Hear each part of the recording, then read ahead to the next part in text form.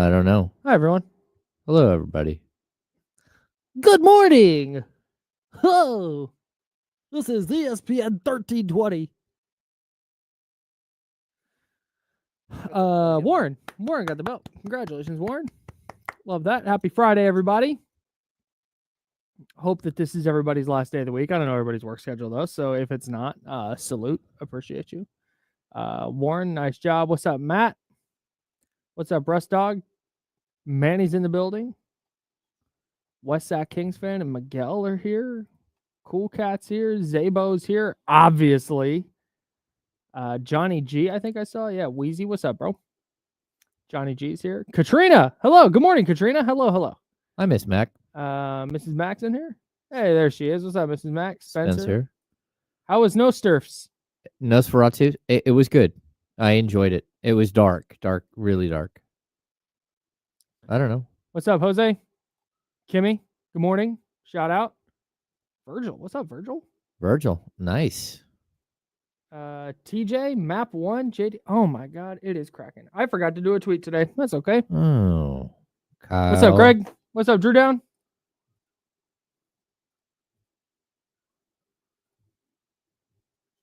I'm not calling you that. I'm not doing that. Nope.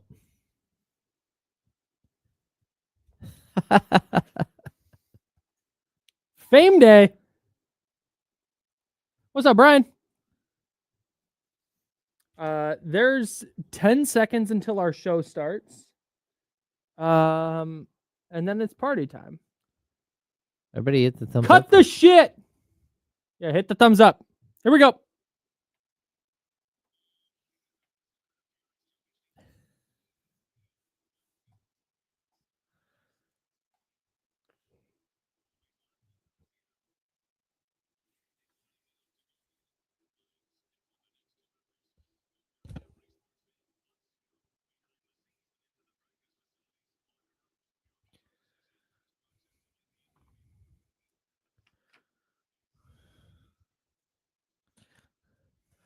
Oh, good morning. A happy Friday, everybody. He's James Ham. I'm Kyle Madson. We are riding with you until noon. We're sponsored by Jiffy Lube. And we got a ton of stuff to get into. The Sacramento Kings are finally back tonight. Goodness gracious. It felt like 3 days off, Kyle. The Kings' schedule this year feels like they're playing 6 games in 4 nights and then 6 weeks off. That's how this schedule has felt this year. What a strange thing. It's really, really like beat up. Like covering a team like this, like even the break we took, like every single day was something. Yeah. You know, whether it was a holiday, whether it's Christmas Day or whether it was New Year's Day or whether it was 4 games during that stretch or whether it was they fired a head coach and you're the mad scramble. Yeah, this season has been like a faucet that won't shut off. And then every once in a while it's just like, oh, it stops. All right, we're back. All right. We're just gonna take a break. Normal. Everything's chill. Weird. I was looking for the injury report. Somebody asked for an update on De'Aaron Fox. De'Aaron Fox currently questionable with a right glute contusion. That's where that's at. We'll provide any updates on that as it comes along. Speaking of injury updates, the Cleveland Browns announced today that Deshaun Watson retore his Achilles.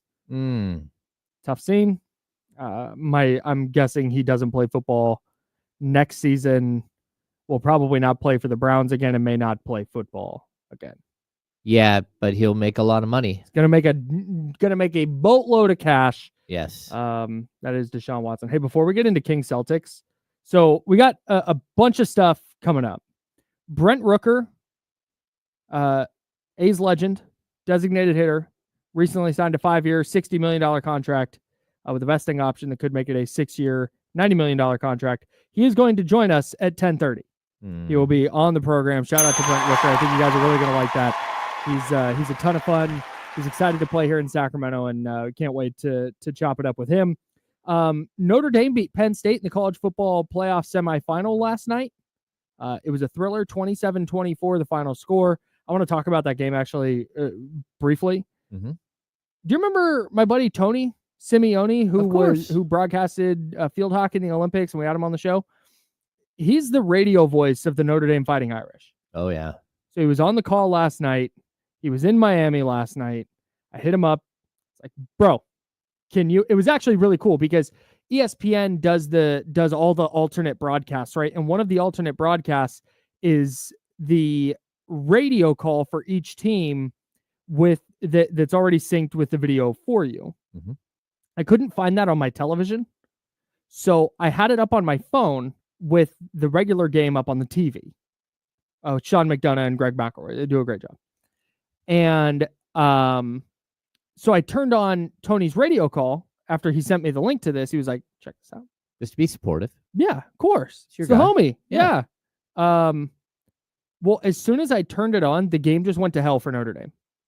Everything started going wrong. You're a jinx. And I'm a superstitious guy. Yep. So what I did was I went volume down because my television was ahead of the broadcast on my phone. So I went volume down on my phone, watched the game on TV, things start going Notre Dame's way. Did you pause your TV so you might be able to match them up? No, because I didn't want the audio at all. Okay. I didn't want, but my TV was far enough ahead that when something cool happened in the game, I could turn it up in time to hear Tony's call live. Well, that would get you around the superstitious fact that it wasn't you. Exactly. I'm with you. Yes. This is a loophole. I did figured not it out. think of this loophole. I figured it out. This is amazing. It was just remarkable. There were so many great moments in that game last night, and Notre Dame goes on to win. They're playing for the national title.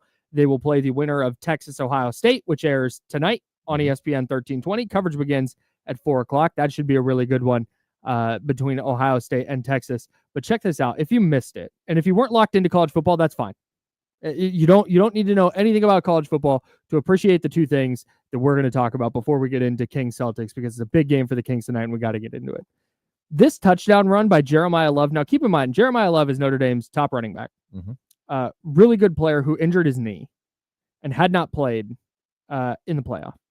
Didn't play in the second playoff game. I forget exactly how it went, but he returned last night and was definitely a little bit limited. But check out this touchdown run. This is Sean McDonough and Greg McElroy on the call. Check out this touchdown run early in the fourth quarter that gave Notre Dame the lead. If you're listening on the radio, we'll describe it after the play. Here's Sean McDonough. Goal from the 2. Irish trying to take the lead. He handed it off to Love, who stays on his feet. Love is in the end zone. That's such a nasty touchdown run. So he starts, if you're listening on the radio and you missed it, shotgun snap, inside handoff. Notre Dame's offensive line, look at where Notre Dame's offensive line is. Every single one of them behind the line of scrimmage. Blown up. Completely blown up. There are more Penn State defenders close to the running back than there are Notre Dame offensive linemen. So he finds a little room, gets hit in the backfield. At the 4. At the 4-yard line. He's going to lose 2 yards. Look at this angle he's at. He is at like a 45-degree angle. Yeah, he's just about down on the ground. Almost down. Somehow stumbles, keeps his feet, trips over his offensive lineman.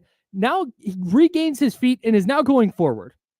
He's now back to the line of scrimmage. He meets a Penn State defender at the line of scrimmage at the 2-yard line. You're thinking, okay, got back to the line of scrimmage. No gain. Better than a loss. Good run. He gets stood up and then drives that defender forward. Yep. Second Penn State defender goes at his legs. A third Penn State defender hits him up top. If you're listening, he has a defender at his legs cutting out his feet, and then he has 2 Penn State defenders wrapped around his upper body. Yep. Trying to drag him to the ground. Trying to fall and carry him to the ground. This play should be over. Now where it would be gain of 1, which would be super impressive. And then he somehow breaks that tackle. So all 3 of those defenders who hit him are now off of him. Yep. Except the guy down at his legs is still kind of has his legs tangled up.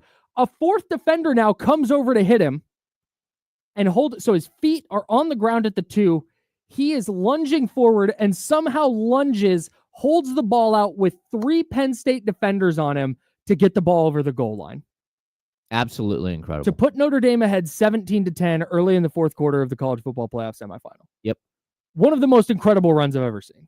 No, I totally agree. As far as the touchdown, I mean, it reminds you of like the tough running of like young Ezekiel Elliott, like when he was going for a touchdown. in those early years where he was, just a beast, going for, trying to push the 20 touchdown range. But yeah, just fighting. Absolutely spectacular. And like, look, you got to know, like, in the moment, like, this is it for you. Like, if you don't win this game, your college career is probably done. I don't know what year he is, but there's a good chance that, you might not be able to play. Even if you do, even if you are anybody playing in this game, you might not get back to this level. Oh, ever. College football playoff semifinal? Oh, yeah, no way. Yeah, you might not get back here. Yeah, you're playing for the finals. I mean, playing to go to the championship. It's absolutely incredible to live in the moment and to take that extra step and show up in a game like that. It's just, that was fun to watch. So now, later in the game, this is one of those games I told you is going to be knockdown, drag out. It was like 10-10 in the third quarter, and 27-24 was the final because all of a sudden it was just chaos. But here's the other play I want to point out. Notre Dame trailing 24-17. This call again, it's going to be Sean McDonough. This is a tough scene. So this is Jaden Greathouse for Notre Dame.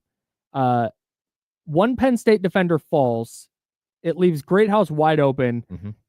And then he puts a Penn State defender on his rear end. Oh, just brutal. And this is a second down and 8.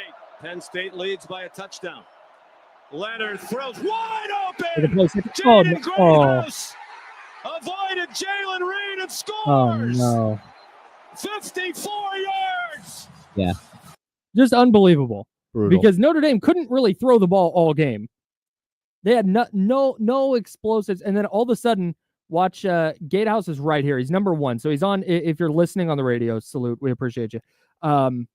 He's lined up on the hash mark here. So watch his defender. I believe that's number 5 or 6 for Penn State. He is on the ground at the 50. He fell down somewhere along the line. Yep. So when Leonard throws it, Greathouse is wide open at the 35. He makes the catch. Penn State safety, help over the top, cuts off the angle, and then, you just fall. Oh, man. It was like a big head and shoulder fake. Yeah, got him good. Yeah, got him really good. This is, wait, hang on. We got to back up a little more. Yeah, boom. See that little, and then this is not where you want to land. You don't want to be safety. You don't want to be 2 cheeks on the ground while wide receiver is 6 feet away and running toward the end. Off to the races. I'm not a football expert. No. Specifically defensive back play. Bad technique. Yeah, he just got caught up in, You don't want to be on the ground like this, I don't think. No. I think this is a bad place to be if you're a defender. Yes. You know what? You Very, got to break down. bad Like, place. use the sideline in that. Oh, Oh. that's bad. I'm not going to film that day if I'm that guy. Yeah. Tough look. So Notre Dame wins 27-24. Our buddy Tony Simeone may or may not be jumping on. He is super busy today. He's got travel. He's got obligations. So I sent him the link. I said, hey, anytime you can jump in, please do. We may have voice of Notre Dame football, Tony Simeone, joining us at some point today. We will have Brent Rooker, who recently signed a long-term deal with the Athletics. He will be joining us at 10:30. I can't wait to talk to him. Brent's a great guy. I think he's going to be a fan favorite here in Sacramento. And you'll see why at 10:30. But more importantly, the Sacramento Kings are back tonight against the Boston Celtics. De'Aaron Fox currently questionable on the 9:30 injury report, dealing with that glute. We did have video, contusion. Right? Yeah, Chris Biderman posted a video on Instagram. Chris Biderman of the Sacramento Bee. De'Aaron Fox is at shoot around, and I thought maybe moving a little gingerly, but you who have seen way more of these than I have, you saw that more as like a light, just like, you're jogging to a spot in practice. It's just like a light jog getting warmed up. Not necessarily this hurts and I can barely move. Yeah, even if it does hurt and he can barely move, I mean, it's a contusion. And so, like, look, I'm sure it doesn't feel good, and I'm sure he's super sore. Definitely hurts. He took a huge fall. But once you get warmed up, once you get moving and all that stuff, I would expect if he's at shoot around and he's participating in shoot around, there's a very good chance that he plays tonight. Like, very seldom do we see a player go to shoot around and actually, go through shoot around and then not play. Yeah, something has to go wrong. Yeah. And I can't imagine, like you said, with the nature of his injury, I'm not a doctor, but just with what I understand a contusion being, a bruise, basically, it's not like this is a ligament thing where he might tweak his ankle in practice and re-aggravate that injury, and now all of a sudden it's like, oh nope, never mind, hang on, he's not going to play. Like you said, you just got to kind of get loose. You take a painkiller and go play. Well, that, and you have to remember that he's going up against a Boston Celtics team that he was the 5th pick in the 2017 NBA draft. Mm-hmm. Jason Tatum was the 2nd pick in that draft. Mm-hmm. And so 2nd, 3rd. I think 3rd. Well, that was Lonzo Ball was 2. Lonzo Ball was 2, Markelle and Fultz. then Markelle Fultz was 1. Yeah, so Tatum 3. Kid for the Suns, Josh Jackson 4. Josh Jackson 4, and then De'Aaron Fox. Yeah. And then I think 6 is Jonathan Isaac, followed by Lauri Markkanen. Sure. Yeah. So this is a cool game for the Kings, because a while ago when you were looking down their schedule, this looked like the start of a nightmare. Where you have 3 games on the road, you get 3 back at home, and then you hit the road for 6, and you got to kick off that entire stretch with the freaking Celtics, who are just a matchup nightmare for the Kings to begin with. For every team in the league, but specifically. Yeah. Kings. But now with the way the Kings are playing, this now shifts for me to a really fun measuring stick game. We're going to learn a lot about the Kings tonight. And it's less like Boston's a bad matchup. There's nothing the Kings are going to do that's going to make them a better matchup for Boston. Mm-hmm. It just they don't have the personnel. There's no tweaks Doug Christie can make. It's just that the rosters are what they are. Yeah. But we get to see the limits of what does the Kings' energy bring? What does Keon Ellis look like against maybe a bigger guard like Derek White, or maybe against somebody like Jaylen Brown? Mm-hmm. We get to see if, all right, are they making real strides here toward being in that maybe not title contender, but maybe the next tier down? Or was that all just good energy from the coaching change, and then they got a bunch of days off, and then they had to travel, and now they're back to square one? Yeah, I mean, I think that there are so many things that you can look at in this game. And for me, when you walk into against a team that you have not had success at all over the last couple of years, they came close. If you remember the Colby Jones missed tip in at the end of the game where he was slapped in the face and got no call and an apology from the last 2-minute report. Yeah, which are always very valuable. Yeah, it made me feel better. Love I don't know about you, Kyle. the L2M, dude. Yeah, I think Colby probably got a tattoo of the last 2-minute report. Oh, for sure. Arm. That's framed. Yeah, hanging in the house. Maybe get it blown up a little bit. Yeah. No, that's cool. But for me, like, I don't love like measuring stick games, because we all know NBA is like, it can go one way, or like there are 30-point blowouts almost every night. Yeah. Right. But what I would like to see is that the Kings have the same fight that we've seen over the last 2 weeks. That they that they show that they're gritty. And like, look, the Boston Celtics are a really, really good team that doesn't have a lot to play for, just because they're the number 2 seed in the Eastern Conference, and they're comfortably in the number 2 seed, and they're heading back to the Eastern Conference Finals at a minimum, and maybe further than that, maybe a back-to-back championship. So mid-January, you can see a team like this let off a little bit. And if you're a gritty team that's trying to win every game because you dug yourself a gigantic 6-game hole, then maybe you walk into Boston and you get the first win in a long time. And, so I'm intrigued to see if it carries over, and, we'll have keys to the game and all that later. But like, there's a lot of intrigue in this game. If you guys haven't looked at the stats, the Boston Celtics, they're shoot ridiculous, so many threes. It's crazy, Kyle. I don't even know what to, like, every game. They are the, in the spectrum of, there's this conversation this year about how the NBA needs to change its rules to keep teams from blazing away from three. Boston's the most extreme example of it. Like, watch their offense. It is everything that the Celtics do offensively, is to generate an open three. They have no interest in scoring in the paint, in shooting a mid-range jumper. They're going to put your defense in a blender until somebody is standing wide open in the corner or above the break or at the top of the key, and they're going to blaze away from three the second they get that open look. That's their offense. Yeah. I mean, it's all they do is shoot threes. I mean, they're averaging 49.83 points. My God. 3-point attempts per game. Check this out, Kyle. Please. Guess how many times the Sacramento Kings have had 18 or more made 3-pointers in a game? 3? It's 5. 5. Okay. 19, 19, 20, 21, and 22. Okay. The Celtics are averaging 18 made threes a game.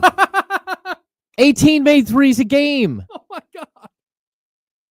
Like the Kings who love to shoot the three are a team that you would expect. No. Like that's what you're up against. And like, look, if you want to get into a 3-point shootout with the Boston Celtics, that's fine, but you better be hitting. It can't just be a 3-point shoot-a-thon where you shoot a whole bunch of them and you don't hit any of them. Like on average, which is just crazy. What are they scoring? Like 56 points a game from 3, something like that. What is it? What is 18? 3 times 18, 36, 54 points per game. Oh man. They're averaging 54 points per game from 3. They're giving up 13 threes a game, but see that gap right there? That's 15 points a game. That it's the same thing we were talking about with the Kings early in the season where they're hitting 15. They're letting their opponents hit 15, but they're only hitting 11. All of a sudden, you're down 12 points just to start the game. Mm-hmm. That's not good, and that's what Boston does to you. So, it's just crazy to watch a team shoot 49.8 threes per game. They don't even shoot a great percentage. They're 36.6% from 3. They're 12th in the NBA in 3-point percentage. It doesn't matter. Just get them up. Yeah, they're so far ahead in first place in made threes on the season. And, it's just it's a crazy offensive style. And, it used to be that you can't win a championship as a jump shooting team. And they're just like giving the league a big middle finger with that. What are they defensively? And where are they in 3-point defense? I mean, they're spectacular. Well, you're going to give up a lot of threes when you shoot that many threes. Because teams have to shoot threes to keep up. Yeah, exactly. So, I mean, they're a team that, like, defensive rating wise, I'm not sure. Like, let me see on the entire season. I was looking real quick. I was looking for the last time the Kings won in Boston, not that long ago, 2021. Really? They beat the Celtics 107-96. Swept Boston that year. Beat them in February, and then in March, 116, 111, 107-96 were the two scores. And that was 21? Yeah, 2020-2021 season. Wow. Yeah. Huh. Isn't that wild? Interesting. But check this out. Since then, so starting in the 2022-2023 season, the Kings haven't beat the Celtics. Here are the margins of defeat. 53, 29, 18, 23, 25, and then 1 in that game last year in Boston where the Celtics pulled other guys. What year was the 53-point drubbing? That was the 21-22 season. Oh, man. Yeah. 21-22 128-75 in Boston.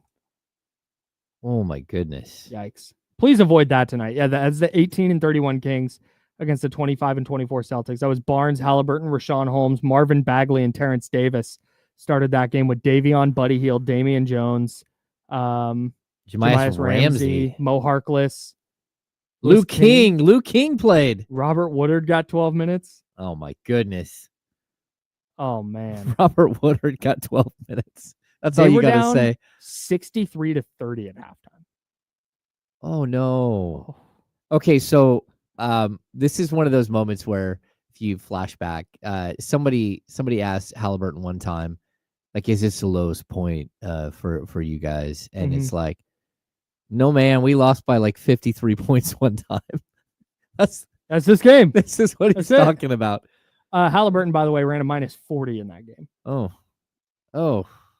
The Kings as a team shot 6 of 33 from 3. You can't do that tonight. No. You can't shoot 6 of 33 from 3 against Boston. Yeah, I don't know, man. Like, I'm with you, though, because when you talk about measuring stick game, this is more just from when I say measuring stick, here's what I mean. So much of the 5-game win streak, you've been able to, and Zach Harper wrote about this in his piece, kind of analyzing, with the numbers and what's better and is it sustainable and all that stuff. One of the sections was like, can you poke holes in this? He's like, yeah, You had Miami Heat without Jimmy Butler and needed 2 OTs. You hung on against Memphis without Ja. You played the 76ers without Joel Embiid. It's like, okay, that's fine. You got to win those games. Vibes are still up. But now you go play Boston. Now it's like, okay, here's a team that's 27-10. They're a terrible matchup for you. Can you compete with the same energy? Mm-hmm. Can you, if you get down by 10, can you not let go of the rope? If you get up by 10, can you keep them at arm's length? I think there's a lot of questions that we can answer about the Kings in this game that we've not been really able to answer yet in the Doug Christie era. Yeah, I mean, I think every game that we're going to go into from here on out is just it's almost like a test to see if what we saw last 5 games is real or not. Mm-hmm. And look, I don't expect like Doug to take over the team and instantly everything is different and he's running different rotations and all of these things that you would expect. Like, oh my gosh, the Kings have 5 new players. That's not the way it works. Like, in order to turn this thing around, the same 8 or 9 guys just have to play better. Mm-hmm. Right. And I think so far they have. But there's also, they have to grow together. Like right now, we're still waiting for this team to fully gel and look like, you know, again, you hear people say, oh, this looks sort of like the 2022-23 team. It's like, I don't know that that's the case yet. I need to see this for more. I need to see them be able to gel and to walk into every single arena.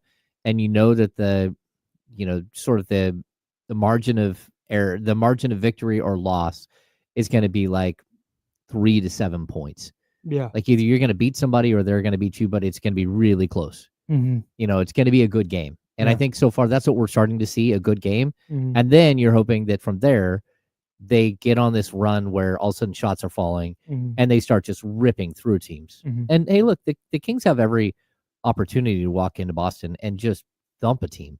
Like you can do that. Like if they go cold, if somehow you keep Boston from going crazy, the problem is they've got all kinds of shooters, but we've seen it with the Kings. And playmakers and creators and defenders. They can win a lot of ways. Well, yeah, but just remember that they're going to shoot 53s a game. Yep. And so if they go cold, you got a shot. And that means you got to play defense, but it's really tough to defend the way that they play. But I just want to see the Kings be in it and be fighting and to have some sort of like positive like momentum moving forward.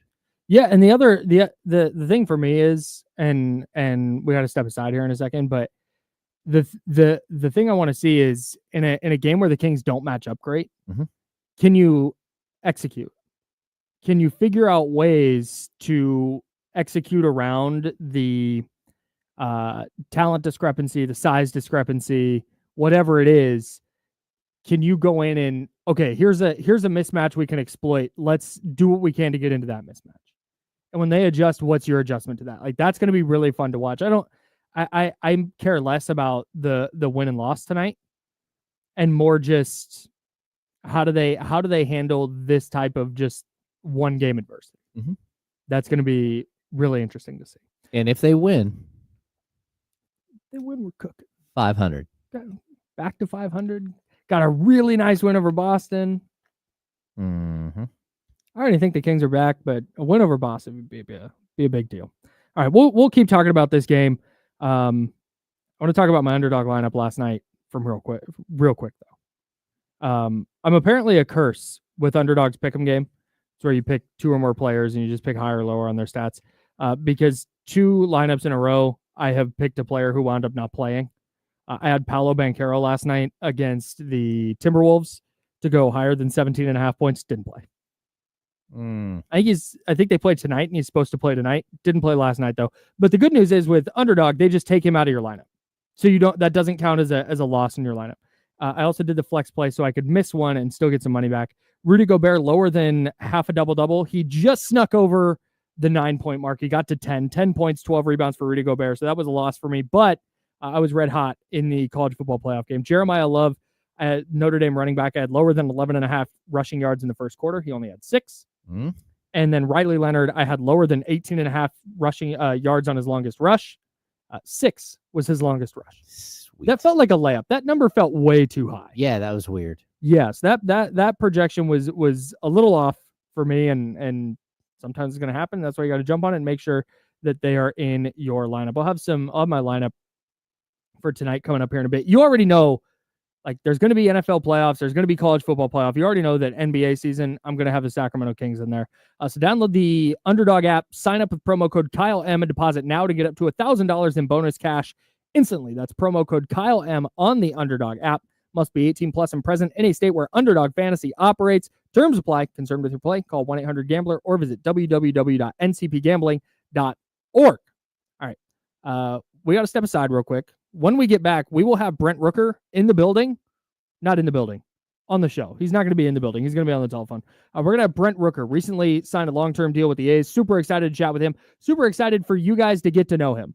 I think he's going to be a fan favorite here in Sacramento. Mm-hmm. Not only is he a very good player, but he's a great dude. Really fun to talk to. Excited to chop it up with Brent Rooker coming up next. We'll keep talking Kings-Celtics. The Warriors somehow almost had a worse loss to the Pistons than the Kings did. We'll go through that disaster. And mad props with NFL wildcard weekend coming up. We'll have our predictions. We'll have our playoff thoughts. Tons to get into by noon. He's James Ham. I'm Kyle Madson. We're the Insiders. We're sponsored by Jiffy Lube. This is ESPN 1320, and it's Sacramento's Sports Leader. Clear. What's going on, everybody? Good morning, Katrina.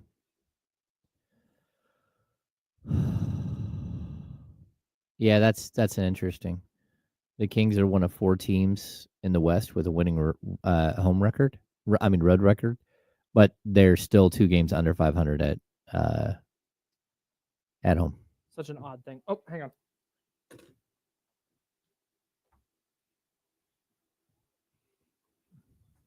Mama, there goes that man.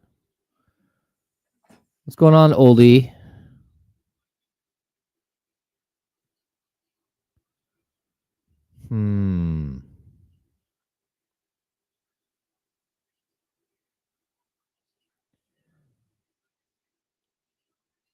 Kyle has something playing and I can hear in the background, which is weird. I don't usually hear anything because I think it's usually up against his head.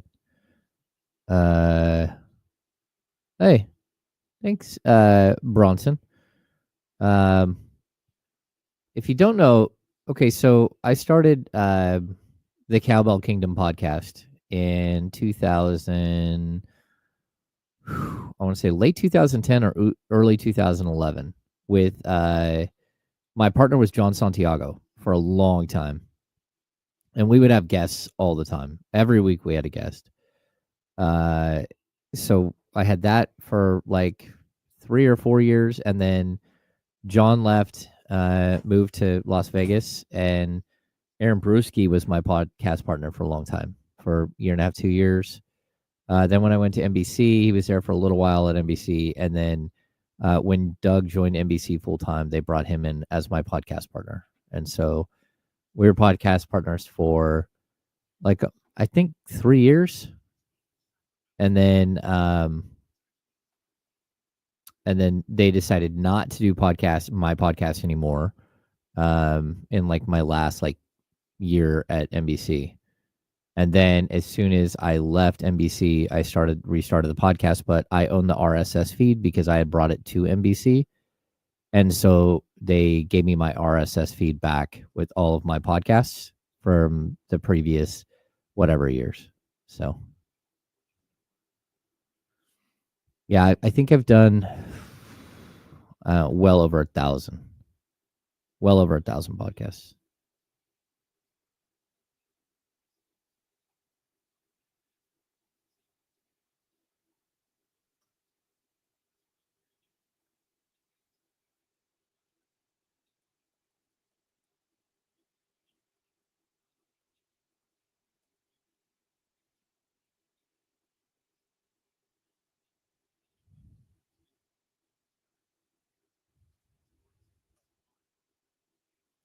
Doug and I used to do something we called the car cast, where we would drive down Interstate 80, leaving the station, leaving the studio in San Francisco, and hang out.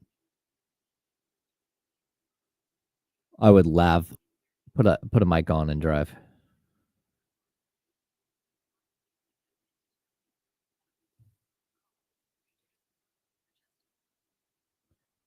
Oh. All right, 10 seconds. I think they just listed Fox as out. Oh, well. Let me check. Here we go.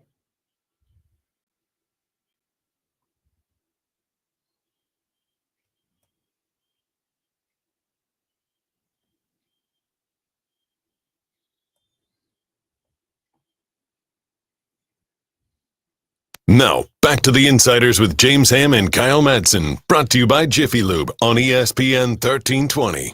Yeah, not just James Ham and Kyle Madson. We also have Brent Rooker of Your Athletics. And look, I'm telling you, man, if you're wondering if you maybe didn't watch a lot of A's baseball and now you're planning on doing so now that they're going to be here in Sacramento, this is a good guy to have be your favorite player. He's excellent. Should have been an all-star last year, Silver Slugger Award winner, and now locked in. He's going to be with the A's after signing a 5-year, $60 million deal. Brent Rooker, thank you so much for hopping on the Insiders. How are you, man? Hey, guys, what's up? Glad to be here. I was James and I we met you the other day at the Sawyer and got to chatting with you a little bit, and I asked you, you're the type of guy that the A's typically, trade this time of year. How do you deal with that? And you kind of like gave me a look and went, I'm going to be here. Like, I like being here. I'm going to be here. And I feel like I messed up because that's something that I probably needed to not that you were going to divulge any information, but I probably should have noticed the little look you gave and the kind of smirk of like, I'm here. I'm going to be around. So congratulations, man. Not the money aspect of it, but B, just getting your name out of trade rumors and knowing that you're going to be with a team for an extended period of time here. How much does that mean to you as a player going into a season? Yeah, it means a lot, man. Like I said yesterday at the press conference, I signed this extension for a lot of reasons. One of the reasons being that I'm where I want to be right now. I'm extremely happy. I love playing for this team. I love playing with this team. My family's happy. My family likes it here. There's a comfort aspect of it that definitely plays into decisions like this as well. And, we couldn't be more excited to be in Sacramento for these next 3 years. I think it's going to be a lot of fun. Brent, were you surprised when the A's came to you and said, hey, we want to keep you long-term, not just like extend you a couple of years to get you through your arbitration years, but to actually load up and get you here long-term? I don't know if surprise is the right word, right? I mean, if you get that kind of news, you're always excited. You're always, I guess, a little surprised because you don't really know how it's, how everything's going to play out. But I think more so than being shocked or anything like that, it was just a feeling of genuine excitement. It was special in terms that it meant a lot that I was kind of the guy they were coming to, wanting to start that process in terms of building a contending club, which we think we can be pretty soon. So as when I got the news kind of, a while ago that we were going to kind of engage in some talks and some discussions, and I've enjoyed the process. And like I said, I'm not any less excited now than I was when I first got that news. Brent Rooker, Oakland A's. Nope, that's wrong. Athletics designated hitter joining us now, going to be playing here in Sacramento at Sutter Health Park.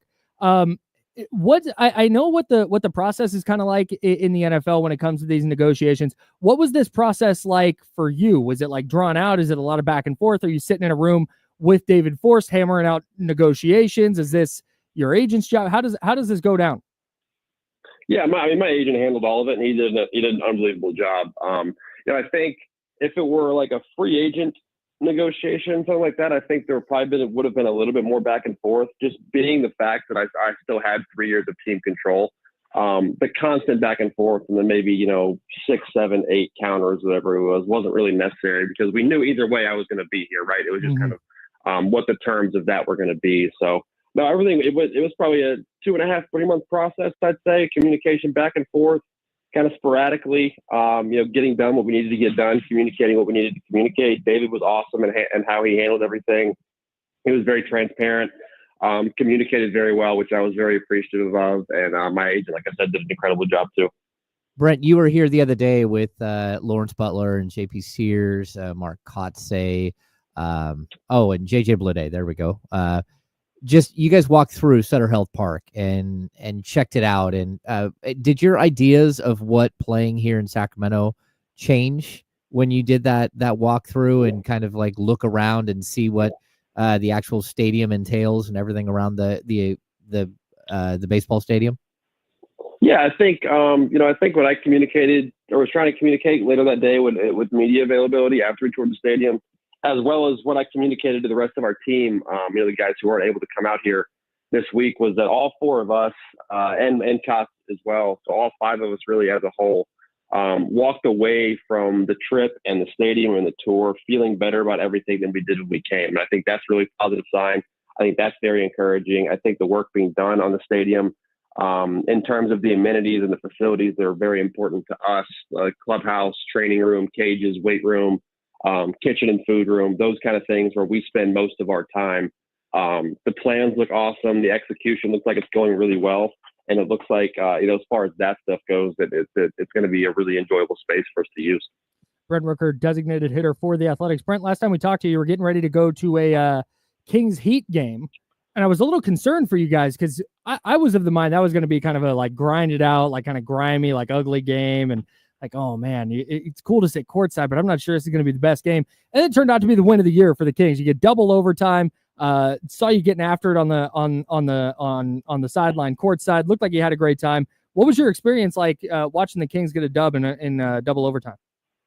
Man, that was an unbelievable game. We had a blast. All of us did. I think that for the moment we walked into the arena, people were coming up to us, telling us how excited they were to be here, how excited they were for us to be here, introducing themselves to us, taking pictures, getting autographs, things like that. The reception for us as players was really, really warm and really exciting. And then the game itself was obviously unbelievable. I think it was a 15-point comeback like the second half of the fourth quarter. Mm-hmm. Guys playing hard, making big shots. So it was a ton of fun to watch, and we had a great time.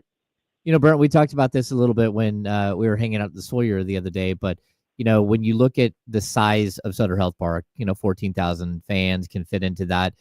You're kind of worried that there's not going to be this huge amount of fans, but I think you kind of figured out in that game at Golden One, the Sacramento fans are a little different. How excited are you after hearing sort of the response and how the fans were so engaged and how that might be able to translate to a baseball game and, hitting one of, those monster home runs you like to hit, what sort of reception you might get while rounding the bases? Yeah, we were thrilled. It fired us up for sure. What the fans made very clear during that Kings game was how passionate the Sacramento fan base is. And we're looking forward to feeding off that as well. We're looking forward to getting that experience too. Obviously the capacity in the stadium isn't going to hold as many as we're used to, but we think there's an opportunity to create a really, really cool atmosphere and a really unique environment. If we play well, and obviously we know if we play well and put a good product on the field, people are going to show up. We're going to sell out games. It's going to be loud and it's going to be exciting in terms of atmosphere and environment goes. Brent, I want to go back to the contract stuff real quick. Were you guys given any indication, or were you, or did you hear that there was going to be some kind of change because a 5-year, $60 million deal isn't the kind of thing that typically happens for the A's? Were you guys given some indication that this was going to be changing, or did it just kind of pop up out of nowhere? No, I don't think there was any like direct message that, hey, like we're going to start doing things a little differently or whatever. But I think, my extension, signing Sevy, going out and get Jeffrey Springs, signing Gio Urshela, making all these moves this offseason. I think that's what those things are communicating, right? That there's kind of a turning of the page right now in terms of the way things are going to be done, in terms of maybe money spent and invested in free agents and things like that. And I think we're building a lot of really positive momentum moving into the next 3, 4, 5 years. And I think all that momentum starts with the guys that are already here. I think you look at our roster, the way it's made up right now, in terms of our core group, and everybody's pretty much locked in for the next 4 and 5 years now, which is really, really exciting for us. Brent, when I watched you guys play all the second half of last year, you just can't take your eyes off of Lawrence Butler. Like what he was able to do in the second half of the season, he just stands out on the field. He's just absolutely a tremendous young talent. Just how excited are you to see the growth of him here in the next couple of years in Sacramento? Yeah, last year was fun to watch. He is a superstar in the making if he hasn't already reached that status. I got the best seat in the house hitting behind him for the last 3 or 4 months or whatever it was, with him leading off and me hitting second. I got to kind of watch the evolution of his bats watch him grow into the player that he was at the end of the year and watch him mature and learn how good he was. I think that's a big key for Lawrence. It's something I've talked to him extensively about. When he's playing confident, there's nobody on the field that's better. And I think watching him kind of figure out how good he was and apply that confidence to his game was my favorite part of the whole year. Brent Rooker, A's DH. Brent, I have a unrelated to really anything question. I meant to ask you guys this the other day and just got caught up in everything that was going on. I don't play baseball professionally, but I spend an inordinate amount of time thinking about what my walk-up song would be. How much thought do you put into that as somebody who does play baseball professionally? A pretty good bit. I think everybody kind of spends the off season scrolling through things, flipping through things, trying to figure out what they're going to use until you find something you like and you stick with it for a long time. Or, some guys change weekly. I think Law, for example, has 4 different ones to play throughout the game. So some guys like to mix it up. Some guys like to stay consistent. I'm going to stick with what I had last year going on. So that'll be what I use again this coming year until it stops working, maybe. And then I might try to switch it up. But for now, I think I'm going to stick with what I had last year. Okay. That's a great idea. It worked. It did work. Yeah. It was effective. So we're going to see if we can do it again. Yeah. Pretty good year for you. Don't know if you knew that. 39 homers, 39. Yeah. Okay. So we've had this question in our chat a bunch. Have you heard about the Golden Bat rule, and what is your thought on the Golden Bat rule? And would you like to be the Golden Bat guy for the Sacramento A's, or whatever we're calling them at this point? There's a right answer. Yeah, maybe I am wrong here, but I do not see a world where that comes to fruition. So I don't think that's going to be something we're going to have to consider or worry about. And if it does, then yeah, obviously I would love to be that guy to take the extra at bat. But based on feedback from pretty much every single player in the league, I don't think we're going to have to worry about that. Brent Rooker, the Athletics, they open the season here March 31 against the Seattle Mariners. Oh, yeah. Cannot wait for that. Brent, thank you so much for taking some time out of your day. Travel safe, and we'll hopefully talk to you soon, man. Thanks, guys. I'm good. Yep. Talk soon. Thanks, Brent. Brent Rooker, Athletics DH, Silver Slugger winner, all around great guy. Yeah. 39 jacks last year. Yeah. Should have been an all-star. It's so dumb he wasn't in the all-star game. I think it's really interesting too, like when we got to hang out with them, Major League Baseball players are definitely different. They're different than, they especially different than, what I'm used to covering as far as NBA players. Mm-hmm. And it's just it's such a chill vibe. And he brought up the amenities of the stadium, right? Mm-hmm. And I think people don't.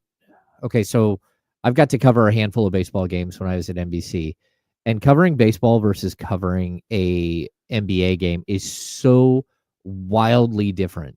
First of all, shout out to anybody who is a beat writer for Major League Baseball. 81 games, including 3-game sets, 4-game series. It never 162. stops. You travel. Yeah. Oh. It's absolutely crazy. 81 games on the road, 162 total. I mean, having a night game followed by a day game the next day. But when they show up for a day game, players get there at 1 o'clock. And they start doing their stretching, their lifting. And then at 3 o'clock, the manager's available. And then they open the field up for an hour and a half for batting practice. And you can stand there literally watching batting practice for an hour plus. Then there's a break, where they go and they chill and they hang out. And you can go, sometimes you can go in the clubhouse and do interviews before that. You have all of these breaks in the day. So a 7 o'clock start for a writer starts at 3 o'clock and it doesn't end until 10 something. It's the longest day, but it also goes very slowly. Yeah. And that's where I was caught off guard, because I'm used to an NBA game where, again, you might have 2 or 3 leads written, and you're gonna pick and choose which one you're gonna go with, right? No, that's not the way it works in baseball. A dude hits a 3-run bomb to give a team a 2-run lead in the 8th inning. You rewrite your entire lead in the next 2 pitches because you have that much time, especially as a basketball writer who's so used to the quick transitions. Sure. So their amenities are super important to them. Like here at like Golden One. Yeah, the players get there at like 5 o'clock, 4:30, whatever it might be, and they have like a long evening, but they also have like a chef. They have all of these things that they, in the building. But for Major League Baseball, it really does feel like you're there for like 7 hours straight as a player. And so like that's a big deal. And it's why Major League Baseball said, hey, if they're going to play there, you have to upgrade all of these things, the weight room, the batting cages. What you don't want is a guy to go warm up he's not in the lineup, but in the 6th inning, he goes and starts hitting the batting cages because he might pinch hit later in the game or might sub in. And it's just like this never ending thing that they have to figure out for Sacramento specifically. And for people who may not be huge baseball fans, the jump from AAA standard to Major League standard is massive. Oh yeah. So they couldn't just go, oh, the River Cats are here. The River Cats exist here. Now just the A's do. No, there had to be upgrades to bring it up to Major League standard. And it sounds like they're doing that. All the players were really satisfied with what they've got going on. And I want to real quick correction. Salute to the Shady House. The A's open up against the Mariners, but in Seattle, it's a 4-game series. Oh, got it. The home opener is March 31 against the Cubs. Okay. Oh, so yeah. March 31st was the home opener, but they play a 4-game series in Seattle prior to that. Okay. There you go. Yeah, I had somebody, a big Cubs fan, has been a longtime friend, reach out. Hey, we should go to the Cubs series. And I'm like, oh, it's going to be, I bet there's going to be a ton of Cubs fans there. There are Cubs fans everywhere. You would be shocked. Especially if you don't follow baseball. You're going, who the heck are the Cubs? They're just in Chicago. No, Cubs fans are everywhere, bro. Chris Rice just walked by. He does audio for us. Cubs fan. They're the lovable loser of Major League Baseball, and they're the that everybody globs onto if you don't have a team, I think. Yeah. And there's a lot of people from Chicago that are transplants everywhere else. I grew up watching. They also play a ton of day games, and so during the summers, as home alone as a kid, WGN on DirecTV, there's just Cubs baseball on. That's probably a big part of it. Yeah. It probably is, just like there's a lot of Notre Dame fans, especially here on the West Coast, because that was a game every Saturday morning on NBC. Yep. You got to watch Notre Dame and you got to watch Georgetown basketball for some reason on CBS. And so everybody the Braves too on TBS. Yeah. A lot of Braves fans from the 90s because of that. Yeah, totally. Speaking of Notre Dame, Tony Simeone, voice of Notre Dame football, is set to join us sometime around 11 o'clock. All right. Yeah, he got a little nap in, got some travel in, and now he's going to jump on with us for a few minutes and talk about the experience of calling Notre Dame's college football playoff semifinal victory over the Penn State Nittany Lions last night. Can't wait for that. Look, here's real quick on the A's thing and just on baseball in general before we move on. Yeah. If you know me or have followed me on the internet or have talked to me at all about this, you know how I feel about the A's leaving Oakland. That's a very, very difficult thing for me. But I think an important thing to remember here as they come into Sacramento is the group of players is not the issue. The players were never part of this. The players played their asses off last year. And every single one of them stayed after the final game of the Coliseum. Every single one of them was so respectful of Oakland and the fan base there.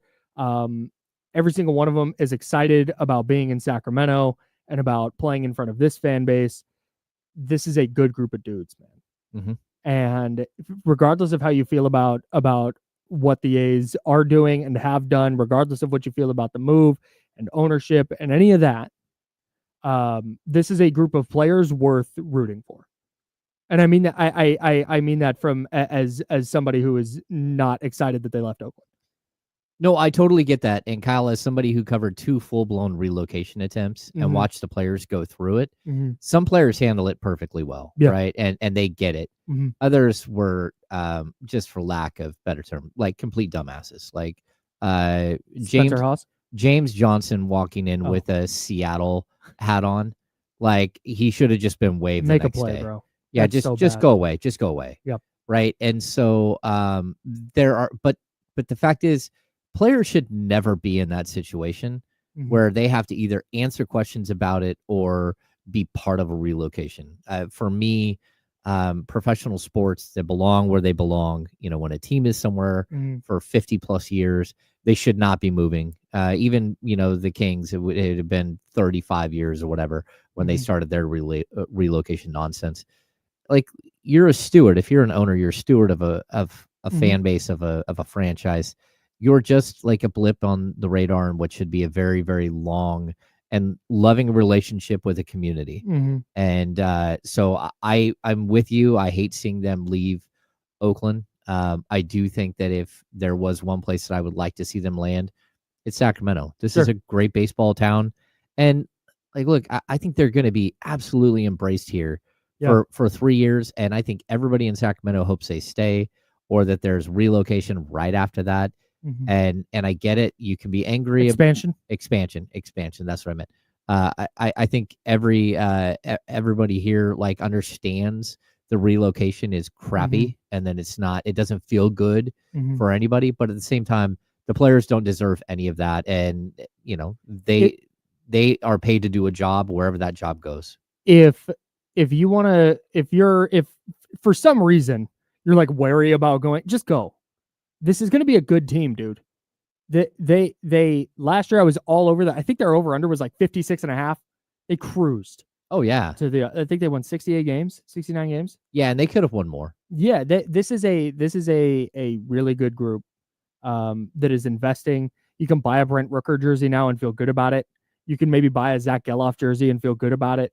This is going to be a competitive team, I think, for the duration of their stay in Sacramento, whether that's 3 or 4 or 5 or however many years. They're taking a lot of the right steps, and with a guy like Brent Rooker out front, kind of leading the whole thing, it's easy to see man, this is an easy group of dudes to root for, regardless of how you feel about what ownership is doing. Yeah. Awkward situation, but look, thanks to Brent. We've got Major League Baseball in Sacramento for at least the next 3 years, and the insiders are going to cover the hell out of it. Yeah, as long as Kyle and I are here on the air in Sacramento, we are going to cover the hell out of it. We're some damn professionals, and that's what we're going to do. Yeah. You know what else we're going to do? Uh-oh. We're going to make a lineup with Underdog Pick'em, because Underdog is available to play in California. It's the best place to cash in on all your takes during the NFL playoffs, NBA season, college football playoff, etc. They got 5 million happy players, $2 billion won. You know the drill. They make it fun and easy to cash in on all your favorite athletes' performances. Underdog's Pick'em game is super easy. You pick higher or lower on at least 2 player stats, passing touchdowns, rushing touchdowns, 3-pointers made, assists, stats. Then you can win up to 1,000 times your money just by doing that. You think Josh Allen's going to keep being a touchdown machine in the playoffs? Well, then go higher on his half a rushing or receiving touchdown in the Bills wildcard game against Denver. Maybe you're a big Cameron Dicker fan, and you can want to go higher on his 1.5 field goals made against Houston this weekend. Well, then go for it. It's not just the NFL. They've got all your favorite leagues and stars to choose from. I've got the Kings in my lineup tonight. We'll go through that later, and I'd love for you to play along with me, because Underdog is the best place to play. Pick 'em, download the app, sign up with promo code KyleM, and deposit now to get up to $1,000 in bonus cash instantly. That's promo code KyleM. Must be 18 plus and present in a state where Underdog Fantasy operates. Terms apply. Concerned with play? Call 1-800-GAMBLER or visit www.ncpgambling.org. All right. We'll talk to Tony Simeone, voice of Notre Dame football, coming up next. Notre Dame beat Penn State in the college football playoff semifinal last night. Just a few minutes with Tony, and then we'll dive back into this Kings game.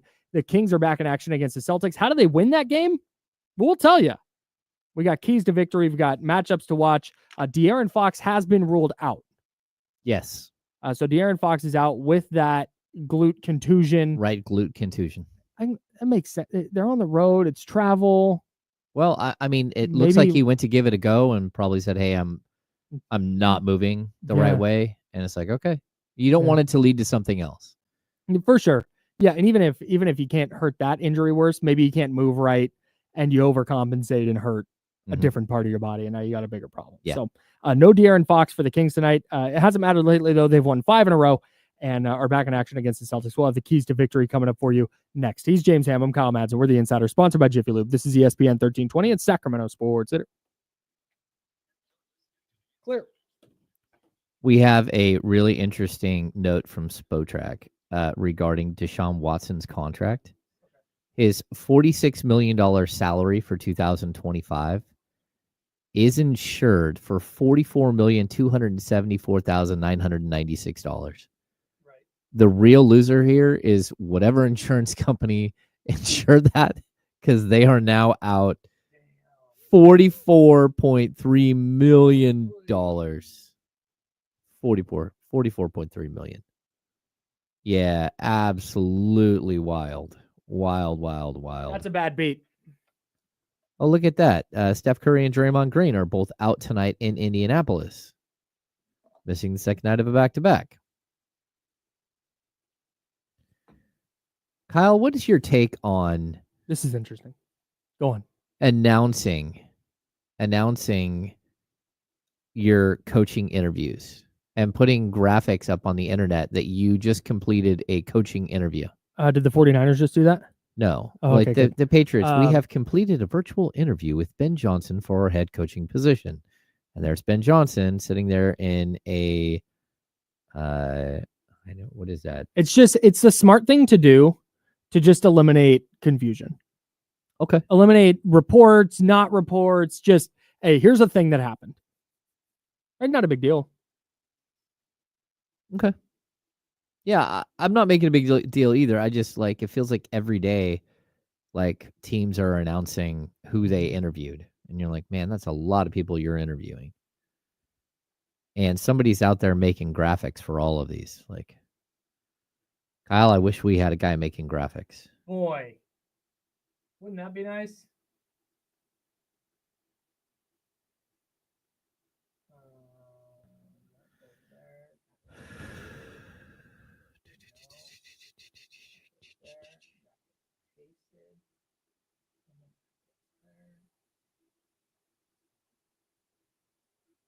Man, having a producer is going to be so great. Kyle just keeps talking about it like it's happening. Like we know it's happening. We don't, though, is the problem. Hey, Buddy Hield shot the shit out of the ball last night. For the first time since October. What did Steph finish? Hang on. What did Steph finish last night? Last night, Steph Curry finished 5 of 21 from the field and 2 of 14 from 3. He needs a night off, Kyle. If you had told me, well, he's got the knee tendonitis, he messed up his thumb, I guess. Yeah, hitchhiking. If you had told me they had that kind of shooting night and won, I'd have been like, Tony's here. oh, hell yeah. Let me take that out of there. Oh, yeah. Oh, there he is. What's up, man? He's back. Oh, He's there back. he is. The people have been clamoring for it.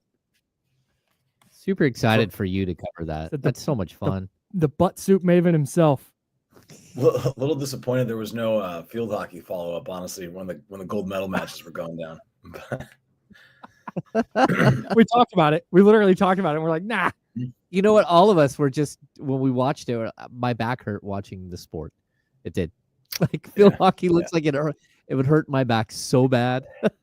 Yeah, it's Oh, hang on, guys. We're about to come okay. back. Hang on, we're coming back right now.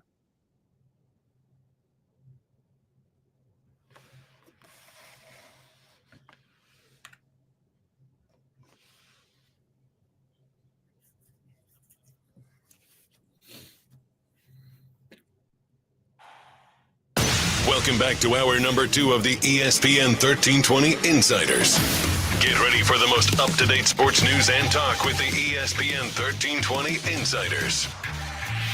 Hour number 2. That's James Ham. I'm Kyle Madson. We're rocking with you until noon. Then we'll hand it off to D-Lo and KC, and they will take you to 4 o'clock, where the Ohio State Buckeyes and Texas Longhorns will face off in the college football playoff semifinal. 4 o'clock coverage begins right here on ESPN 1320. The winner of that game will take on the Notre Dame Fighting Irish, who beat Penn State 27-24 in a thriller last night, an all-time classic. And broadcasting that game for Notre Dame is our good friend of the program, and United States Olympian, Tony Simeone. Tony, thank you so much for jumping in, man. How are you? It's great to be here. Second time appearance, audience. so feel like a regular at this point. And yeah, you're right. Last time we talked, I was making my Olympic debut. I am now an Olympian, having called the Olympics, and I guess I'm now an Orange Bowl champ. I was on the field looking for some extra hats. No one had any extra hats for me. I'm still in the process. I saw some people with hats that I didn't think should have hats at the after party last night, but I didn't confront anybody, and I'm working on that. But yeah, it was unbelievable. I got to tell you, man, Penn State goes up 10-0, and it really felt like Notre Dame was in bad shape. Where were you when? Not where were you physically? You were in the broadcast booth. What did you think when that went down? When Singleton goes in for his first touchdown, Penn State makes it 10-0. It's like, I didn't feel great about Notre Dame getting a touchdown, a stop, and then another touchdown to take a lead. Yeah, I'm always of two minds with this team this year. I'm usually pretty pessimistic, as you know from our days, Kyle. And sure. I just that was the first double-digit deficit all year for Notre Dame. They've not been down by more than one score at any point. So I've been saying all year, how is this team going to handle that? And particularly because the talk was, how are they going to throw their way back into the game?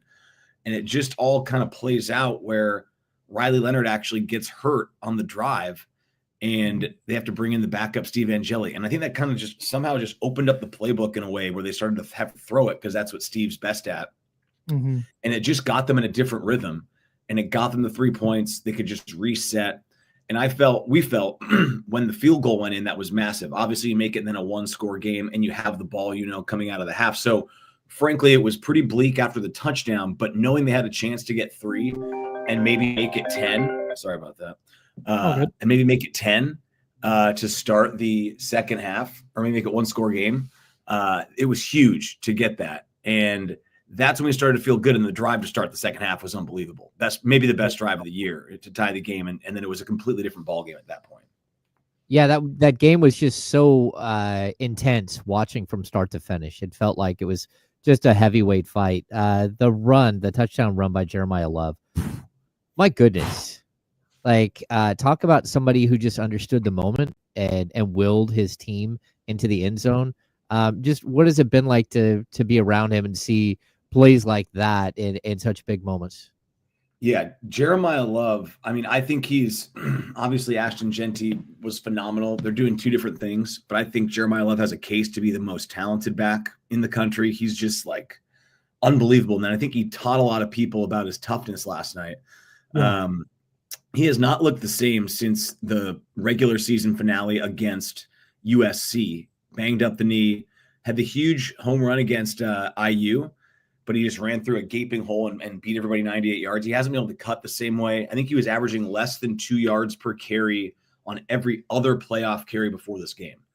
And so he comes into this one, and he doesn't look all that great in the first half. He has the big knee brace. And then that run was just, like you said, it's the best 2 yards you'll ever see. I just, against a defense that's awesome. I watched the replay a couple of times. We were kind of blocked out a little bit, so we couldn't even really tell. I thought he was down, quite frankly. Then he got in. It was just remarkable. And that told, I think, everybody everything they needed to know about this team and Jeremiah Love.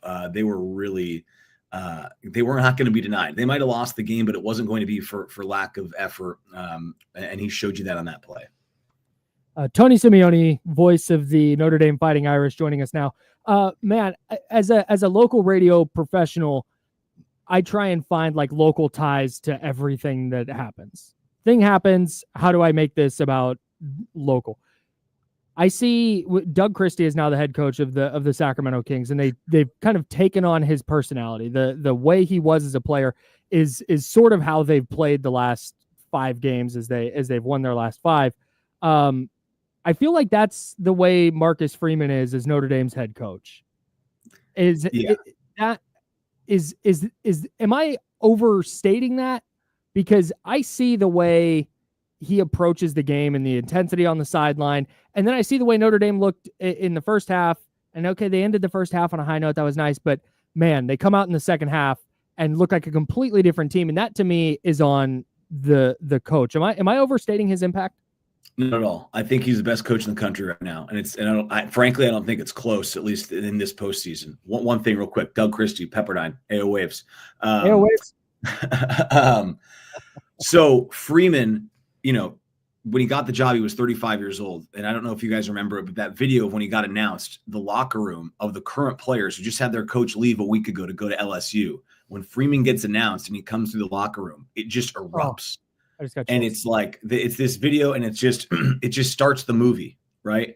Mm-hmm. And he has not been perfect by any means. They've lost some terrible games at home. They lost to Marshall. He was 0-3 to start his career. They lost to NIU this year. It's the worst imaginable loss. It'll easily be the worst loss of a team of this caliber, certainly you could ever imagine.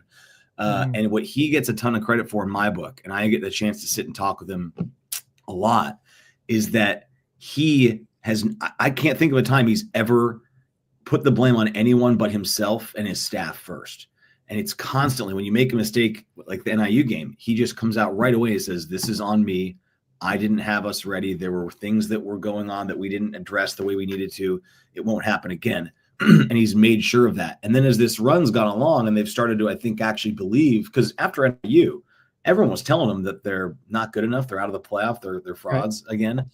And he managed to get them to start believing that they were who they were after week 1. And now they're in the postseason. And again, like you said, they haven't been down by 10 this year. If this team were down by 10, they were down against NIU at half and they couldn't get it done. They were down by 10 against a much better team this week. And they clearly believe because of what he's selling. His staff is awesome. His 2 coordinators, Al Golden and Mike Denbrock, are older guys that have seen it, which I think is a huge factor. The younger guy gets the message across. The 2 older veterans know how to get you out of the jams you're in. And it's just such a great dynamic. And I just think that as he's gotten even better and more mature here in year 3, he's coached with a confidence that permeates the locker room. They go all the time. They fake punts. There's a Dan Campbell-ness to it that the team then buys in a way that you have to when someone coaches like that. So that's what I see when I watch him, and it's just so fun to see it on the biggest stage. You talk about the biggest stage, Tony, and the Notre Dame is in the championship game. Like, how crazy has this playoff been with so many teams, the high-ranking teams, the teams with bye weeks losing early on, but that you guys have made it to this moment, sort of like not out of nowhere, but a little bit, as a surprise entry into this. I mean, it's been amazing to be a small part of it and get to watch it from up close. I mean, it's just incredible from a professional and personal standpoint. I think that when the playoff was announced, 12 team, the initial reaction actually from a lot of people was this will be harder for Notre Dame now because they used to be able to get in. They're playing their independent schedule. Anytime they go 12-0, they get one of the 4 slots. And then the 2 times they made it in the 4 slots, they got smoked by Clemson and Alabama. And so it's kind of like, well, now you got to go and play. You might have to beat an SEC team and then a Big Ten team to get there. Well, they've done that, and now they're going to the title game. And that's maybe more reflective of how college football's flattened a little bit, and also how Notre Dame has really adapted with the times here as the landscape has changed. I don't know if they were willing to play ball like this 15, 20 years ago. So it's been amazing to see. I'm still relatively new to Notre Dame, but I've now been there this is my 9th season on campus. And there's a lot of, I don't want to call it scar tissue, but there's a full generation, maybe 2 generations of people that have not experienced a national championship. And they've been to one 12 years ago. And there were people going down to Miami last night that the last time they were there was when they got just absolutely blown out by Alabama in 2012. I think Madson, joined us maybe 6 months later. That was right around when I was in Arizona with him. And there is scar tissue from that. And so it's actually kind of a unique fan base now because it's this amazing program with all this rich history, but it's so long ago that there's this desperation to recapture it, get a modern national championship. And so the way they've done it, beating Indiana at home in an interstate rivalry, beating an SEC champ, and then beating a Big Ten team yesterday, it's kind of writing itself. If they were to win the title against either one of these 2 teams, there's not going to be any asterisk about them kind of sneaking into a weak playoff field. They'll have beaten Goliaths on their way to the top. Yep. Tony Simeone, voice of Notre Dame, Fighting Irish football, Olympian, Orange Bowl champion. And Tony, hopefully next time we talk to you, we can add national champion to that resume. I will try to bring my gold medal. Of course. Yeah. Stretcher and alum, and I'll try to bring my gold medal and title ring to the next time we visit. Please, would love that so much. Tony Simeone, thank you so much, man. Great to see you guys. There he goes. Tony Simeone, voice of Notre Dame Fighting Irish football and close personal friend. Yeah, he's such a good dude. He's a great. Good dude, man. He's the best. Yeah. He's the very best. Huge JJ Redick fan. Oh, that's right. Yeah. Oh, shout out JJ Redick again, who lost his house. Tony's still here. Tony, no, he left. Gone. Dang. I was going to ask him how he felt about JJ Redick's coaching job. Oh, yeah, we missed that opportunity. No, it's all right. We got to talk about the Kings. So hopefully Notre Dame will beat either Texas or Ohio State, which plays tonight, 4 p.m. That game, the other college football playoff semifinal, the Cotton Bowl Classic. It is. Hopefully they win that game. We can get Tony on again. He's a ton of fun. But I thought it was interesting what he talked about with Marcus Freeman and how that's Notre Dame's head coach and how the players just kind of buy what he's selling. Yeah, and how important that is to their run.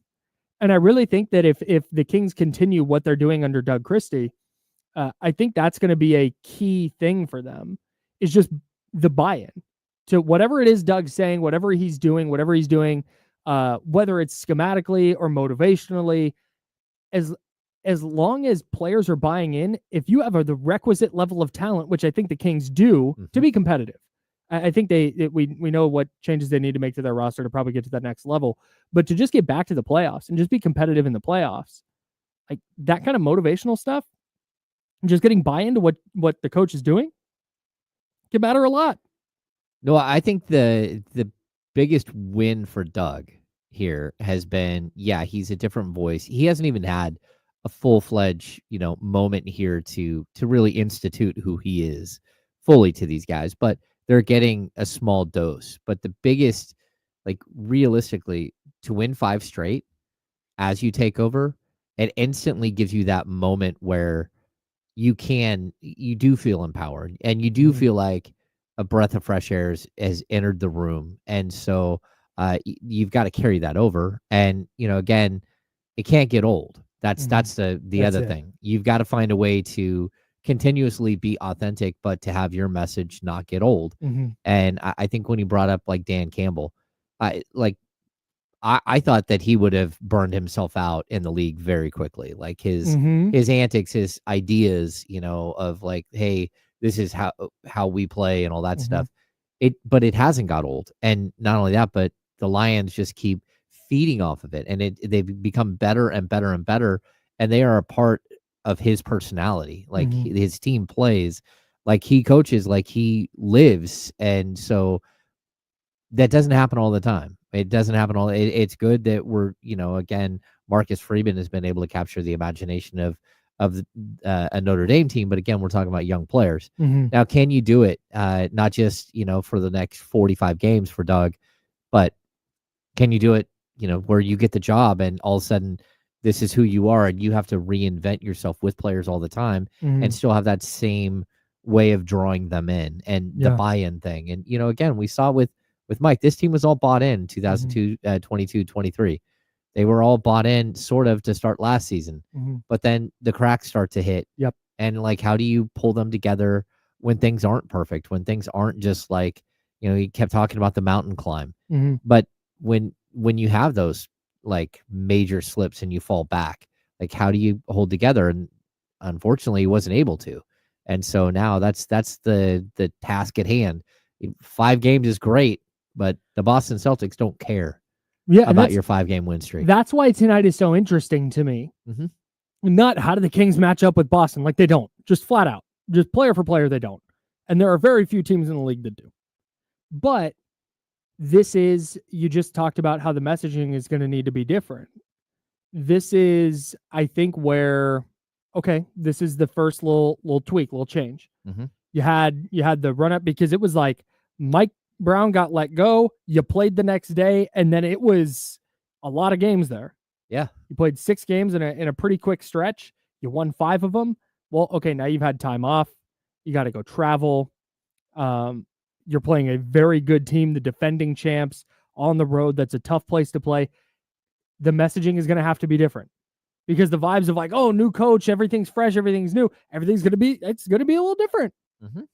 And so that's why tonight is so important to me. It's not necessarily do they win. It's do they continue playing hard? What do they try and do schematically to match up with Boston? There's so many little things that get outside of the like, wow, hit the ground running, 5-1 in the first 6. That was so much fun. All right, now what do you do? The picture's a little different. Yeah, and I think we've already seen, unfortunately, what this team looks like through adversity. Mm-hmm. And they didn't handle it well, and they collapsed, and they lost 6 games in a row, and they fell 6 games under 500.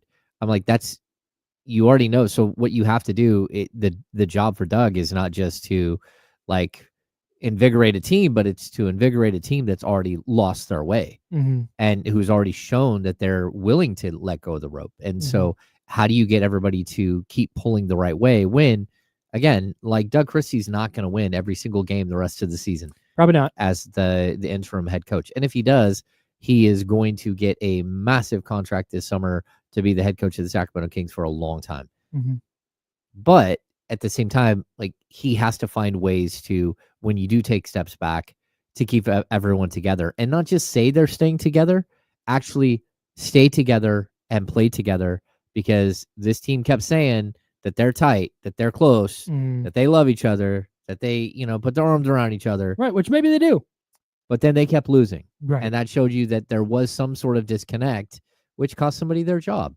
And so that's, I think, where we're at. Like you're at a point where it's like, yeah, like it's a good test, but it's really a test about the mental and like the fortitude of a team.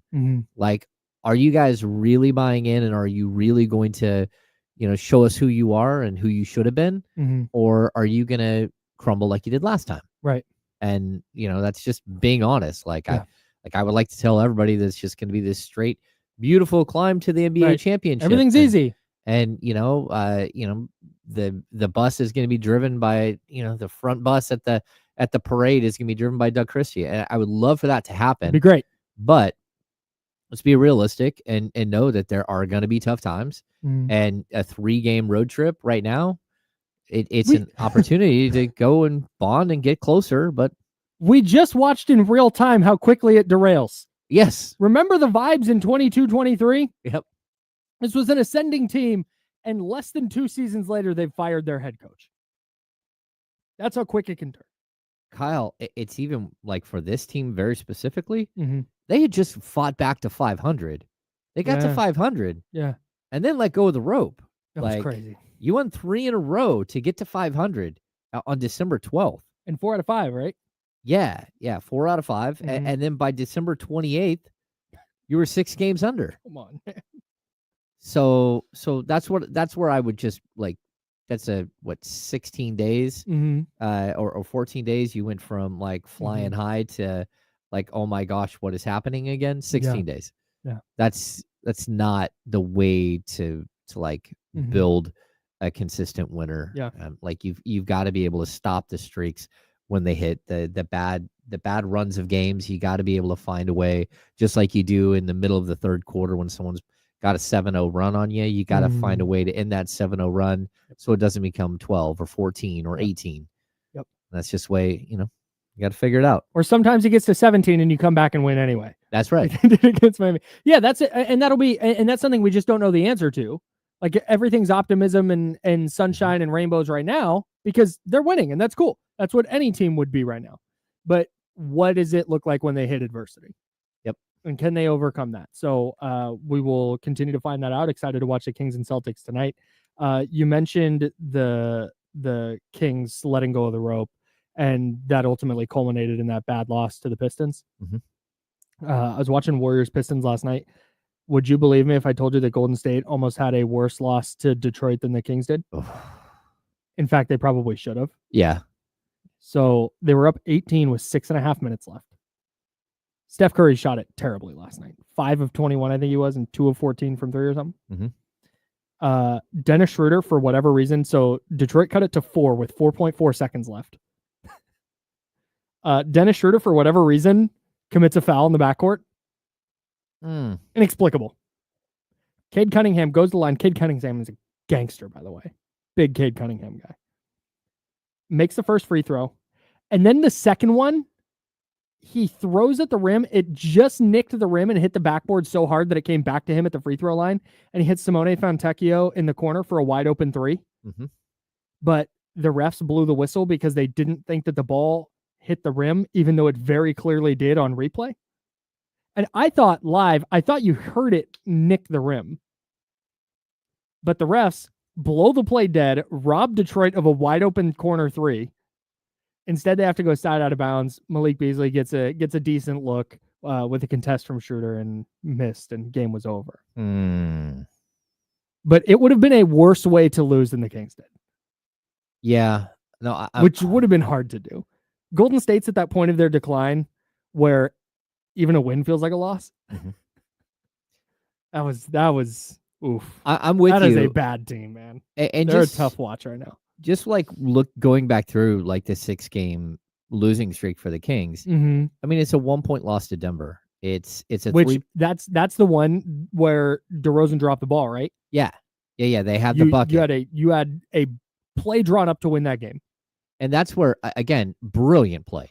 Yep. Absolutely brilliant. De'Aaron Fox got the ball in the backcourt, starts running at him, flicks it to Domas. Domas has a wide open lane to the basket. Perfect bounce pass to DeMar DeRozan, who bobbles the ball, recovers it, misses a 6-foot fall away, and the Kings lose, right?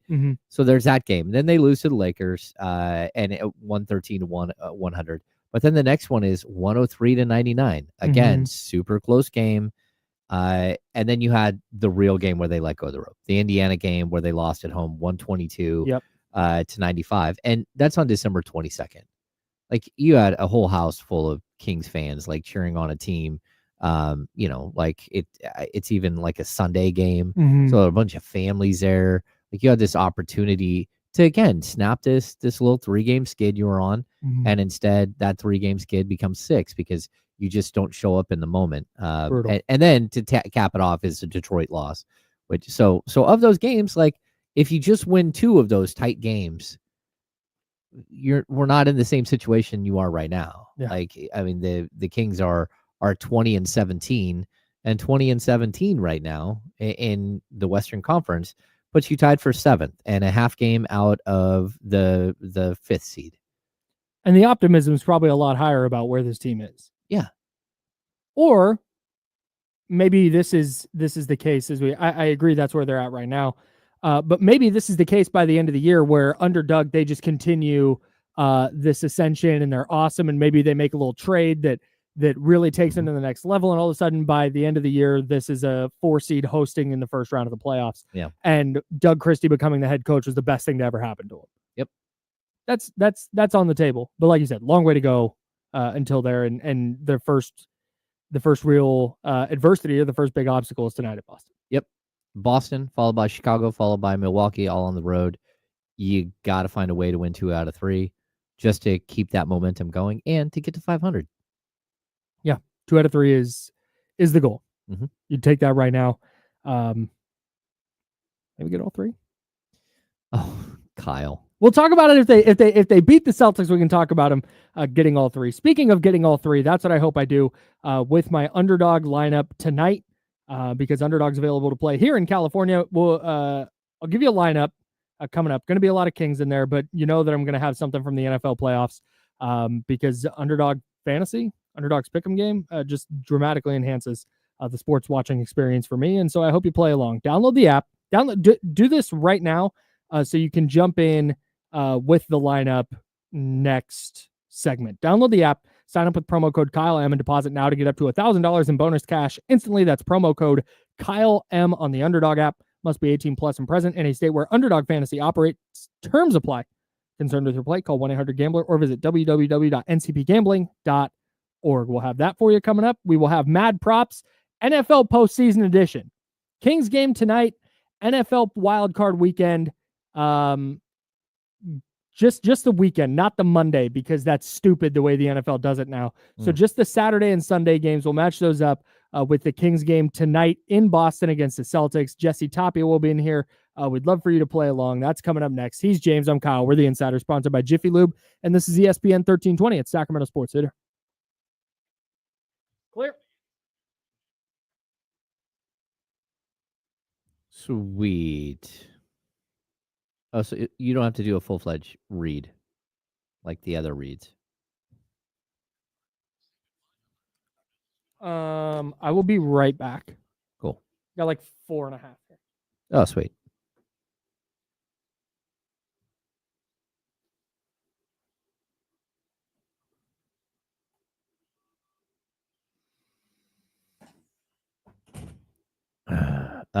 Jared Vanderbilt is on the mend for the Los Angeles Lakers. That's interesting. What's going on, everybody? Let's see, from Andrew Sterling. What do you think about, I'm just going to pull this up. I'm not even going to read it first. What do you think about a trade centered around Kevin Huerter, Colby Jones for Nick Richards and Cody Martin? I think Cam Johnson, Kuzma's of the world might be a little rich for money's blood. Okay. I would do that.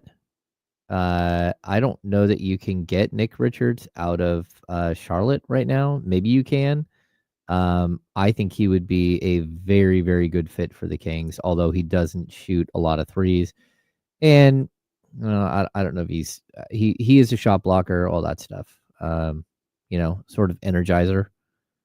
And if you know me, I'm always here for a Martin twin. Like, I think the Kings should have signed one of the Martin twins multiple times over the last 4 years. And that's sort of the player you're missing, although he is really having a rough shooting year. He's averaging 8.2 points, 4.8 rebounds, 2.4 assists, just like a jack of all trades. Length, athleticism. The Martin twins are 6'5", and you would never know they're 6'5". They all play 6'7", 6'8", without any problem. Let me see. I'm not a Pat McAfee fan, so I didn't listen to the broadcast with him. Matt McAfee? I hate those broadcasts because it's just a bunch of dudes going, oh!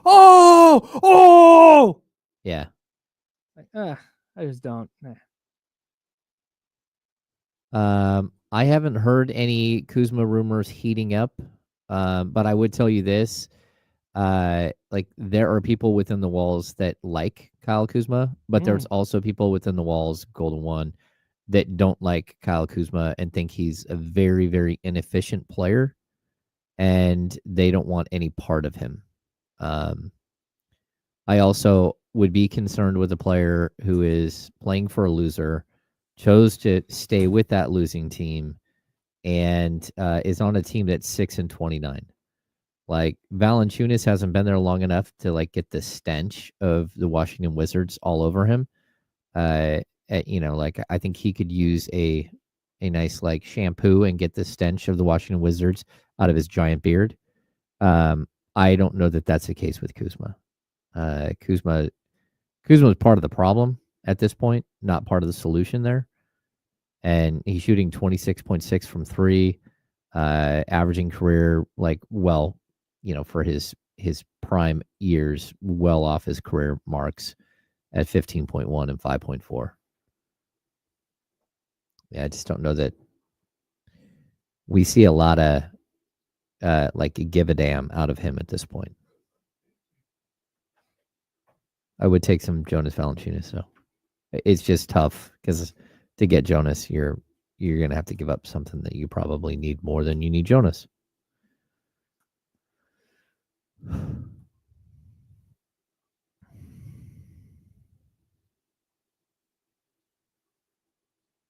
Uncle Looney, if you don't think there's a stench of the Wizards on that team, on those players,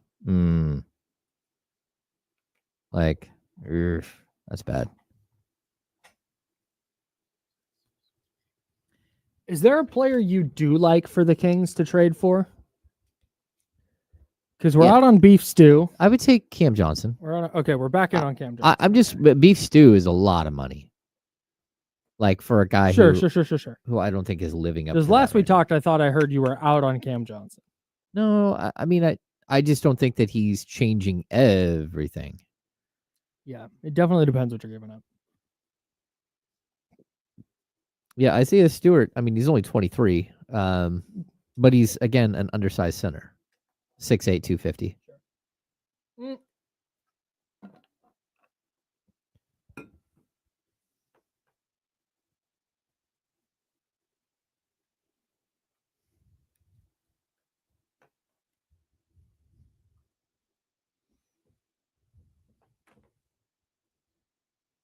Now, back to the Insiders with James Ham and Kyle Madson, brought to you by Jiffy Lube on ESPN 1320.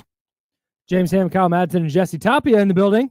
What's up, guys? Here for the handoff. We got Mad Props coming up. NFL playoffs begin this weekend. Excited. More importantly, though, tonight, 4 p.m. right here on ESPN 1320, college football playoff semifinal, Texas and Ohio State. Also tonight, Jesse Tapia's Boston Celtics taking on the Sacramento Kings at TD Garden. Defending NBA champion, Boston Celtics. Defending NBA champs for sure. Don't forget it. Sacramento has won 5 in a row. Yes. How much are you quaking in your boots right now? I'm not gonna lie, I'm a little bummed out Fox isn't playing today. I was kind of looking for. I figured both teams going into today would be at full strength, so I was kind of looking forward to that. Kings come up 5-game winning streak and all that, playing good basketball. Like as far as the game itself, like the Kings, they're gonna have to hit threes today, or like Cam said earlier, you're gonna have to hope Boston misses theirs. I don't think there's an instance where the Celtics are playing Kings like the Kings type of game or whatever. You're gonna have to play up to that and beat them that way. I agree. Yeah, we talked about it. I mean, Boston's making 18 threes a night.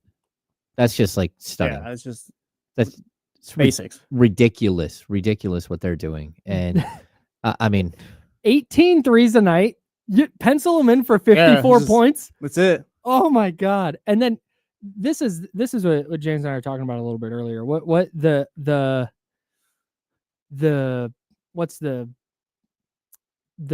killer with Boston is they're so good then defensively.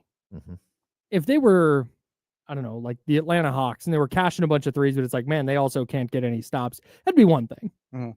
But the reason that there's a 32-4 team in the East, 33-4 now, I think. I think so. Yeah, 33-4 team in the East. And people are still like, yeah, but Boston is because of what they can do to you defensively. Yeah. And that's my greatest concern for the Kings tonight. It's just a bad matchup for the Kings. There's not really another way to put it. Like you guys went over the margin of deficit, or whatever you want to call it, over the last 3 years. It's like if they get within 20, that's a good day. Yeah, not even joking. I don't think there's a scenario where the Kings lose tonight by something in the 20 range. Let's say 17 to 22 points, and I feel good about it. That would be tough. Getting blown out would be a bummer. I think if you lose it by like 10, and it's like, you played well. Boston hit a couple of big shots down the stretch, and they pulled away. If you just get murked, that's bad. It's a bummer if you do get run over, but I would also, like we pointed out yesterday, like the Kings and have found a way to eliminate that giant gap between how many threes they make and how many their opponents do. Yeah. You know, over the last 6 games, they've actually made more threes than their opponents, but it's like 13.8 made threes to 13.6 made. Now you go up against a team that, again, is opening up that gap. Even if you have a good shooting night, you could still lose by 20, because if they have even a decent shooting night, they're just wildly better at everyone else at doing that specific thing. And if you're going to get into a 3-point shootout, you better have all of your shots falling, and you better hope that somehow they're missing. And the other thing is, defensively, they don't even have to match up with you one-on-one, and you don't even have to match up with them one-on-one. You have to be able to switch. Yeah, they switch everything. Whole game. And that's where the Kings get caught.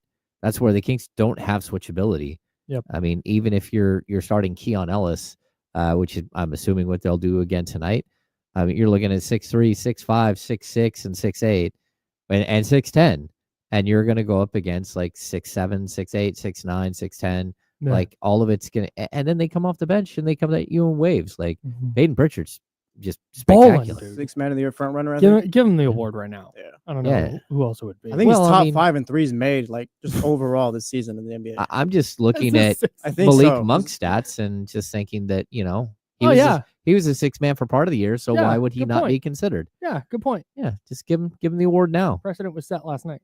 Yeah. Or last year. Real quick, before we get into Mad Props, go ahead and download the Prize Picks app right now. Use promo code Kyle when you No. sign up. No. I'm going to try this again. Download the Underdog app now. I'm so used to hearing D-Lo and KC. God dang. Download the Underdog app. That's what it's called. Underdog. You download that app. Sign up with promo code Kyle M and deposit now to get up to $1,000 in bonus cash instantly. That's promo code Kyle M. Must be 18 plus and present in a state where Underdog Fantasy operates. Terms apply. Concerned with your play. Call 1-800-GAMBLER or visit www.ncpgambling.org. So once you download the Underdog app, here's the lineup we're going with tonight. It's all Kings and Celtics. I'm going 3 players in my lineup. I'm going Malik Monk lower than 30.5 points, rebounds, and assists. I think it's a tough matchup for Malik Monk because of that switchability you talked about. I don't think there's a matchup that he can just get in and cook. And so I think it might be a tough night for Malik. I'm going to go lower than 30.5 points, rebounds, and assists, even with De'Aaron Fox out. I think a big night for Domas, though. I'm going 39.5 points, rebounds, assists. I'm going to go higher for Domas. While the Celtics do have a ton of switchability, I don't love their ability to slow down Domas if he gets going downhill. Not a big Misketa guy coming off the bench to get Domas, or No, not now, not today. Let's talk a few months from now. But yeah, not today. I think Domas is going to have a huge game, and plus he's been awesome lately. So I think we're going to get another really good Domas game. And then Derek White, I'm going higher than 2.5 3-pointers made. sounds good. That's just the one that I don't know how the Kings defend a guy like Derek White. Shout out Derek White. successfully. Went bald and just Just- elevated My his man, game. if you're wondering, if you're concerned about being bald or going bald, or you're like, maybe you're hanging on by a thread, Devin Carter. Maybe you're hanging on by a thread, Devin, and you're like, man, you should probably shave your head, Devin. You should look at Derek White's career trajectory. My man tried to hold on. He wore the big headband that got wider and higher up on his head. It's like, bro, you're fooling nobody with your kid and play ass haircut. Derek You're White not fooling anyone. freed his baldness and thus freed his basketball game and became a lot better. Went bald, had the best season of his career, won an NBA title, made Team USA, won a gold medal. Facts. Easy work. Go bald, Devin. See, this is one of those things where when you go on these rants, I just sit back and go, okay, this is Kyle's rant, because Yeah, this you are is for, uniquely qualified yes. to have this conversation, where I am not uniquely qualified, Yeah, so I stay out of it. You with your full ass head of hair. Yeah, It's fine. we're hair havers over here. Yeah, no, and I'm not hating. Hair This is have not. This is not hating. If you're like Jesse and you've got a great hairline, and you're like James and you got a great hairline and you got a full head of hair, rock that. That is your deal. Do it. But if you're not, Devin, if you've got the hairline starting to go and you're getting the patchiness up top a little bit, and you're concerned, it's like it's okay to go bald, man. It's okay to let it go. It is better to be bald than to have patches or the rough hairline or whatever. Like, you're not fooling anybody. It's a tough life to live, though. What do you I mean? got a buddy who's been on the verge of, like, he's only got so many haircuts left before it's time. Mm-hmm. So it's just kind of like you're kind of just teetering that line for a while, I guess. Matt in the chatty house said, go bald if you want a ball. Yeah. See? There it is right there. Of You guys want to do mad props? course. That's why I'm Yeah, here. let's do it. It's the only reason I step into this damn show. It's time for Mad Props. 2 games, 2 props. Which number will be higher? That's for Kyle and James to decide. Hey, Jesse. Here's Jesse. Mad Props. Also Jesse. I need to adjust that. I need to get that redone. I'm just going to send the script over to Charlie again because my initial plan when we first had Jesse in for this was like, oh, we'll have a rotating cast of characters. Like, that's stupid. We got to do a handoff anyway, so we'll just have Jesse in there. Makes it so much easier. Yeah, And I know that Jesse can talk on the radio. it's true. Yeah. It was wild. On the old show I was on down the hall at 98 Rock, Mhm. they would do a bit that required like they'd bring in different salespeople or promo people to play this game. The amount of people that were just like nope, like really talkative, and then the mic turns on and they're like, Okay. Lights get bright. Crazy, Lights dude. get bright. It's tough. The red one. The red I one forgot what it was specifically. like when you first start, man. Yeah. We've had some good responses when we bring in the other radio people. Oh, Doug from 96.9. Yeah. Big winner of the year. Oh, Or yeah. not Doug, Ken. Ken. Ken from 96.9. Yeah. Big winner of the year for me. I totally He was agree. awesome. Shout out Ken. We love Ken. Okay, mad props. The Kings game tonight against the playoff games this weekend, the wild card games this weekend, just this weekend, by the way. The Monday game doesn't count to me. The Monday game's It's gonna be a weird one. it weird for obvious reasons with what's going on down in LA with the fires and that game being moved to Arizona. But just on a year-to-year basis, I hate that schedule. 3 games Saturday, 3 games Sunday was perfect. Yeah. The 2 games Saturday, 3 Sunday, 1 Monday. We don't Like, need a dude, Monday night playoff we game. don't. I We don't care. I don't don't. care. It's on Monday. Like playoffs is for Saturday and Sunday, like you said. Exactly. And the fun part about the playoffs is the different schedule. Mhm. I don't need a Monday night game, man. Yeah. Well, that and a team has to play short. Mhm. Like they have to play on fewer days rest now. Yeah. That doesn't make any sense. Yeah. Boo. Don't like it. I don't like it. All right. Here's what we got. Malik Monk field goal attempts. Keeping in mind, no De'Aaron Fox tonight. He is out with a glute contusion. Malik Monk field goal attempts. And as our guy Norm in the chatty house pointed out, that can become a lower back injury, which is why they're not pushing it. Thank you, Norm. Smarter than me. Shout out Norm. Malik Monk field goal attempts or Russell Wilson completions against the Ravens. Oh. I'll take Malik Monk field goal attempts. I'm going to do the same. Sorry, I didn't throw that to one of you. James, go ahead. I will go Russell Wilson. I don't know. I'm going Monk just because I think there's going to be a lot of shot attempts to go up in this game. I think Malik takes at least 20 plus. Yeah, and I don't trust Russell Wilson and the Steelers offense at all right now. Yeah. They look so bad. Yeah, but I expect them to have to throw. That's So You have to throw, but is he going to complete? It's a really good point. All right. Next one, James. Keegan Murray 3-point attempts tonight against the Celtics or Mike Evans targets against the Commanders. Buccaneers wide receiver Mike Evans. I'm going to go Mike Evans. I'm going to do the same. Jesse? I'll do the same as well. I think Keegan will get like 6 3-point attempts or something like that, but they'll feed Mike Evans. My one concern with Mike Evans props is does he get tossed out of the game for fighting Marshawn Lattimore There is that. at some point? There is that. Yeah, that worries me. But yeah, I think I've got Keegan in the 5 to 6 range. Or is the Kings game plan tonight just blaze away from 3 and Keegan gets 12 or 13 threes up? Okay, the Marshawn Lattimore factor has me thinking a lot more than I was originally before. Are we sticking with Mike Evans? We're talking targets for Mike Evans? Targets. I'm going to stick with Mike Evans then. Okay. This is catches. I might go Keegan, but Of his catches, yeah. I'm gonna go Mike Evans. Okay. I'm going to switch mine, and I'm going to go Keegan. Oh, I'm going okay. to say Keegan I love this. because I do believe that this is going to be a 3-point shootout tonight, and I think Keegan is going to have an opportunity. Okay. Domantas Sabonis, Jesse. Domantas Sabonis points, rebounds, and assists, or Ravens Steelers total points. Oh, Domantas Sabonis points, rebounds, and assists. I think that Steelers-Ravens game will be pretty low scoring. Where Ravens will be in control like the entire time, but it's not going to be like fun to watch. James? I'm going to go the other way. Yeah. Yeah, because again, Boston has all kinds of different looks to throw at Domas. They can go Keita, they can go Al Horford, they can go with Porzingis, drag Domas away from the basket. Jason Tatum play a little 5. Yeah. Bring Cornette out there. Shout out Luke Cornette. We love shoot Luke some Cornette. threes. I'm gonna say that Domas is gonna he could have a really good game, but he could also get really frustrated. I don't know. But then again, this is a 3-point shooting team he's going up against. So I got 17-13 vibes from the Steelers-Ravens game. I kind of think the Ravens are going to blow these dudes out. Like they're going to And score the high? total's going to, I was thinking. 38-13 type of game. Oh, wow. Yeah. Yeah, I could see the Ravens just dog walking Pittsburgh. I was thinking 31-13. Yeah. But that puts me at 44, and that's going to be a tough one for Domas to get to. Yeah. I just needed to go higher than 39.5. Shout out to Underdog. DeMar DeRozan points or Josh Allen completions. James. Give me this one more time. DeMar DeRozan points Okay. against the Celtics or Josh Allen completions against the Broncos? I'm going DeMar DeRozan. I'm going to do the same. I'm going to go DeMar DeRozan too. I think the Bills are going to win that game, but I like that Broncos defense. I think they'll make it interesting, and I think DeMar will do his thing today too without Fox.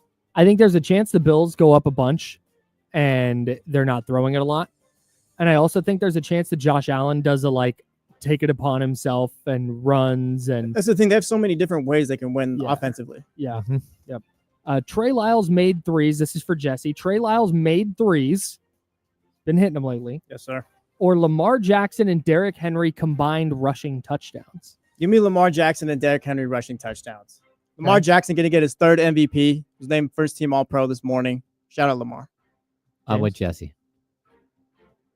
Do we think if Trey Lyles hits 3 threes, do we think they combine for more than 3? That's kind of the number I'm at with Lamar and Derrick Henry. Like, they're going to get to 3, I think. Maybe a little 2-and-2 action. I'm going Trey Lyles. Trey Lyles has been hot lately, and this could be a push. Ride the hot hand. We could be talking on Monday where they each just hit 3 and that was it. I'm going to ride the hot hand here with Trey Lyles. I think Trey Lyles is going to knock down some triples. I think he's going to have to play a lot just to match Boston's size. He's going to have a lot of opportunities. I'm going Trey Lyles. All right. And it wouldn't surprise me if Lamar, to prove a point, goes out and throws for 4 or 5 touchdowns. Love to see it either way. Would love to see it. Last one, James. We're going Keon Ellis points or Ladd McConkey targets against the Houston Texans. Oh, I'm going Keon points. That's a tough one though.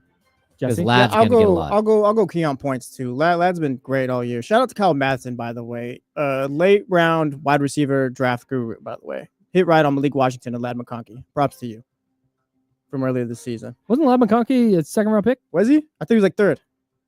Either way, I'm trying to give you props. Why are Thanks, you? Why man. are you Yeah, not? my man. Kyle Madson Thank stinks. you. Kyle Madson stinks. Either way, I'm going Keon Ellis points. I'll go. Ooh. I'm torn between, does Keon have a tough night against against a good defensive team, or did D'Amico Ryans and the Texans have a really good plan for Ladd McConkey? Well, we're going points to targets, right? Mm-hmm. I think Ladd can get like 10 targets or whatever, but Keon, I think, is getting double-digit points, like no matter what. Really, no matter what? Yeah, I think Keon will get his. Keon's, I don't know. I just like kind of what I expect from Keon, I guess. Yeah. He has been very good lately. I'd also point out Boston gives up a ton of threes. Like a ton of that's a good 3-point point. makes. You're right. I'm going with Keon. I'm riding the hot hand with Keon. That's what I did with Trey Lyles. And I will do that with Keon. I will rock with you guys on that one. We will revisit those on Monday. Okay. Sounds good. Sound good? Yeah. Yeah, very good. Mad props. If you'd like to sponsor the program, hit us up. I don't know who to email, but You would like to give us your money for that segment, come talk to one of us. we have a lot of fun with it. That's right. And we'll revisit those on Monday. Maybe we'll do another one on Monday for the Monday night game. Oh. Or we can just not acknowledge it. just crap on it all day if we want. Over the last 6 games, Boston Celtics defensive rating is a 108, which is 5th in the NBA. The Sacramento Kings is 110.4, which is 8th in the NBA. A defensive battle tonight in Boston. Who would have thunk it? Defensive battle. Who'd have thought? Saw a stat earlier on Twitter. Last 5 games, top 2 net ratings in the NBA, the Celtics and Kings. Wow. Yeah, over the last 6 games, like the net rating, the Kings are at 6. Boston is at number 1. Wow. Yeah. Like if we just look at the win streak, you're probably right there. Yeah. Okay. Matchup with the Titans right here. Let me make sure I've got this right. Okay, we're good. All right. Here's what we're going to do. We're going to do some predictions in the NBA or in the NFL. I'm just going to start at the top. We're going to go in order. I'm going to give you point spreads and we'll do some predictions. Sounds good. Chargers at Texans. Chargers favored by 3 points. I'm taking Texans. Ooh. Give me the Chargers. I think the Chargers might win by a lot. Yeah. I think the Texans might win by a lot. Really? Yeah. Oh, Why? I like the Texans. I think that they've had like an inconsistent year, but I don't know. the Chargers are like my sneaky dark horse, could make a run to the AFC Championship type team. They're plus 3,500 to win the Super Bowl, and I really like it. I could see the run. They play playoff football. Dude, Jim Harbaugh is a gangster, man. Yes. I don't. You telling me, they got to run the ball, play defense, and just have a good quarterback? I have the team for you with a great coach. Yep.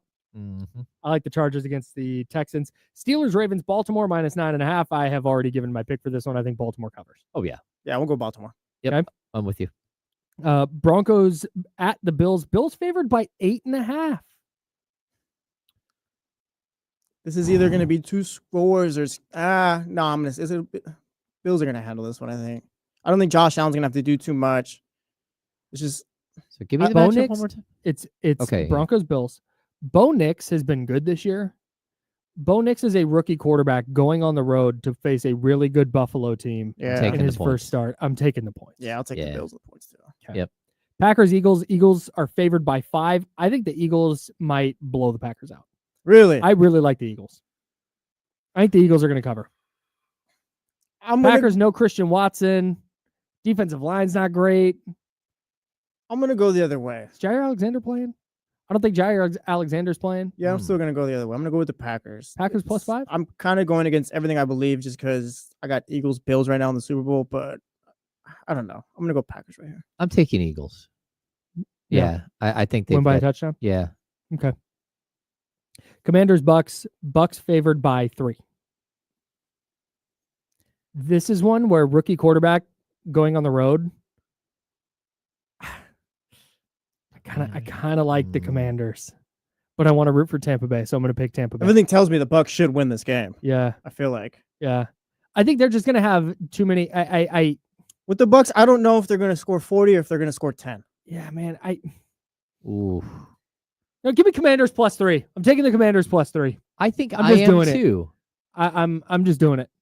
I think I am too. I think I'm going to rock with Jaden Daniels. Yeah, Jaden Daniels is going to do some things. Every time. Terry McLaurin's going to do something. Yeah. Every time I've put my takes on the line for the Bucks, it's backfired greatly. So we'll just go with the Bucks one more time. I got the Bucks this week. Vikings, Rams, our last one here. Minnesota -2.5. This game is on Monday. It's not this weekend. I'm going Rams +2.5. I'm going to go Minnesota because it's in Arizona. Okay. Yeah, I'm going to go Minnesota as well because I just think it's too much disruption and too much chaos. The atmosphere is going to be weird. Minnesota's really freaking good. Yeah. Yeah, I think Sam Darnold has a lot to prove, and he has a lot of money on the line in this game. A lot. I think the Rams have very good coach. I think they have the better quarterback. They have the playmakers on offense. They've been there before. Sam Darnold and the Vikings have not. So I'm going with the Rams, technically at home, +2.5. And that's our official predictions. Those are all going to be true, even though we went against each other on some of them. Jesse Tapia, D'Lo and KC's producer. They're coming up next. Right here on ESPN 1320. James and I are done until Monday. Monday at 10 a.m. We'll be right back here on ESPN 1320, Sacramento Sports Leader. Until Monday at 10, drink water, be nice people. Bye. Good week, Chatty House. Thank you.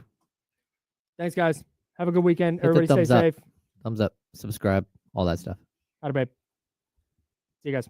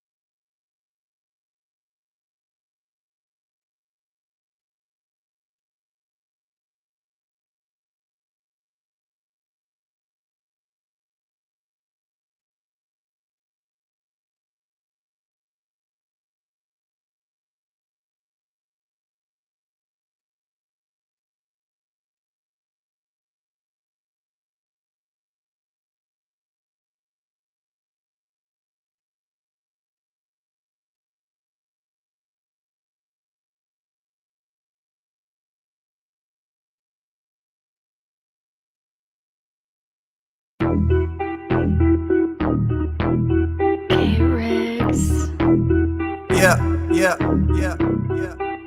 We got them screaming D-Lo, KC, D-Lo, KC, D-Lo, KC, D-Lo. We got them screaming D-Lo, KC, D-Lo, KC, D-Lo, D-Lo.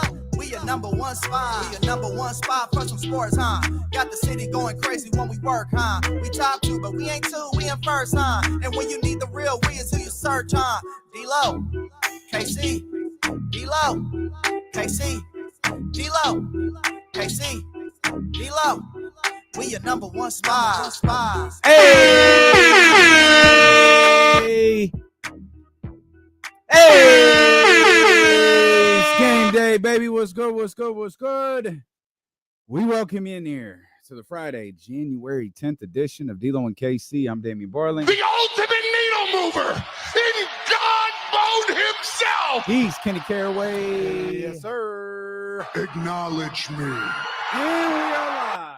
From the worst slums of Sacramento. We are. Usually when we do our little stuff, the fist bump, and then, we do NWO, all this. And I throw the toothpick like Razor Ramon, all this other stuff. Usually this is NWO.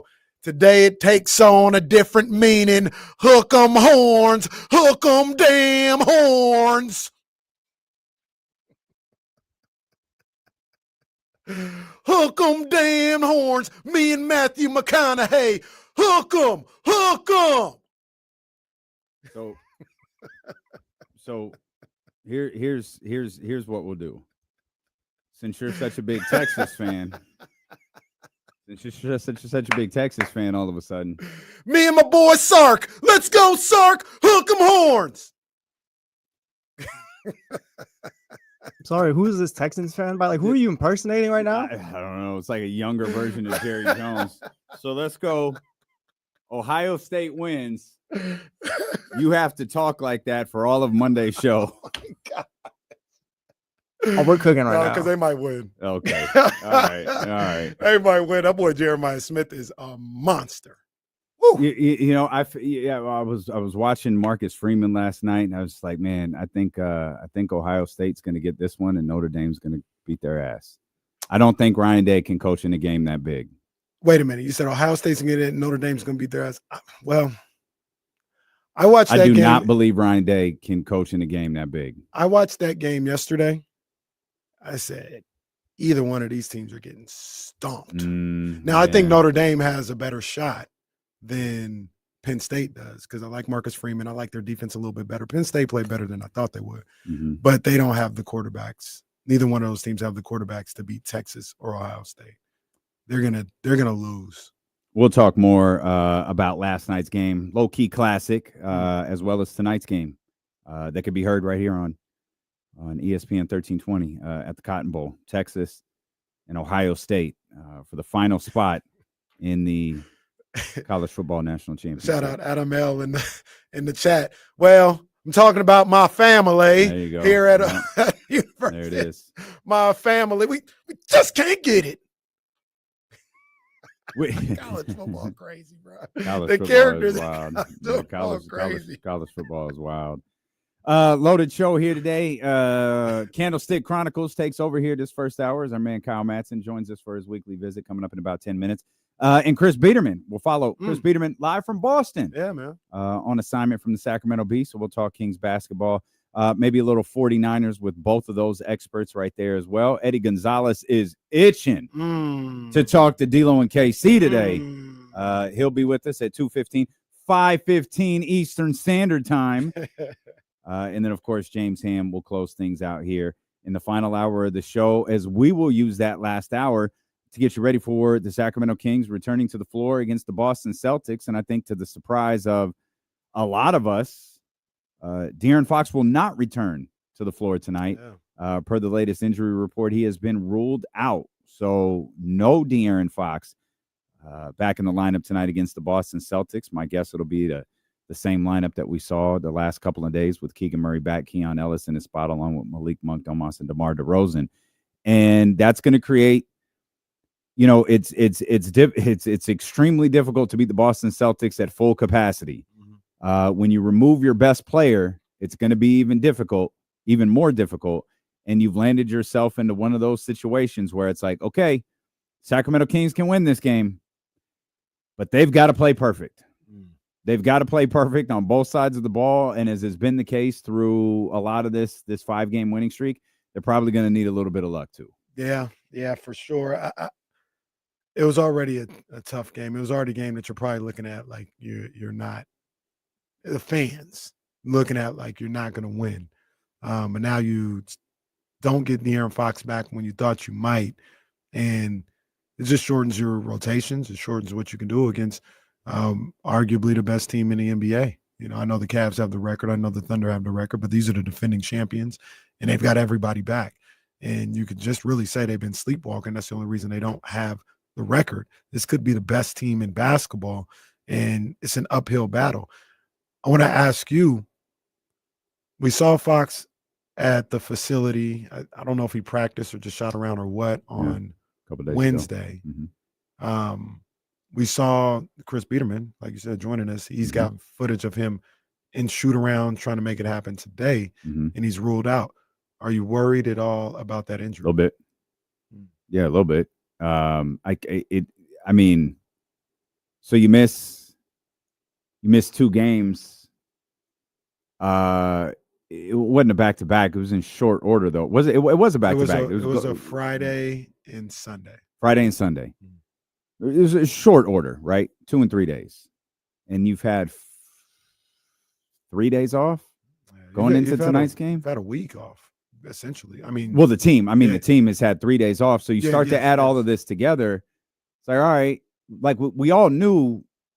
I think we all knew, like,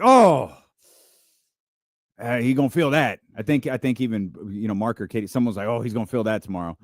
And so missing the first game wasn't a surprise. Missing the second one, he's pretty banged up. Missing today I'm a little concerned. The antennas are up. I'm not overly concerned about it, just because the nature of that type of fall and the injury that we're seeing. I could imagine about a week and a half, almost 2 weeks before you don't feel that when you're running. You may be to a point, and we don't know where he's at, but you may be to a point where you can move, but you're still hindered. Like, you're still sore. You can't really, stretch out the way you want to and do the things that you want to. And he may be in that space where I can move, but I can't move at NBA De'Aaron Fox speed. Yeah. And that may take a little bit more time to get there. And when you can't play like you actually become a bigger danger to yourself. Yeah. Yeah, for sure. And maybe even to the team a little bit. You know what I mean? You also have a situation. I thought about it. I was trying to think about what they might do, what might happen here. You had a situation where you just flew across the country. We thought they left, Wednesday night? Yeah. Flew across the country on the plane. Maybe it stiffened up a little bit after the workout that you had on Wednesday. And that's a whole thing. Then you're going to play here tonight, get on the plane, be in Chicago, play there, get on the plane, get on to Milwaukee. I was starting to mess around with the idea of you just don't even play him till Thursday back here at Golden One Center. If he wasn't ready to go today. Yeah. That's just me just kind of spitballing and thinking about what could happen in the next, because you're on the road, you're getting on and off the plane for the next 2-3 days. Maybe if you're saying send him home. No, and that's the thing. So he'd still be traveling, so he'd still be there, still get treatment with the squad, right? And then even if I say play him on Thursday, you're still flying halfway across the country on Tuesday night, getting off the plane, practicing Wednesday, playing. So it's kind of the same pattern. Yeah. But I don't know. I guess him not playing tonight has me thinking about how do you manage this thing a little bit better. Yeah. It's a surprise that he's not playing. A little bit. Yeah, it definitely is. But he must be in some discomfort to have gone through some form of a practice and then shoot around this morning to know this ain't it. Yeah. So it's obviously something we'll watch maybe a little bit closer than we did before. Again, antennas are up, not super concerned, but paying a little bit more because I really wasn't thinking anything about it prior to today. Just like, I mean, even Monday, like he'll be back Friday. Yeah, like I don't think he injured himself, like Right. he's hurt, like he's banged up. He'll be back Friday. Right. And so the fact that he's not leaves me just a little bit more concerned that he because that was a nasty fall. We all saw it and we all heard it. So the fact that he's moving a little gingerly or potentially moving a little gingerly here a week later shouldn't be a surprise to any of us. But the Sacramento Kings have managed to play well in his absence. The Keon Ellis minutes question is going to have to hold off for another day because he's going to get big minutes tonight against the Boston Celtics. Him and Keegan Murray are going to be desperately needed tonight. And look, man, Kevin Huerter, Trey Lyles, again, it's one of those things where it's really difficult to beat the Boston Celtics, and you're going to have to be perfect to beat them. You have to play damn near perfect when your star is there. Yeah. You're going to have to play flawless basketball. Everything is going to have to hit. Kevin Huerter has an off night, Kings lose. Trey Lyles has an off night, the Kings lose. This Boston Celtics team is a team that averages 18 made threes per game. Kings right now average 12. That's a blowout. Yeah, Kevin's got to hit shots. 18 yeah, right. Kevin, Trey, Keegan, they got to hit their shots. Whatever threes there are for Keon, he's going to have to hit his shots. And Malik, Domas, they're going to have to be super aggressive. This is one that they're going to have to. This is if they can take down the champs, it'll be all hands on deck. Yeah, and you got to, while you're playing perfect, you've got to find a way to kind of make them play a little imperfect. You got to, play a defense that turns them over a little bit or, forces them into shots that you want. Like if both of you guys are playing your A game, I don't think you win. You've got to hope maybe that they're off a little bit, and you've got to do something to affect that. Yeah. Your defense and your intensity out there has to do something to make them a little uncomfortable, move them off their spot just a little bit. And that's part of how you're going to have to win this game as well. Particularly that second unit, Peyton Pritchard, leads the league in bench points. So it's another one of those things when you talk about the importance of Kevin Huerter, you talk about the importance of Trey Lyles, you're going to need those guys to work because their bench is going to put in that work. Yep. We'll talk a lot more Kings basketball, and we'll do that with Kyle Madson. He joins us next. Chris Biderman later on this hour. We are thrilled that you're here with us on this Friday. It's D'Lo and KC, brought to you by Sky River Casino and Sacramento Sports Leader ESPN 1320.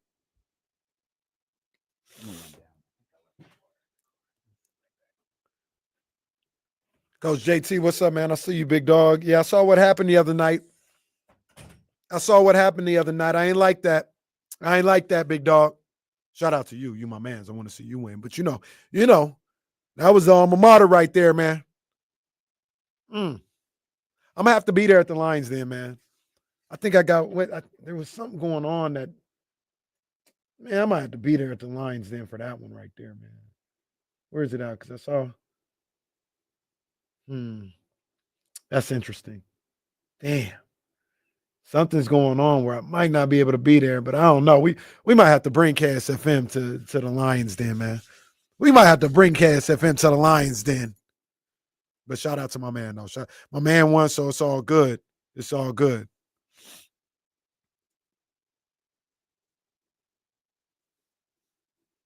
I want to play you securing the Bagley. That's what I want to play. I'm old, though, man. I'm old. I don't move like that no more.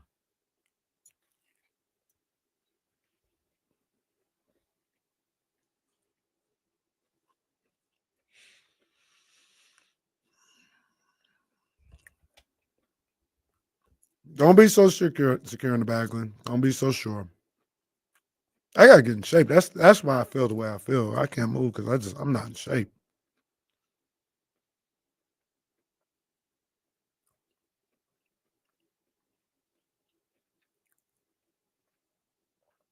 Drew down. Me against Drew down would be me against a cone.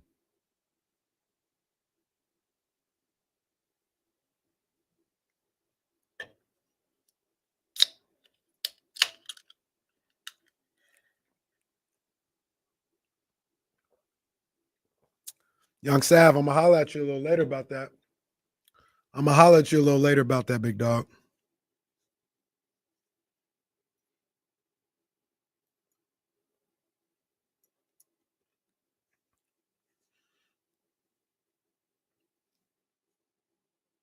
Shout out to my boy Drew Down, man. You know it's love. Big win from your boys last night. I counted them out at least 10 times yesterday on the show. They fooled around and won.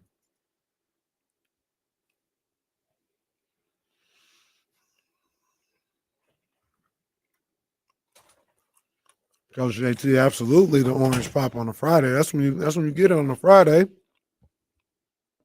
Still got my water here though. You know what I mean? Still got my water.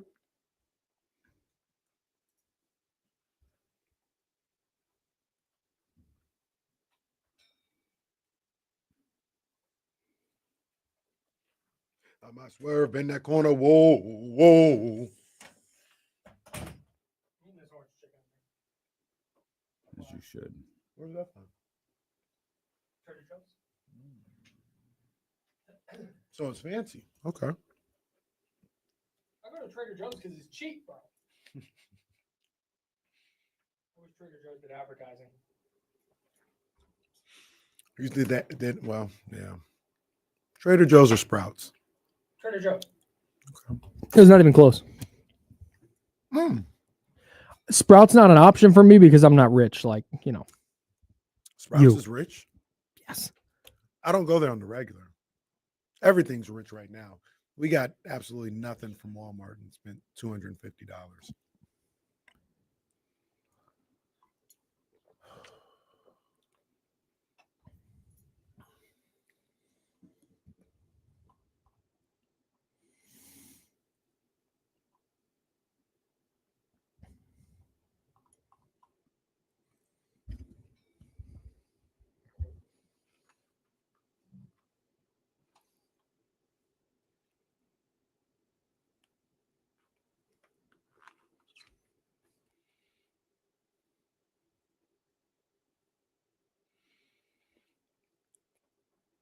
Probably shouldn't be around you.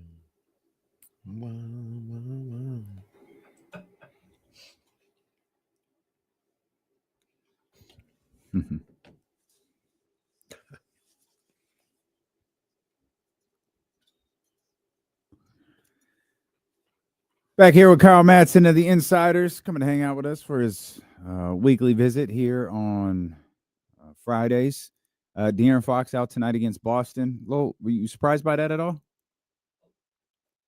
A little bit. Got to turn the mic on here. I'm a radio professional. I just would have relayed it to That's fine. If I talk really loud. There you go. Yeah, I got you. Yeah. Yes, because Chris Biderman today, who I believe is joining you guys shortly. Chris Biderman, my podcast partner, Candlestick Chronicles, subscribe wherever you get your podcast. He posted a video of De'Aaron at shoot around today. And I asked James, because the video, I don't know if you guys saw it, but it looks like there's a little, it's a little ginger when he starts running. Mm-hmm. And James is like, no, that's just kind of the pre-warm up, jog. Like you're not fully running yet. And I was like, oh, okay, I see it. Yeah, then he's a shoot around, he's going to play. So yeah, I was definitely surprised that De'Aaron's out. I don't know if it's a bad thing necessarily, but. What do you mean by that? I think they're playing really well right now without De'Aaron with Malik running the show. And so I think having a maybe a little bit compromised De'Aaron Fox is not the move against a team like Boston. If you have fully healthy De'Aaron Fox, then great. Yeah. So I see what you see. To be honest about the video, I see what you see. De'Aaron, he runs funny. He kind of especially just in general, especially his slow, not when he's moving. His slow shuffle is just kind of awkward. Mm-hmm. It's frumpy, right? Mm-hmm. This looks ginger. This doesn't look slow. This looks like, all right, let me make my way. Especially those first couple steps. It's like, yeah, I feel like anyone who's ever had lower back pain for a second, they've done that run that De'Aaron just did. I didn't really think about that when you pointed it out, because I always feel like De'Aaron's slow run is kind of awkward. Mm-hmm. But now that you use the word ginger, I look at it yeah, maybe. He doesn't look like he's in pain. But yeah, that run you could definitely construe. The run to the corner looks normal. The run after the shot looks ginger to me. Yeah, it's his slow shuffle looks like when you're crossing the street and somebody's like waiting for you to cross in the car, and you kind of do that half little like, that's what his slow run looks like to me. But it looks like a little like, oh, my bad. And you're moving your legs faster, but you're not moving faster. You put your head down. It's more of an up down than a. Not even moving. I'm moving the same pace. It's a north south, not an east west. Moving the same pace as if I'm walking, but I did this and it made it look. It's just an it's an acknowledgement to the driver. Like, I see that I'm taking your time. I'm hurrying. I'm not. I'm acknowledging it. Anyways, yeah, I just thought this is mine. Let's be clear. I'm the pedestrian. This is mine. Now, you could murder me with your car, right? But still, you have a leg up in this fight, right? You do. I have the law. You have your vehicle. Let's call it what it is. So yeah, no, I definitely a little bit surprised. Okay, but not concerned because of the way not concerned for the Sacramento Kings because of the way that they're playing. Yeah, I think that if we've talked about this before on the Insiders, 10 a.m. to noon right here on ESPN 1320.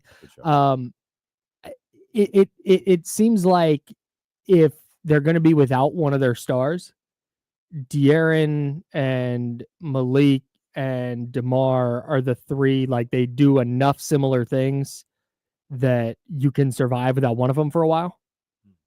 And I think the Kings are playing really well right now. And if instead of trying to get an 80% De'Aaron Fox on the floor for 25 or 30 minutes, letting this group kind of keep cooking is your best chance to swing an upset. Yeah, I mean, it's one thing, saying that you don't have them and you wish you had them, but they do have a couple of games of confidence and experience, so to speak, of not playing with them. So what's one more, right? Reintegrating De'Aaron into the lineup is going to be a tough thing for Doug. Like, that's going to be the first, I think, real tough, like, schematic thing he has to do. How so? Because I think they're playing well right now, although the numbers aren't like significantly better. They're just kind of playing harder. But like, Keon's playing great. So you got to figure out where do you get minutes for Keon from, and can you have him on the floor with DeRozan and Malik and De'Aaron? You can't. You probably can't. So how do you maintain the level of intensity that you have when Keon's on the court without having Keon on the court for 34 minutes? That'll be Kevin Huerter's minutes. I think exactly. I think it's relatively, I'm not gonna say it's easy, but it seems pretty simple. Keon will play his minutes. Now, where there may be a change is Keon's probably not going to finish the game. I think he should. I don't know about that. Why? There's no room. If you have De'Aaron Fox and Malik Monk with Keon Ellis and Keegan Murray and Domantas Sabonis. DeMar DeRozan's on the floor. Why? Because he's a better player than Keon Ellis. And he's a closer. He's a better offensive player than Keon Ellis. And you're going to need that. You're going to need that. We seen what he did against Miami. Okay, then Malik can go to the bench. I don't understand, not just you, why everybody's always in a rush to put DeMar DeRozan on the bench. I'm not. Whether it's starting or at the end or whatever. Like, DeMar DeRozan has not been the problem. No, I agree. It's not a DeMar DeRozan thing. It's I think Keon Ellis has proven his value to them closing these games.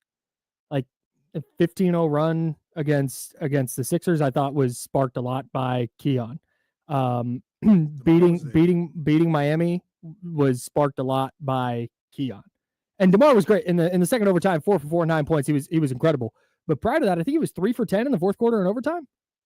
And I wonder if when De'Aaron comes back and inevitably Keon goes back to the bench, the Kings have some of the same problems that they had in these tight games. Because you got to get stops, man. Like, that's so important. So you tell me, because you're coming to KC's coming to the defense of DeMar. Tell me if I understand this correct. You got it. Because the whole start of this conversation was integrating De'Aaron back. And really, it's how does Keon fit in all of this once De'Aaron's back. De'Aaron and DeMar, you argue offensively can do the same thing. Then you have Malik there. With Keon, you have someone who could do something completely different on the defensive end. And he's been good enough offensively that I don't think you're playing 4-on-5. Sure. Oh, sure. Yeah, for sure. Just asking. Tying it all together. Spacing's a little different, better defensively. I hear it like maybe Keon and DeMar can be a little bit repetitive. And you even mentioned, okay, maybe Malik then, like someone who does one of these things really well, allow Keon to be on the floor to do what none of them do well. And because De'Aaron's a better defensive player, I think that Malik and DeMar, he's out of the equation. He's also the team's best player. And Malik is just that wild card on the offensive end. If you were to try to fit Keon in at the end, maybe DeMar would make the most sense in tight games. In theory, I hear what you're saying and what others are saying, but DeMar DeRozan, it's almost one of those things to me personally, that's something that you should have reconciled when you decided to make the trade. There was no option of we're going to do all this to go get DeMar DeRozan. If it don't really fit right, he can come off the bench or he ain't going to close games. No, that's the decision that you made when you brought him here. And he is here to see that out. I'm not advocating for anything either way, but I don't think anyone's saying DeMar's a problem or he can't see things too. I think the idea is Keon is doing something really well at a specific point in the game. We're trying to win basketball games. Let's see if this works. And maybe it doesn't. Like maybe there's no conversation to be had. But I don't think it's outrageous to say, hey, we stumbled across something that really works. No, we didn't see this in July, but this is working and we're winning games doing it, which is the goal of all of us. Because I think the Kings mindset is what Kenny's saying. I think if we're being right or wrong here and how the Kings are going to handle this, I think Kenny's correct. Like DeMar DeRozan, Malik Monk, and De'Aaron Fox are going to close with Keegan and Domas in the front court, and that's what it's going to be. My contention is that's going to lose them some games because their ability to get stops in these games recently during this 5-game win streak has been a huge reason that they've been able to come through and win these games. And I know that DeMar was awesome in the second overtime against Miami. I'm not taking that away from him again because this is not necessarily a DeMar DeRozan problem. It's what's the best way to construct the Kings closing lineup that allows them to continue coming out on the right side of these close games. And to me, it's the defensive end, and that's Keon Ellis. He's been a difference maker there. And I'll say this, and this is maybe it's a reach, but we saw a year ago we were talking about a little less than a year ago.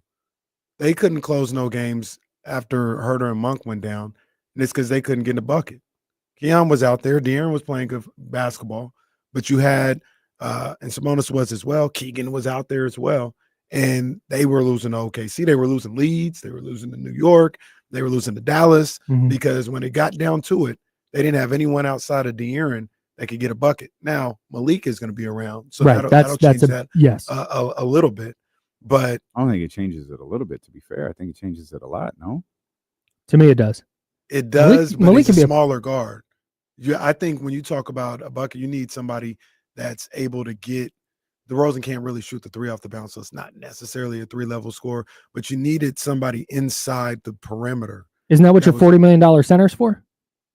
He wasn't that last year, and he never has been. You never get the ball to Sabonis and let him go to work. Like that, we're not going to turn him into something we never have. Sure.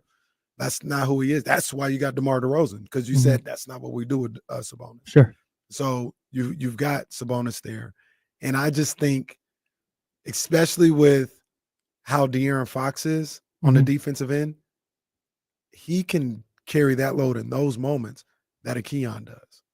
So basically, De'Aaron, you're suggesting De'Aaron turns into defensive stalwart and DeMar and Monk handle offset whatever energy he's giving up on the defensive end, offset that by carrying the offense. De'Aaron is too. De'Aaron is on the offense too. I mean, that's why he franchised, because you look at him to do both. Like it's not all. Do you trust him to do both? Guys, absolutely. Okay.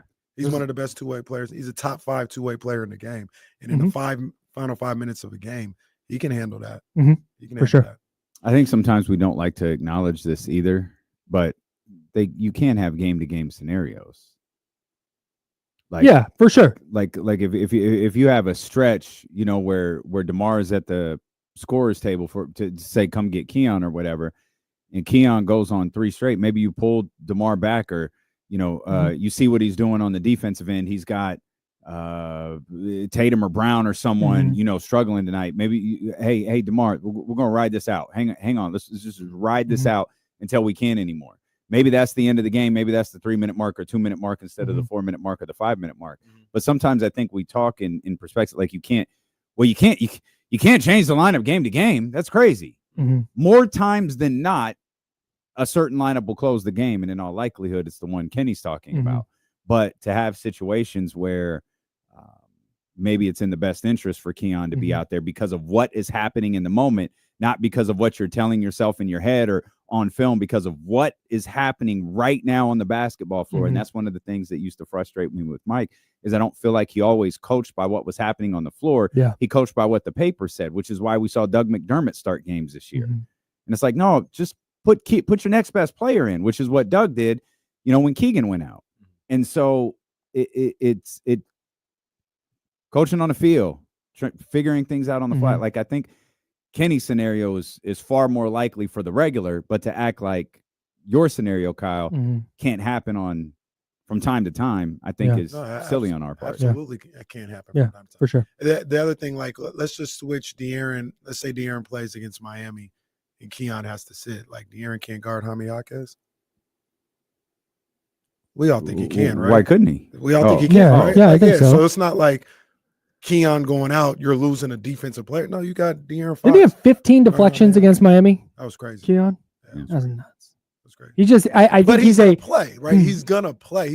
I got him playing 25 minutes a night. He's gonna play as opposed to how it was before.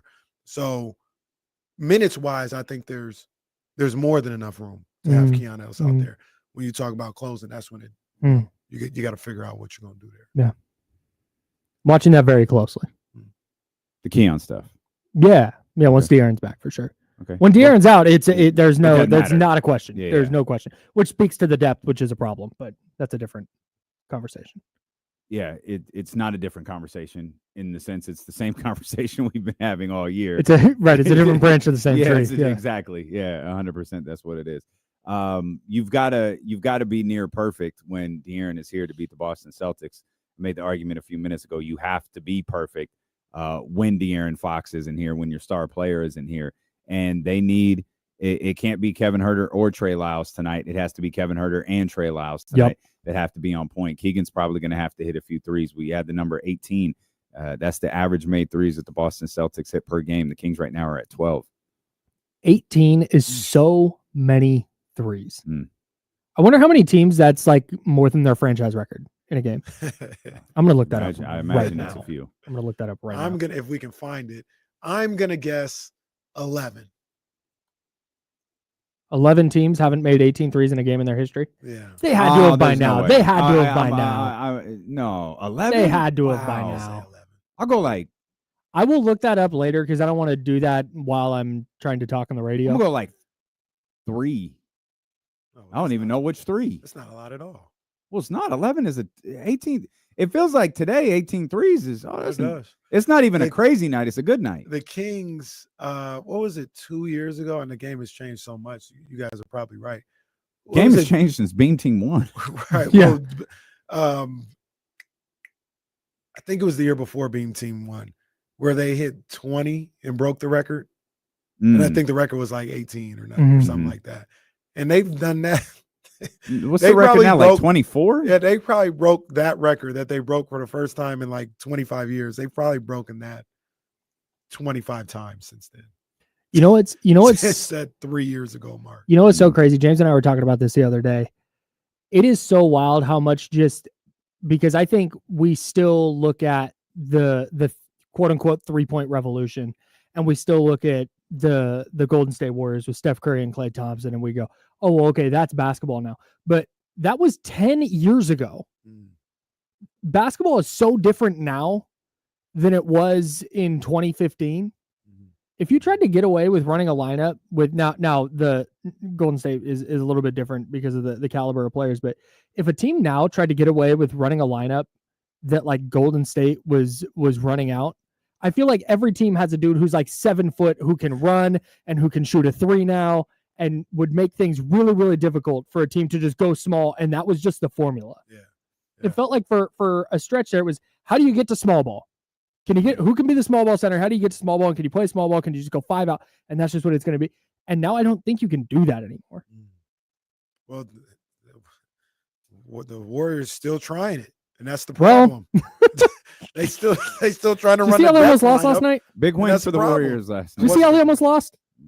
They were up 18 17, with 6.5 minutes left. I didn't know they were up 18. They were up 18. Dennis Schroeder fouls in the backcourt with 4.4 seconds left. Warriors at 4. Just fouls. No reason.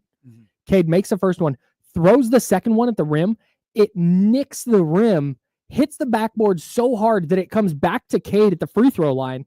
He swings it out to Simeone Fontecchio, wide open three. Refs did not see that it hit the rim. They blow the play dead. So that's crazy. They review it, side out of bounds. Malik Beasley 3 misses. Warriors win. That's crazy. I think because I was watching that game on the way home, and did Cade go to the line before that and miss like the second free throw or something like that? Yeah.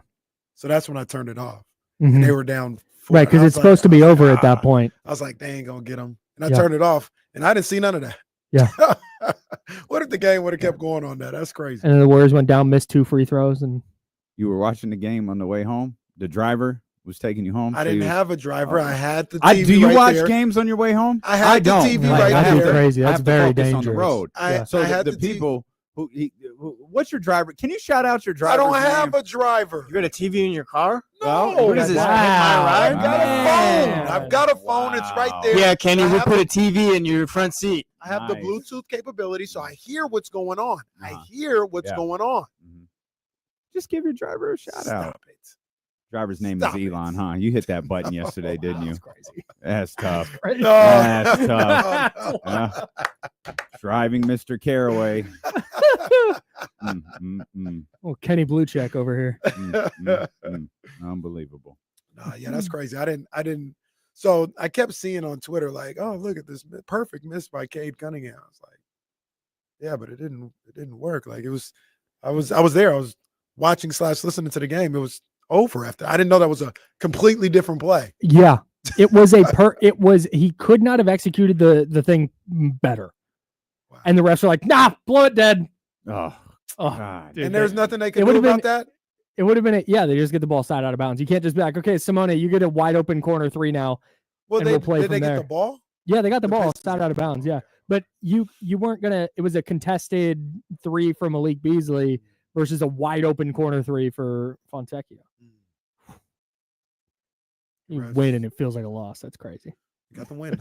They got the win. I didn't think they were going to get the win. The way the Warriors are playing, just take the win. Yeah. Just be happy. They got the dub. They got the dub. No pun intended. 19 and 18. Y'all riding high right now. Yeah, 19 and 19 tonight. But yeah, no Draymond, no Steph. Pods is out. Kuminga's out. I didn't realize Steph wasn't Mooney show. doing back-to-backs. Yeah, is that all season now? Because it's a knee thing, right? Yeah, knee tendonitis. He said he's working toward being able to play both games of a back-to-back. He said either this one or their next one. He's out tonight, so the hope is it'll play back-to-back starting with their next one. But it doesn't matter. It doesn't. I mean, that roster stinks. Getting a play-in. You stay afloat with Steph being Steph. Can you? Did you watch the game? Did you watch the game against Miami? Steph was Steph, and they lost by many points. Yeah, I mean, it's not a foolproof plan, but again, I'm trying so hard. You win half your games. Here's what I'm trying to do, man. Because I don't get to watch because I tell people this all the time. I watch Kings games.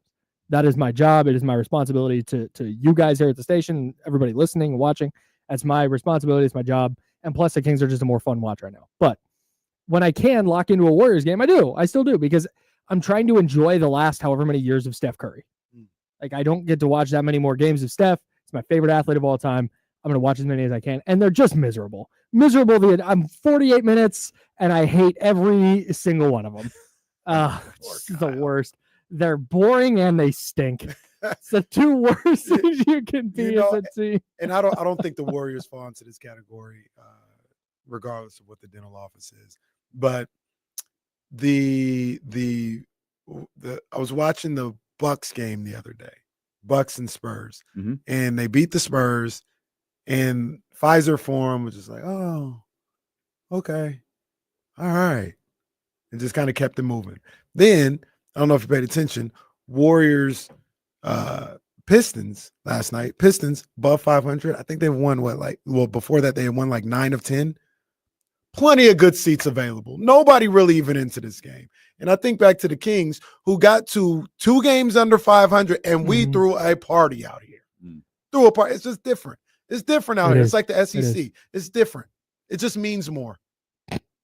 Well, the SEC stinks, so I wish we would have come up with a better example. But I think I know it means more. Yeah. I'm looking at the schedule, too. Kenny's our Paul Feinbaum over here. I treat Tim Bontemps the way Feinbaum treats Coach Prime. Prime Bontemps? Prime Bontemps. Well, Embiid actually played. Is there a more opposite person in the universe from Deion Sanders than Tim Bontemps? No. I think that's it. I think that's the other end of the spectrum. Prime time, all the swag in the world, and then Tim. And then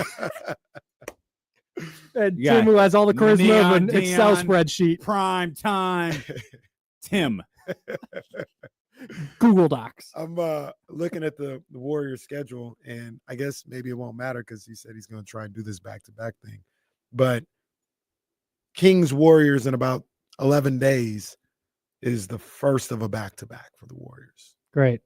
Can't wait. So we may not see Steph Curry that night. Now you'll see. Hold on, man. We got to run in. We got to run. We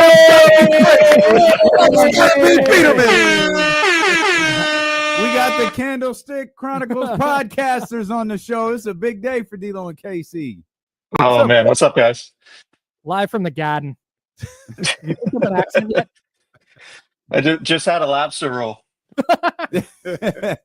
It looks like the sun is shining behind you. Yeah, it was a beautiful day, man. I walked around for almost 2 hours this afternoon. So trying to do a little work done after this and then getting over to the arena. But yeah, man, it's like 30 degrees, but it's sunny. So no complaints.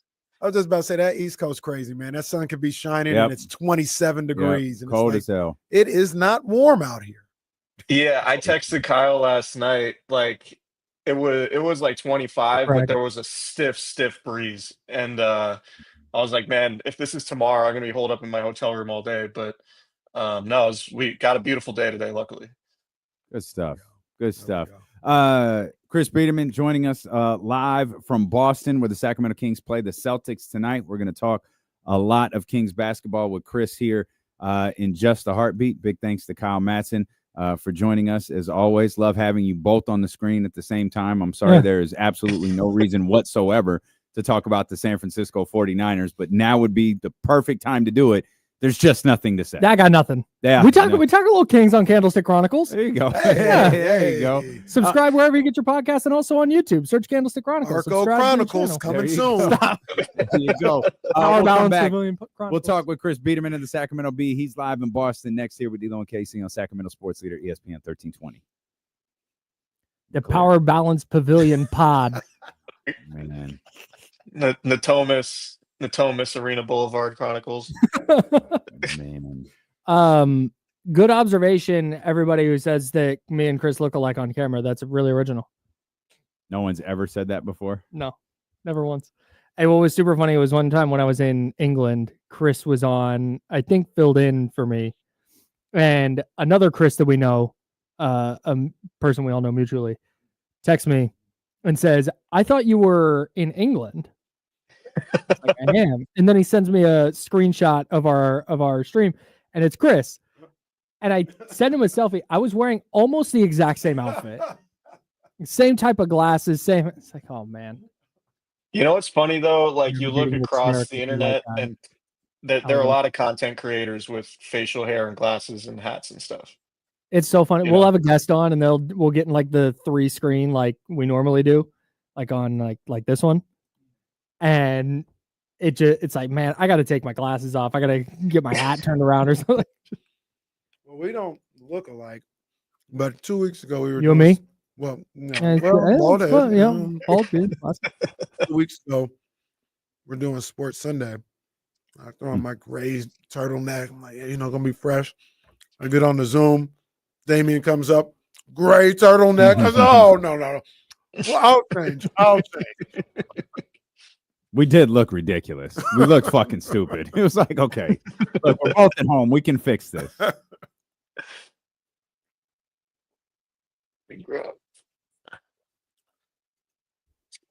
Never been to Boston.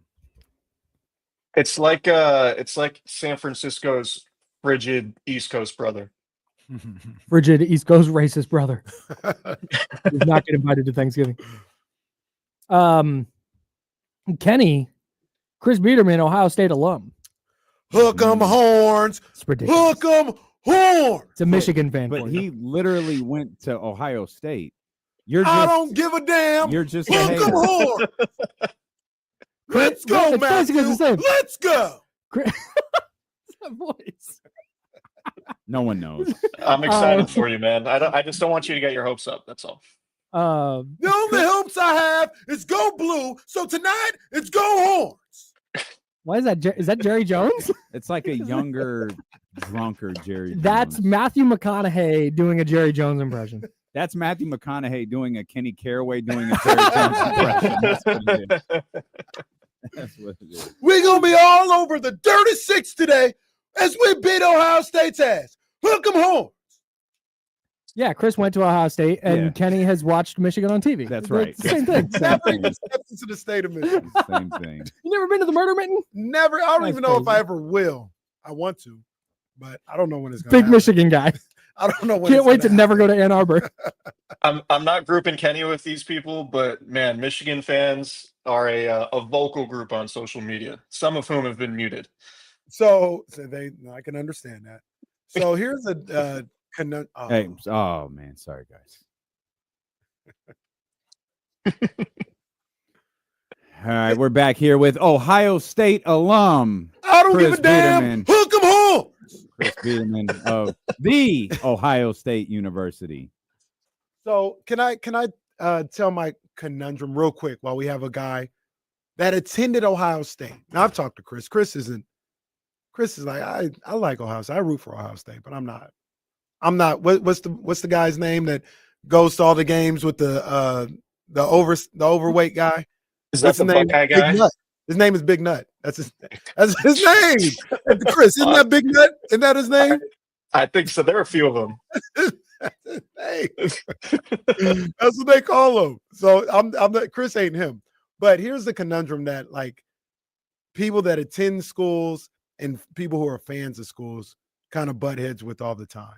So if you attended the school, they're like, oh, like for instance, Chris could be like, what you like Michigan for? You don't know nothing about that. I attended Ohio State. All right. I was there. I'm part of the fabric. All right. You never even been to Michigan. How can you like Michigan? And I would say, Chris, you could care less about Ohio State for the first 20 years of your life. Now all of a sudden, I've liked Michigan since I was 7. Okay. So who's more dedicated, you or me? No, the one who invested $30,000 a semester to go is the one. I invested my time. Your time is worthless, sir. Michigan University doesn't survive off of your time. Ohio State survives off of Chris Biderman's tuition. No, the alumni can. I'm not going to say they can go to hell, but no, you didn't even know who Jimmy Jackson was. I was watching Jimmy Jackson, rooting against Jimmy Jackson at Ohio State, and when I was a Michigan fan, I was 8, 9 years old. I will say, I invested. I will say, as someone who grew up in Northern California, it definitely doesn't. My fandom doesn't ring quite like the people who like grew up in rural Ohio who do call it the Ohio State. Anytime anybody mentions the Ohio State, I joke around and call it like, I went to the State School of Columbus in Ohio. You know, like it's it's different out there for sure. So I get where Kenny's coming from, but to his point, I also, I do harbor a little bit of resentment for people who are like avid Michigan fans who particularly didn't go to Michigan. Go blue. Hook 'em horns. Or have been to Michigan, or who have flown over Michigan. Or I'm going like to that. Michigan versus USC when they come to the Coliseum next year. See, I'll respect your Michigan fandom if you go to the Big House in November and sit through games. I really want to. 25 degrees. I want to go to the big game one of these days, but obviously it's right after Thanksgiving all the time. So I don't know. Yeah. One day I'll just say to hell with my family and go. They do. They need to move the game back to before Thanksgiving. That's definitely something that needs to happen. Yeah. Chris, you had this brutal film of De'Aaron moving around at shoot around. I think a lot of us thought, both with the video that was posted from practice on Wednesday and the video you posted today, that we thought De'Aaron would go. Of course, we've since learned that De'Aaron Fox is out tonight. What did you see at shoot around today, and are you surprised that he's not playing? Not really. I thought he looked a little gimpy, but Fox kind of has that in his cadence anyway, so I wasn't fully sure. Sometimes when he's running around, it doesn't look like he's, I guess fully go. But he did look a little bit gimpy. He was doing some extra stuff with the Kings performance staff after a bunch of the guys left on the first bus. I thought it wasn't surprising. I thought it could have went either way, but based on how he looked, it definitely wasn't surprising. And I guess, when you're riding a 5-game winning streak and you've gotten the production like you've gotten from Keon Ellis, the Kings don't feel like they're in desperation mode necessarily tonight in Boston. So if De'Aaron isn't 100%, then I guess let him rest and maybe he'll be ready to go on Sunday afternoon in Chicago. Does it raise your antennas a little bit about the possible severity of this injury that, he's had little less than a week not playing and he tried to go and wasn't able to? Like, does it raise some concern for you? Not really, because it's just a contusion. And I'll try to dig in a little bit more today when I get to the arena and ask around if he's had, if he's required like imaging or anything like that. But contusions are pretty straightforward. It's just kind of like whenever the swelling is down and the pain is down, you can go. So, we'll see. What's funny, not funny, but what's interesting or notable about it to me is that it happened when he was trying to dunk against Detroit, right? And it reminded me a couple years ago, he missed I think it was a game because he hurt his hand on the rim in Oklahoma City when he dunked. And he's kind of had this aversion to dunking in the past. And this might just further cement that for him. Like Fox can dunk and he's got a lot of bounce in his game when he wants to. And he's a really good dunker, particularly for a point guard, but we see it less and less. And I wonder if this is another reason why we'll see it less going forward. I think one of the things, and your partner Kyle Madson was just talking about this a minute ago, that we've been anxious to kind of see Doug navigate is Keon has really stepped up in the absence of De'Aaron, and prior to that, the absence of Keegan Murray. We thought De'Aaron was going to be back tonight, so a lot of the conversation the last 2 days is how is Doug going to navigate this? Keon played in the games where both Keegan and De'Aaron were available, but we've seen him have an impact when he played greater minutes. And obviously that's a wash now because De'Aaron's not playing. What do you think about Keon and his play really over the last 3 games when they've been without De'Aaron, and prior to that, Keegan Murray? I thought Monday night it was kind of wild that the Heat kept trying, or I don't know if it was a schematic thing that Eric Spoelstra was trying, or if it was just a Jaime Jaquez thing, but he kept going at Keon and he kept not working.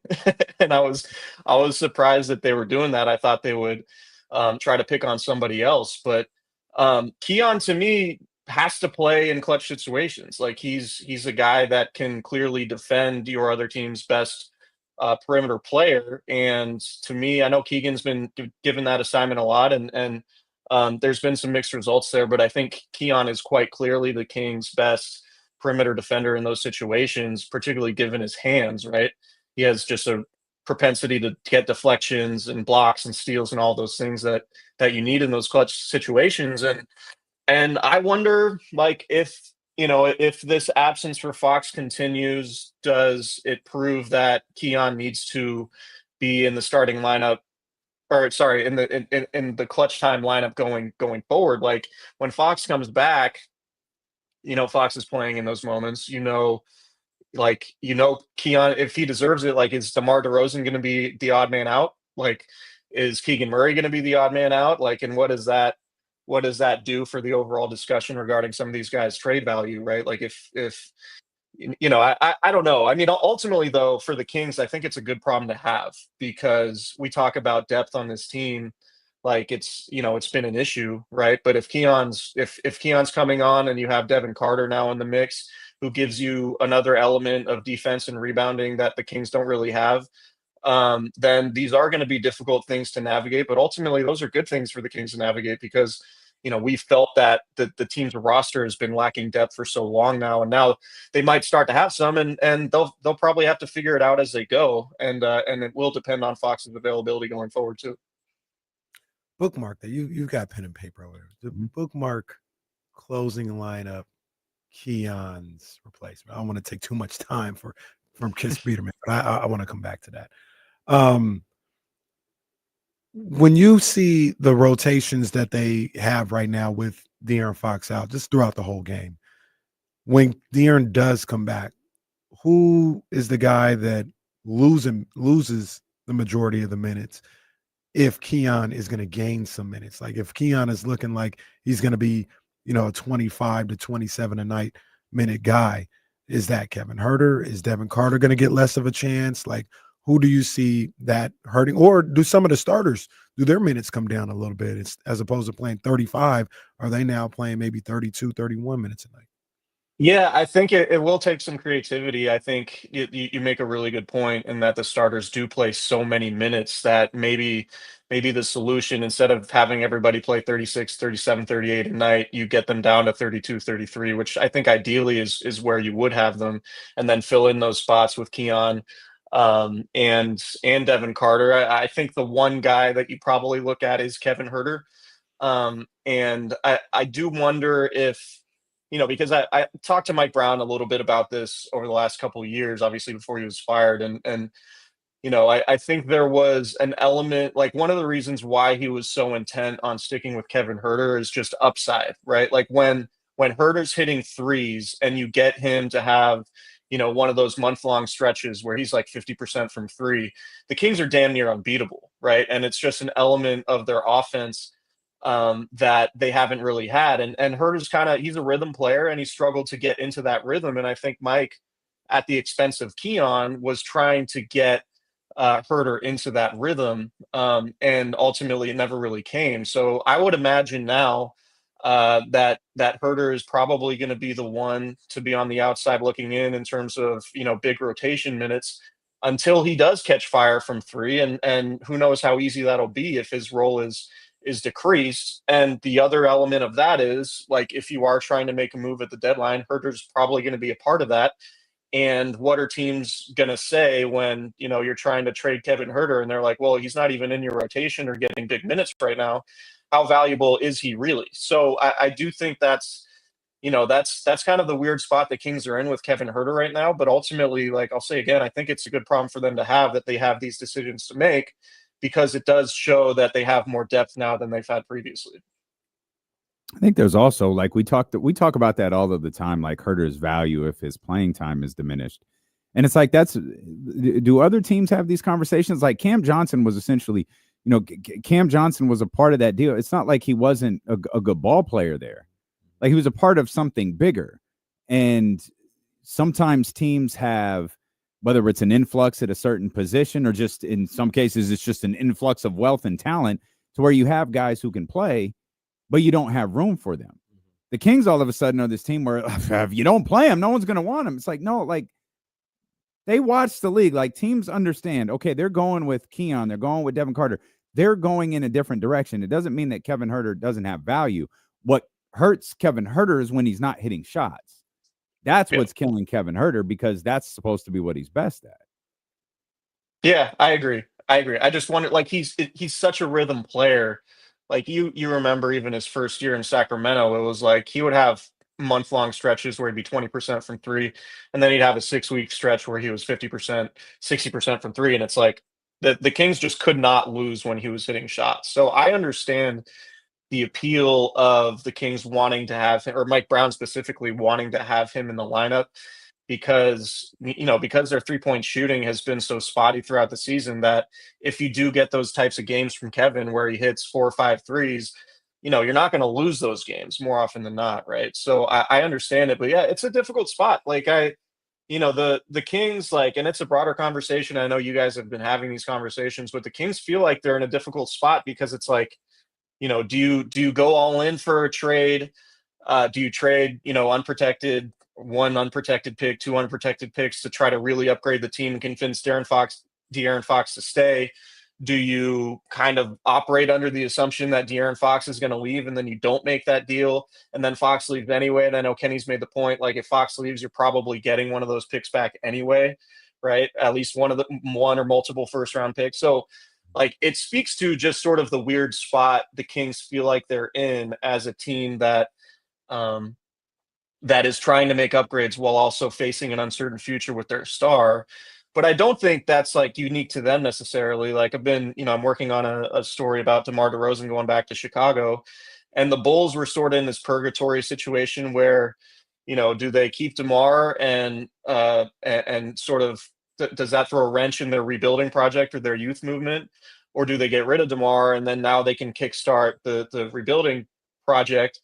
Their problem is they're sort of in between with Zach LaVine, right, and Nikola Vucevic. So like, are they going to? They're like a lot of NBA teams are in this weird sort of purgatory situation with their star players, and it's one of the fascinating things in the league because I don't know how I would navigate it if I were a GM, right? I think that's one of the things a lot of these front offices are trying to figure out, and so I don't know that problem is necessarily unique to the Kings. Chris Biderman, Sacramento Bee, out in Boston right now. I would say frigid Boston. I know the sun is out in your background and everything, but you said it's 30 frigid. degrees. It's frigid. I'm cold at 45. All right, I'm Bro, cold you're at 45. cold at 60. You're not lying. It's perfectly You're not pleasant lying. outside right now, and you're probably this is Chilly, trash. bro. Chilly. I'm telling. I think the bald head too doesn't. When that's not covered, it gets like 10 degrees colder for me. So it's crazy. But Chris Biderman out there for the Kings take on the Boston Celtics.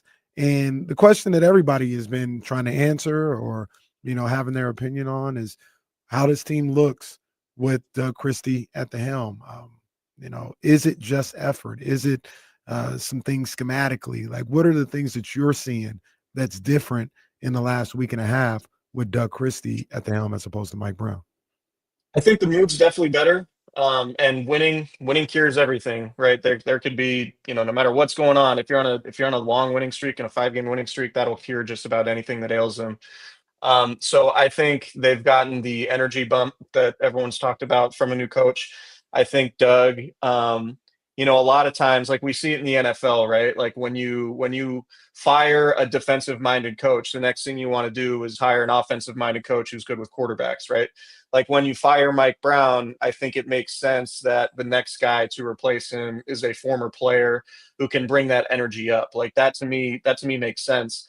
And so far it's working. And, maybe on the other hand, like they've had a pretty favorable run of games here when it comes to players sitting and scheduling over this last week. And obviously that's going to get a whole lot more difficult with all the road games they have coming up before the All-Star break. I think it's 14 of 18. I think it might, something like that. So, we'll see how it goes, but like the vibes are really good. Like just coming from shoot around, a lot of smiles, and that's not always the case sometimes, particularly when teams are out on the road. But it seems like the vibes are really good. It seems like people are happy. And I think people are responding to what Doug's saying. But they're also sort of preparing for, a tough stretch. And I think all this stuff will be put to the test when they go through that next tough stretch, because it happens to every team in the NBA. Tough stretches are inevitable and they're part of an 82-game schedule. So how they respond from that tough stretch will be very telling. But we haven't seen it yet. We're still in that honeymoon period. You're on your first, second, third date. Everything's great. You can't find anything wrong with the person. But maybe 10 years down the line, maybe you get sick and tired of that person and you have to go your separate ways. Who knows? But I think the Kings right now are in a really good spot, and whether it's sustainable your guess is as good as mine, but it seems like the vibes are good and people are responding to what Doug's saying. Is that really what it boils down to, Chris? Is because I don't know if you see anything differently. Is it just vibes? They see. God, the word, the clearly the buzzword for this basketball season is joy. Because I'm gonna vomit if one more basketball player says the word joy in some sort of press conference. But it was used like DeMar used it, like of course Jimmy used it, and now it's just getting regurgitated everywhere. But is that all we're talking about? Is the guys seem to be happier? Yeah, I mean, I think so. Like I said, winning has everything to do with it. So if you win games, that's the ultimate deodorant for whatever else could be going on. Like there was some weird stuff that happened during that 0-5 win streak or losing streak, right? Like at the homestand, there was a missed box out against the Lakers. It was De'Aaron Fox's foul allowing the 4-point play. And sometimes breaks go the other way, like Jaime Jaquez missing a pair of free throws in overtime against the Heat, right? And getting a pretty generous foul call on Bam Adebayo on that jumper from Keon Ellis. Like sometimes it's just some things, there are breaks that go your way and there are breaks that don't go your way. And ultimately those can be the difference between winning and losing. But when it's paired in with a streak, when it's like a winning streak or a losing streak, all that stuff gets magnified. So I do think that there's an element of that like a few bad things happening in a row. It was the Kings were catching some bad breaks, and now they've been getting some breaks the other way. And again, we're still sort of in that honeymoon period. We don't know if it's sustainable, right? Like in Mike Brown's first year, you would have thought he would have been the Kings coach for the next decade, and then a 5-game losing streak a couple years later, and he's out. So, like I think we're still in that early period with Doug Christie. We'll see how it goes, and we'll see how the team reacts if and when the breaks don't go their way. Yeah, it's one of those things that only time will tell. And Damien's been pointing out a great point. It's not necessarily what's going on right now. It's how do you react to some adversity. With Mike Brown at the helm, they had good moments this year. They were playing good basketball at time, but the second adversity hit, whatever was going on, they weren't united enough to be able to fight through that adversity and bounce back. Say you have a rough road trip here and you have some adversity, and like you said, you're on the 10th year, so to speak, of being with this person. How do you respond to that? You know what I mean? Do you bounce back from that adversity and get right back at it, or do you splinter off again? And that's just something that we're only gonna see with some type of adversity. We can't even really predict about what that is until we get into it. Yeah, fully agree. Fully agree. We'll see. I mean, it's going to be interesting. The Celtics are in sort of a weird spot.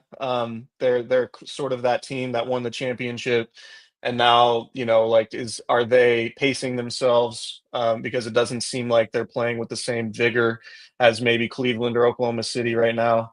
And we've seen it from past champions that they know how hard it gets when you actually get to the playoffs, to where they're not going to expend all of their bandwidth in December and January. The Celtics are kind of going through that.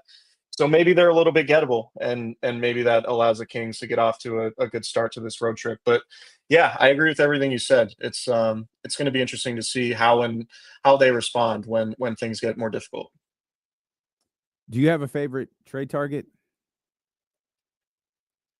I mean, I guess it depends on cost, and it depends on, I don't know. I mean, that's what's so difficult about the Fox situation. Like, is there a trade you can make that De'Aaron will respond positively to and want to sign the extension, or as the is the hay out of the barn? Like, is he gone kind of no matter what?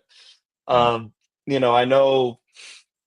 My guess would be, my feel would be that Fox, the firing of Mike Brown. I know they've won games now, but in the moment, the firing of Mike Brown probably didn't land too well with Fox, given how close they are. And we saw, the photo of him and Mike at dinner the last couple days. I thought, that was an interesting wrinkle to this whole thing. But if I know if I know getting Cam Johnson means De'Aaron staying, then I'm going all in, and I might be willing to overpay for Cam Johnson. If I think Fox is leaving, sort of no matter what, I'm not hanging up the phone on anybody who's calling on Fox right now, because I do think there might be an opportunity to where you get more in a Fox trade midseason than you would over the summer, when you might have less leverage when it becomes public that Fox is requesting a trade, right? So to me, it's Cam Johnson, probably more so than Kyle Kuzma. I think the Kings have enough perimeter scoring.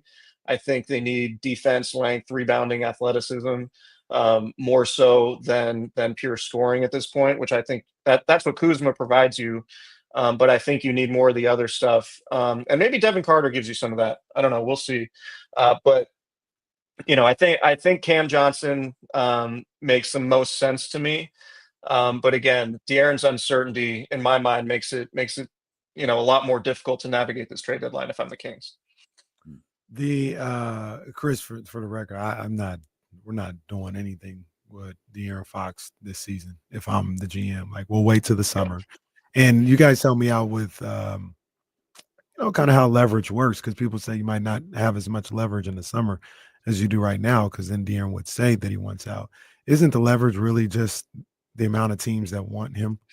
You know what I mean? Like, if one team is only saying they're the ones that would trade for him, then yeah, you lose leverage. But if you got 3 teams that are like, no, that's the leverage, because they got to put together the best offer to make sure they get De'Aaron Fox.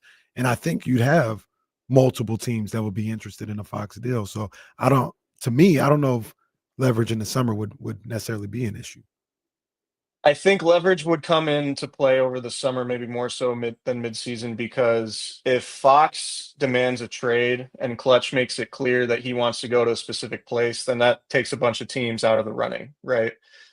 Because Fox has leverage in the sense that he can say, don't trade for me because I'm only signing an extension with, team X, Y, and Z, right? So I don't know that necessarily goes away midseason, but I would think in the heat of a playoff race and teams trying to position themselves for the playoffs this year, the Kings might have a little bit more leverage in terms of being able to take back more in a trade or get back more in a trade from those teams trying to do something right now than they would in the offseason when, Fox Clutch Sports requests a trade for Fox.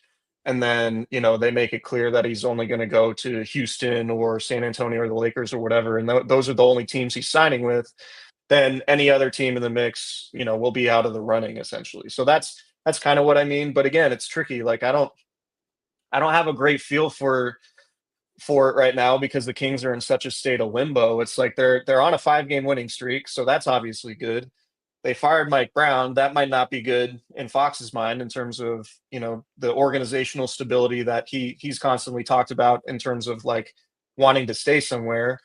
And you have the trade deadline, the Kings needing to improve without knowing if Fox is going to be around long term. Like, I do not envy Monty McNair in this moment at all. I think it's difficult, but yeah, in terms of leverage, I mean, I just think Fox, it's going to come out at some point if Fox does demand a trade. Like, these are the teams that he will sign long-term with, and these are the teams he'd like to go to, which I think would take away from the Kings' leverage because the market for Fox in a trade would shrink. Well, I still think there could be leverage there as long as it's 4 or 5 teams. Mm-hmm. Yeah. And I'm sorry, De'Aaron, you're not getting traded to the Lakers. No. There's not a scenario on earth where you're getting traded that to the off Lakers. the board. So again, De'Aaron hasn't asked for any of this. Right, This is just us talking. Right. There is no fictitious situation nor realistic situation in which you're getting traded to the Los Angeles Lakers, sir. Great stuff, Chris. We appreciate you jumping on with us. I know you got a busy day, man. You got to head out to the garden. Stay warm. Well, I think he's just fine because bundle up. He's just fine. As long as the wind's not blowing, Chris is just fine. We appreciate you, man. Thank you so much. We'll connect with you when you get back home. Absolutely. Appreciate you guys having me. Yes, sir. So, man, Chris Biderman right there live from Boston on his way to cover the game for the Sacramento Bee. So we'll stay tapped into Chris Biderman's Twitter feed and stay up to date on everything that's going out there with the squad. We'll come back. I bookmarked closing lineup, Keon. I bookmarked that for you. We'll pay that off. And we'll talk a little bit about that college football playoff game we saw last night, the one we might see tonight, and how we may or may not have seen a shift in the NFL draft today. Steven with KC on Sacramento Sports Leader, ESPN 1320.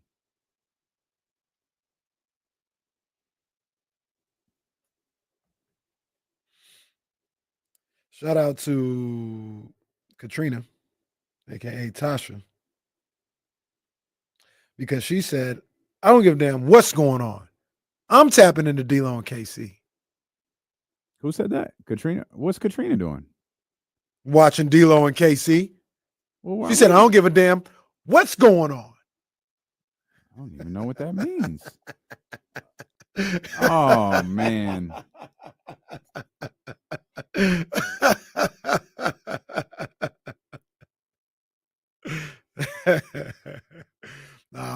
messing around. I ain't trying to start no mess. I'm having a little fun, a little jokey joke. She's got 2 screens open, and that's okay. Yeah. Okay. It is funny to think, I don't want to watch this shit. I got to watch D-Lo and KC.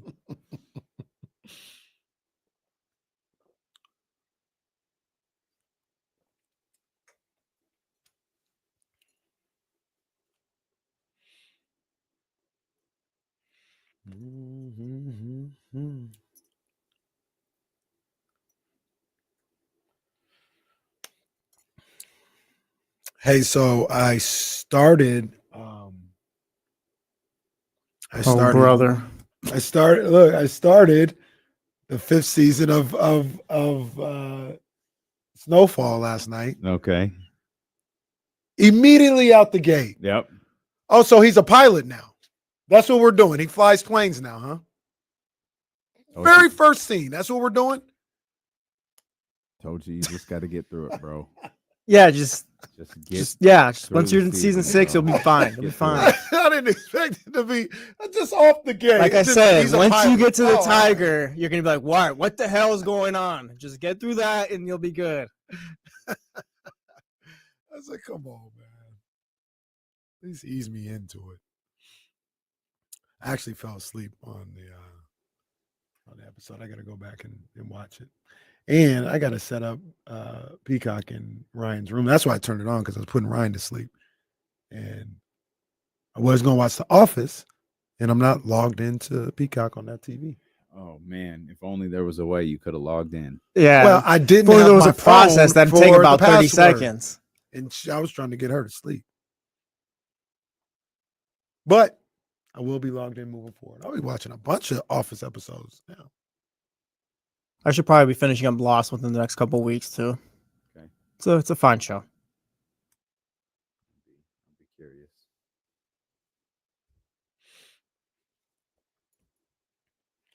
James still here.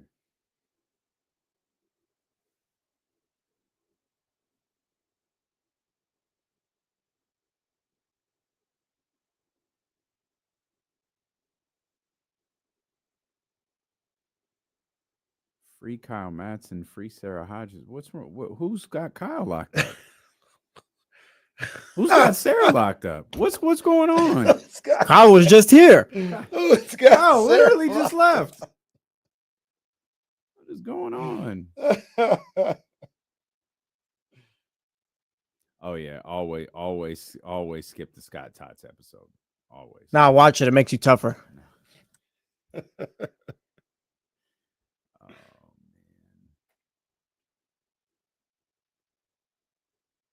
You think they actively try to make that episode cringy, or it's just how it plays off?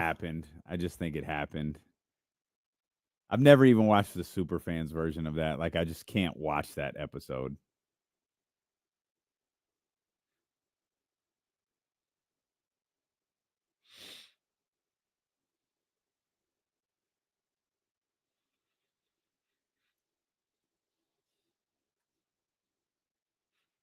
Back here on this Friday,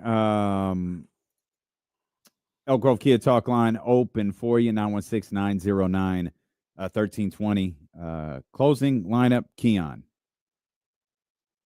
I don't know what else to say. That's what I wrote. No, you told me to book. That's what I wrote. I wrote closing lineup, Keon.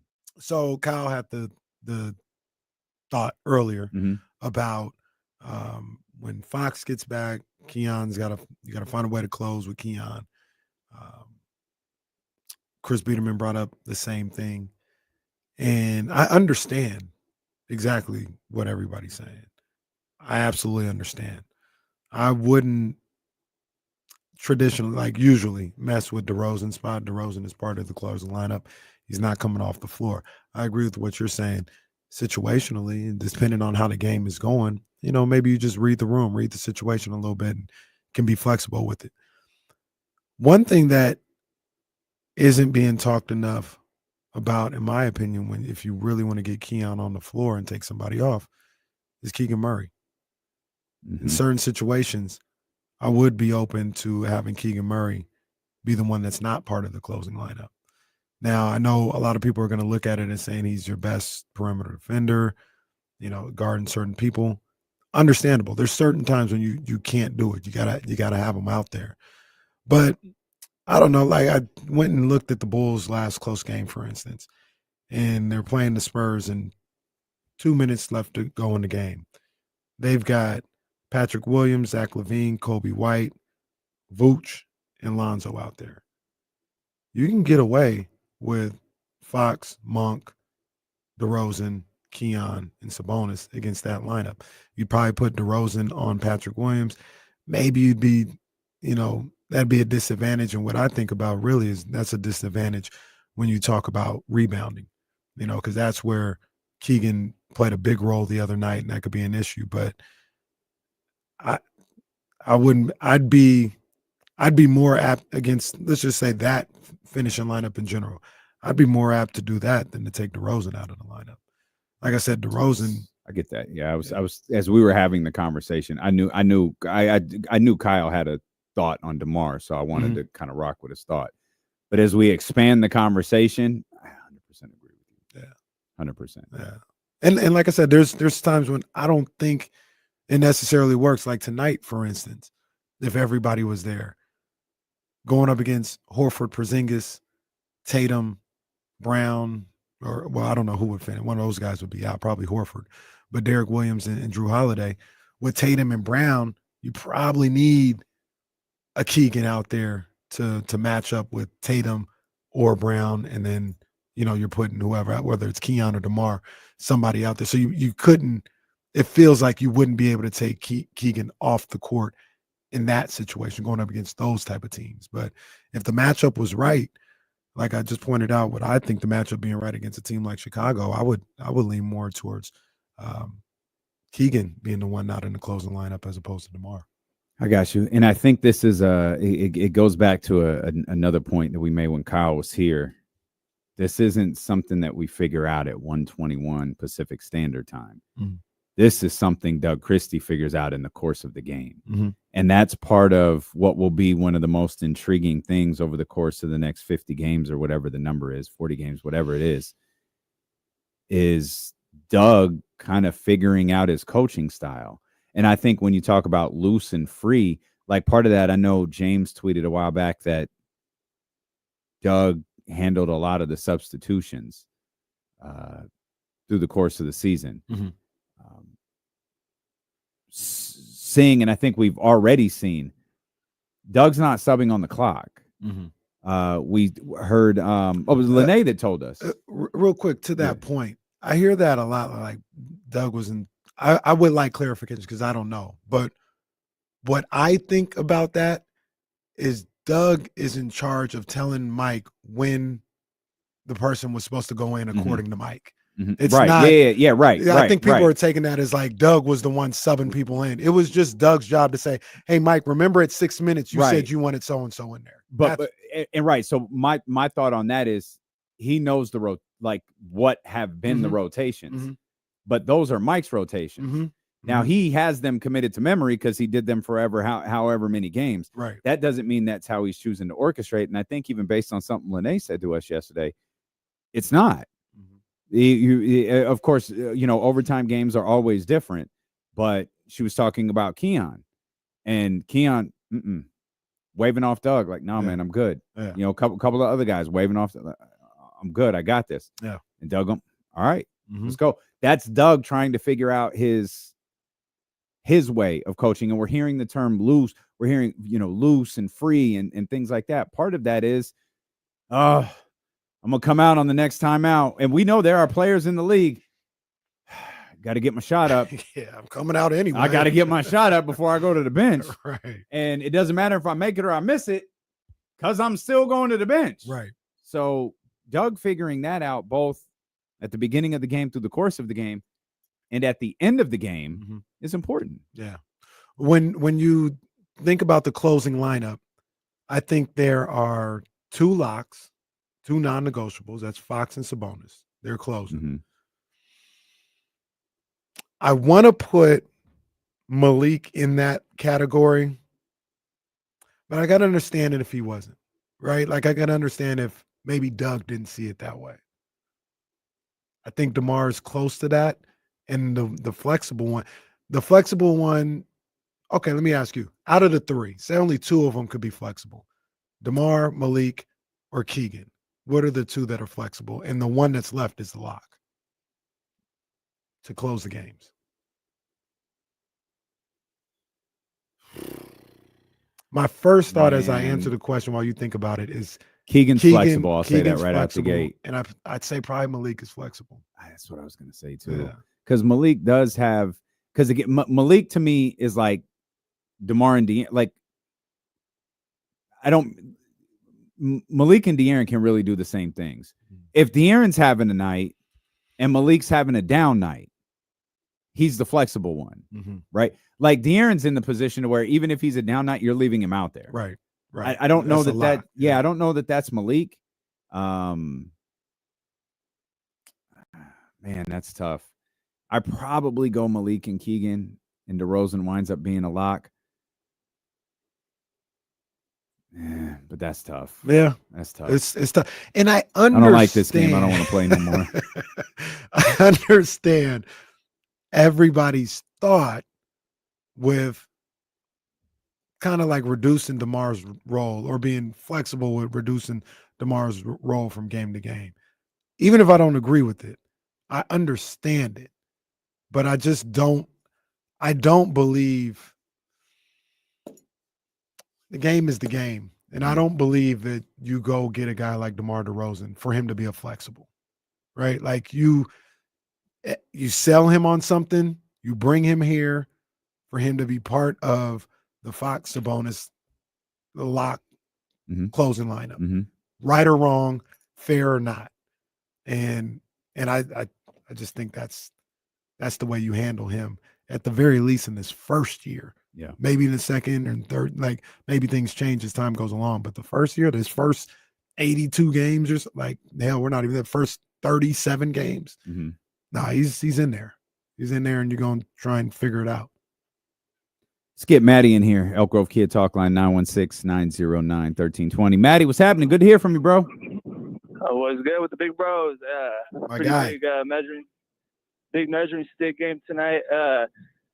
I'm pretty sure y'all talked about this already, so I apologize. But I just started tuning in.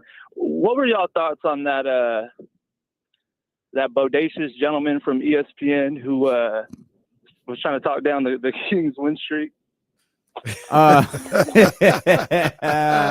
Appreciate you, Maddie. Bodacious. I think bodacious as a first on the show. We played the clip yesterday of Mr. Windhurst and Tim Bontemps and Tim McMahon and their repeated gaffes when trying to discuss the Sacramento Kings winning streak, including leaving an entire game out. I don't know what to say, man. Like if you want Kings content, come to D-Lo and KC. Yeah, come to Matt George, the Insiders. Deuce and Mo, you don't need to go to Brian Windhurst. No. Ever. But all I ask every Kings fan listening to this, all I ask every Kings fan who saw the clip on Twitter, heard us play it, got caught up through social media or whatever on that content from that national media podcast, is remember that's how they're talking about Sacramento, and you know that they're wrong because you're locked in every day. You're not locked in with Brooklyn every day or Miami or Charlotte or Chicago, whoever. Remember when you hear them talk about those teams, they might not have a clue what they're talking about. It's not just, I promise you this, it's not just Sacramento that they don't know what they're talking about with. There are a number of teams, unless Giannis, Jokic, Joel, LeBron, or Steph are on the team, they're not paying that much of attention. I would say there's you named some people just now. I would say there's like 5 teams that they're locked into. It was 5. I hope I said Giannis because I can't remember if I did. Giannis, but okay, yeah. So you're talking about the start. Probably throw Phoenix in there. You could probably throw Kevin Durant in there. Probably Kevin Durant and Booker too. Did you say Boston? I actually didn't. I think they're locked in on Boston. Okay. So there's I'll take your word there's for 10 it. or less. I'm going to teams take that your like word it. for Boston because Boston is the boringest good team in the league. That's a good point. Like they might not. Right. So if it's not Don't be that, surprised if the Hoop Collective drops next week and they're talking about Kristaps Porzingis making his debut sometime soon. sometimes. Bontemps hates Tatum. But Like who does Bontemps like outside of Jokic? James. I'm not sure. That's it. Ham. I'm talking about Ham. He likes James Ham. What is it? What's the poll that they do? The straw poll. I don't know why it's funny, but it is. I don't know why. Jesse, say straw poll. Straw poll. It's not funny. Not at all. Kenny, say straw poll. Straw poll. It's hilarious. I don't understand why. We'll put that on the board for you. But yeah, he don't like anybody. I don't even know if he likes basketball.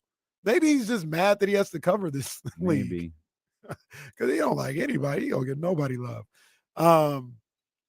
But yeah, and that's not He even wanted to cover badminton, but they had too many reporters already. And that's not even to say they can never be right. Sure, they might be right, but sometimes they're just woefully off. Just woefully off. So yeah, that was interesting. They had some more national coverage or whatever. Did you see the video from how you say my man's name? Tom Hallerstro? Hallerstro? Haberstro? Excuse me. No, I haven't heard it from any of those guys that you just named. Haberstro, I think is how you say it. Okay. But he basically, I didn't see it. I saw the tweet, bookmarked it. I haven't watched it yet. But basically, he was making the argument, I believe, that the title here from the Yahoo Sports tweet says, the Kings are worse, in all caps, with De'Aaron Fox on the court.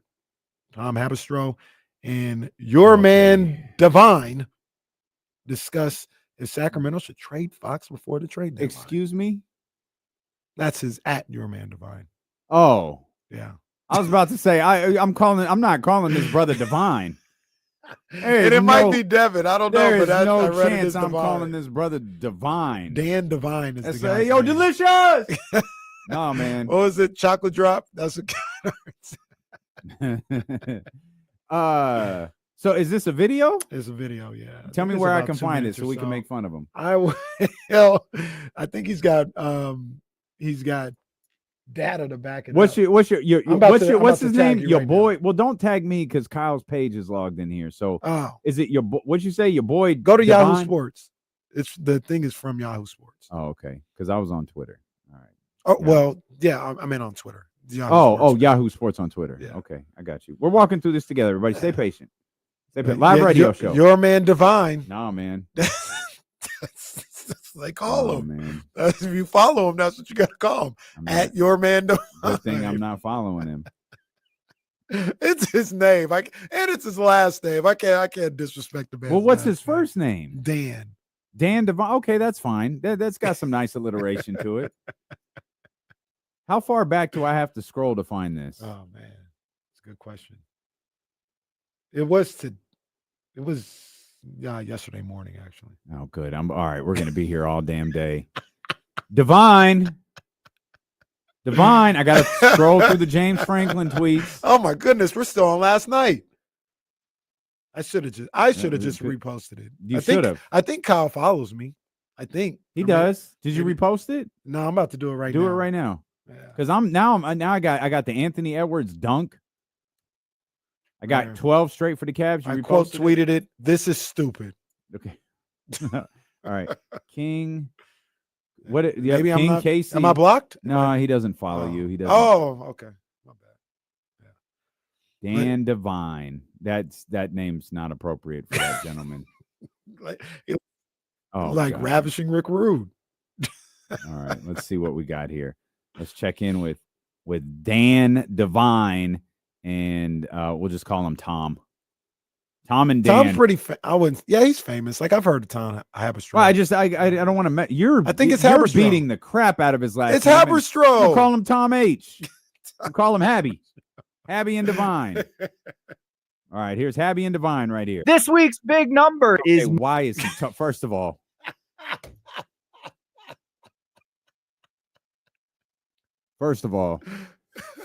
aspiring broadcasters, you don't have to do this. You don't have to sound like Tom does. There's no need for this. But this in the industry is called puking. This is what he's doing right here. Tom is puking. Let's listen to Tom. Look at Dan. Well, you're going to take advice from that guy as it pertains to the Kings? No, that's not fair. Let's hear what these guys have to say. Dan's just look right now. It's just he's Look, frustrated with Tom. He's annoyed by Tom too. That's what I'm saying. Let's listen to Tom. This week's big number is minus 5.2. We're going negative this week, Dan. That's De'Aaron Fox on-off split this season, meaning that the Sacramento Kings are 5.2 points per 100 possessions worse with De'Aaron Fox, one-time All-Star De'Aaron Fox on the floor. And the last 2 games, De'Aaron Fox has not played, and they've been awesome, especially when it comes to Keon Ellis, who has been inserted into the starting lineup and doing everything from the point guard position. DeMar DeRozan looks better. Domantas Sabonis looks better. Everything starts to look better without De'Aaron Fox, who, by the way, has not signed an extension with the Sacramento Kings. Is he a number 1 on a championship team? I don't think so. Is he number 2 or 3? Probably. And when you're an NBA team looking for a star player, he might be the biggest fish on the market if Jimmy Butler can't find a landing spot. Do you think the Sacramento Kings should... So let's stop right there because there's more. We're 1 minute in.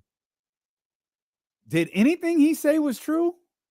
I guess the splits thing, but other than that, no. Domas is playing better without De'Aaron? No. I don't think that's even remotely He said accurate. everybody looks better with De'Aaron out. Like, I mean, based on what? What are we talking about? People act They're like they winning games, Yeah. but Domas isn't burning the house down with De'Aaron Fox not out there. What are we doing? people all Bon Temps and all this. They just act like the Memphis game didn't happen. Like it just didn't. Like De'Aaron was there. They won, gritty win against the grit and grind Grizzlies, and De'Aaron wasn't great in that game. He was great. he was cool. Yeah, he was good in the fourth quarter. But like they led a lot of that game. The team, they looked fine. Yep. They looked fine But- the entire night. Monk was fantastic. Didn't he have 31 in that game? Yes, Malik was the one. Yeah. In that game. Yeah. So I apologize. I'm clearly fixated on one thing. The Domas thing is stupid. Go figure. I mean, Domas is having a fantastic season. Points wise, I mean, he's okay. That's absurd. Yeah, that's ridiculous. I don't understand it. I I disagree. That's all. There's still 90 seconds left of this. I do agree. I there could be a discussion to be had about a number 1 on a championship team. We've had that discussion, especially from the point guard position. And there's probably a discussion to be had about the biggest fish. We've had our questions about Zion Williamson. I don't think Tom is wrong there. Right. Let's hear what Tom has to say. Keep De'Aaron Fox through this trade deadline or get some better replacements that fit better with this team. Sacramento doesn't necessarily get to shop at the top of the free agent market. You can't get whatever superstar you want all the time. So if you got like an all NBA caliber player who has, been clutch player of the year and led you to, oh, by the way, the first playoff appearance in 16 years, 2 years ago, still averaging like just under 27 points and 6 assists per game. Like the numbers are still there. The production's still there. The talent's still there. Minus 5.2 this year, but in the years past, it was plus 9 last season, plus 3 the year before that. We've seen De'Aaron Fox have a meaningful impact on winning in Sacramento the last couple of seasons. I think it might be reasonable to look at it and say there might be some other stuff going on or some other factors leading into why things have been a little bit shakier in Sacramento. It's really hard to construct a top 5 offense. Stop right there for we got 30 some odd seconds left. I think I like Dan Divine, your boy Divine, your man Divine. Yeah, that's your man. Yeah, I think I liked everything he said there. I don't think he's wrong. They're. I don't know about other factors, but we joked about it. But what they're saying makes sense. Do I agree with it? Well, no. But the whole everyone's playing better is wrong. That one was stupid. That's the one. And when you say that at the beginning, especially the Kings fans, they're like, "Bro, what? Yeah, you want me to sit through 2 more minutes of this when you just botched that part?" Right. That's Bon Temps level awful. But like I can understand why Tom looked like he want to fight you in this. Tom, don't mess with Tom. Tom look like don't mess with him. Tom look like he want to throw hands with KC right now. The one thing that I don't understand, and maybe I'm a one-man wolf pack, and when I explained it to you, I think you understood what I was saying, is the concept of I'm not trading De'Aaron Fox this year. I don't care if the deadline is coming back. I'm not trading him. Number one, or coming what I say coming back. The deadline's definitely coming back. I can confirm the trade deadline is coming back. I don't care that the deadline is coming up. Number one, the Kings are still trying to win. Like that's just what it is. Like the owner, the front office is still trying to win, regardless of how ridiculous people think that is. Mm-hmm. So nothing's happening at the trade deadline as far as trading De'Aaron Fox. And then, like I've said a number of different times, and it's a team that has been reported to be interested in De'Aaron Fox. And as long as they're saying, yes, we're interested, I can't do anything if Houston is telling me they're not doing nothing. Sure. And Houston is repeatedly saying, and probably rightfully so, Houston should do nothing this year. Yeah, see what you have, see what you got, have these guys probably in a playoff series, and then make your determination of, oh, yeah, we're keeping him in, which I keep telling people they're not messing with him at all. Mm-hmm. I heard they look at him like another Kawhi Leonard. Mm-hmm. Like he's not going. He may be the single most off the market guy on that team, mm-hmm. but we got to build around him in. Or we like Jalen, but in a playoff situation, there's limitations. Or same with Jabbar. Like they want to go through that to see that. Mm-hmm. So if they're a team, let's talk about it right now. They're probably top 3 assets in the league. You're looking at OKC, Utah, Houston. Yeah. San Antonio probably. San Antonio's there too. I'm not doing, even if I'm getting to the point where like, okay, we're going to trade De'Aaron Fox. I'm not doing anything until Houston is open for business. Yeah. And they ain't going to be open for business deadline. So for me, we could just get that talk out of here if I'm the front office. Like he ain't going nowhere at the deadline. More from Tom and Devin. The NBA when Devine. I'm sorry. It's Tom and Dan.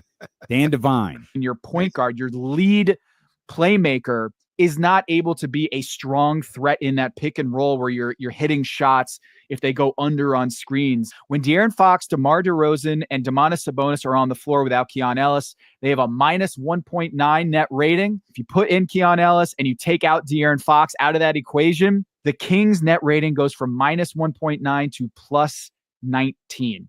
So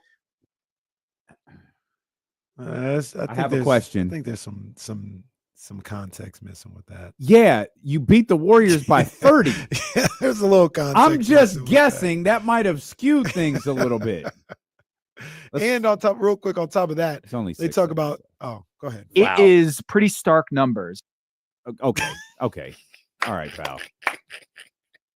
What is this? What is this pot? The big number. That's what it's called. The big number. Subscribe. Well, shout out to the big number. We gave him a nice little plug yes, here. Indeed. But I think Securing the Bagley was saying this. I think my guy Jay Cliff was talking about this. I forgot the lineup. I don't know if it was Keon involved or Malik Monk was in there. But wasn't that 5 like one of the top 5s in the entire league? Fox. It's either Fox in the starting 5 and Monk or Fox and L. I can't remember. But one of those two, they kept saying was like, this is like either the best net rating in the league or one of the best. But we don't bring that up. De'Aaron Fox is part of that lineup. No, nobody bring that up. Yeah, but that doesn't. See, that's the thing with numbers is you could do whatever you want to with them. You can use them to fit your argument. You can use them to counter your argument. You can use numbers for whatever you want. Because, as you just noted, they lack context. I think Securin, just going to call him Securin, DeRozan, Domas, De'Aaron, Keegan, Keon. Was a plus 23. That's the. I think the thought was that was one of the better lineups in the league. Well, I saw one of the better coaches I think I've ever seen last night talking about his football team. We'll talk about that. We'll take a look around the rest of the NBA. You mentioned the Rockets. They got a big win last night against Memphis. Again, we'll look around the league. Want to give Marcus Freeman some love as well when D'Lo and Casey return here on Sacramento Sports Leader ESPN 1320.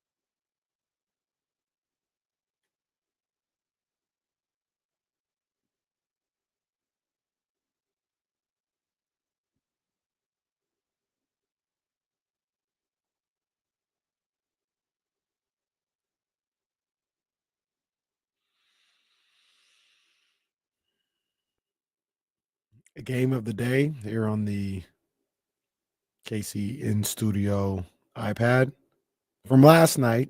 So don't spoil it. Irvine at Northridge. I think Irvine may be leading the conference, the Big West Conference, and Northridge is probably third or so in the standings. Right now, Irvine up 15-2 to start the game. 13 minutes to go. At the, it used to be called, was this the Thunderdome or no? I think that's Santa Barbara, actually, Thunderdome. I don't know what they call Northridge or Northridge's gym.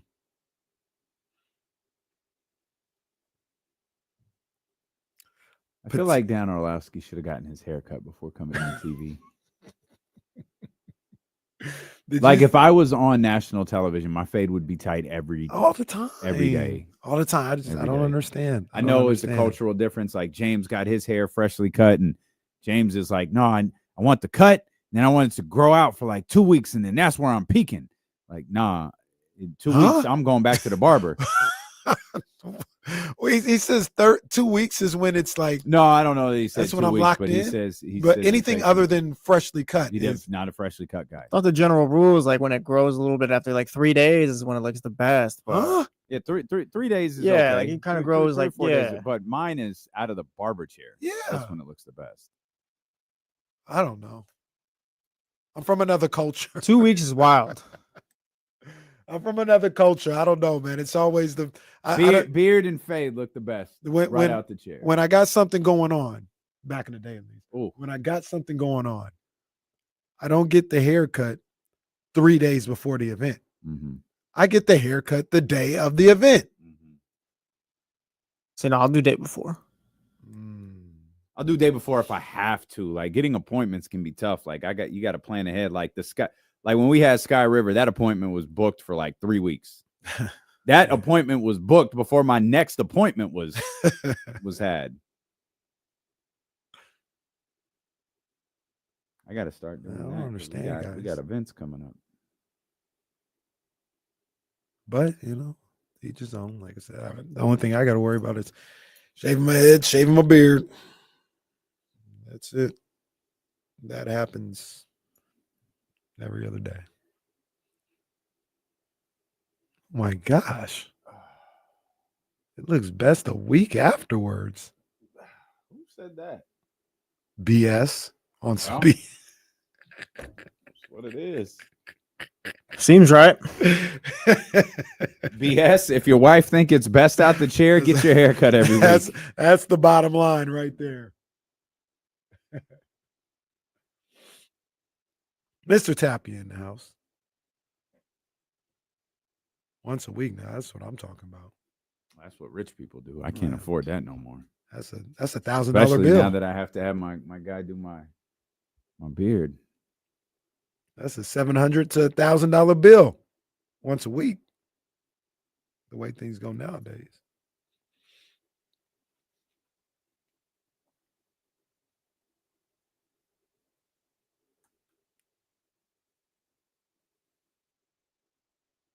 Is this yours?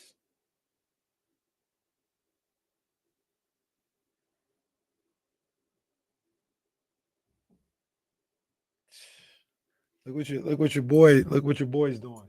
He sent me this. Your boy Elijah.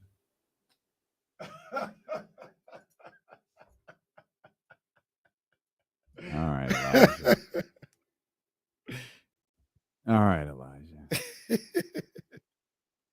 Elijah. Kurt says, white dude here, definitely getting my haircut 3 to 5 days out from an event. Man, the cultural differences between the simplest thing like haircuts is crazy. It's crazy, man. I don't know. If your haircut looks best like 5 days after, do you even like your haircut when you first get it? I have to assume you don't. Yeah, probably not, because they wanted almost a week later for the people to see it. I don't know. Like I said, not judging. The peak time after a haircut is when you get it. So about the 3rd day. 4th day is when it's all right. Things are starting to grow back and all that. Not judging. I'm just from a different culture. When you start adding enhancements too, it's like you don't have all the time in the world. Yeah, you've got you sleep wrong. One bad night's sleep and you got to start all over with the enhancements. Like, nah, you got to be fresh out the chair for big events. We started this because Dan Orlovsky.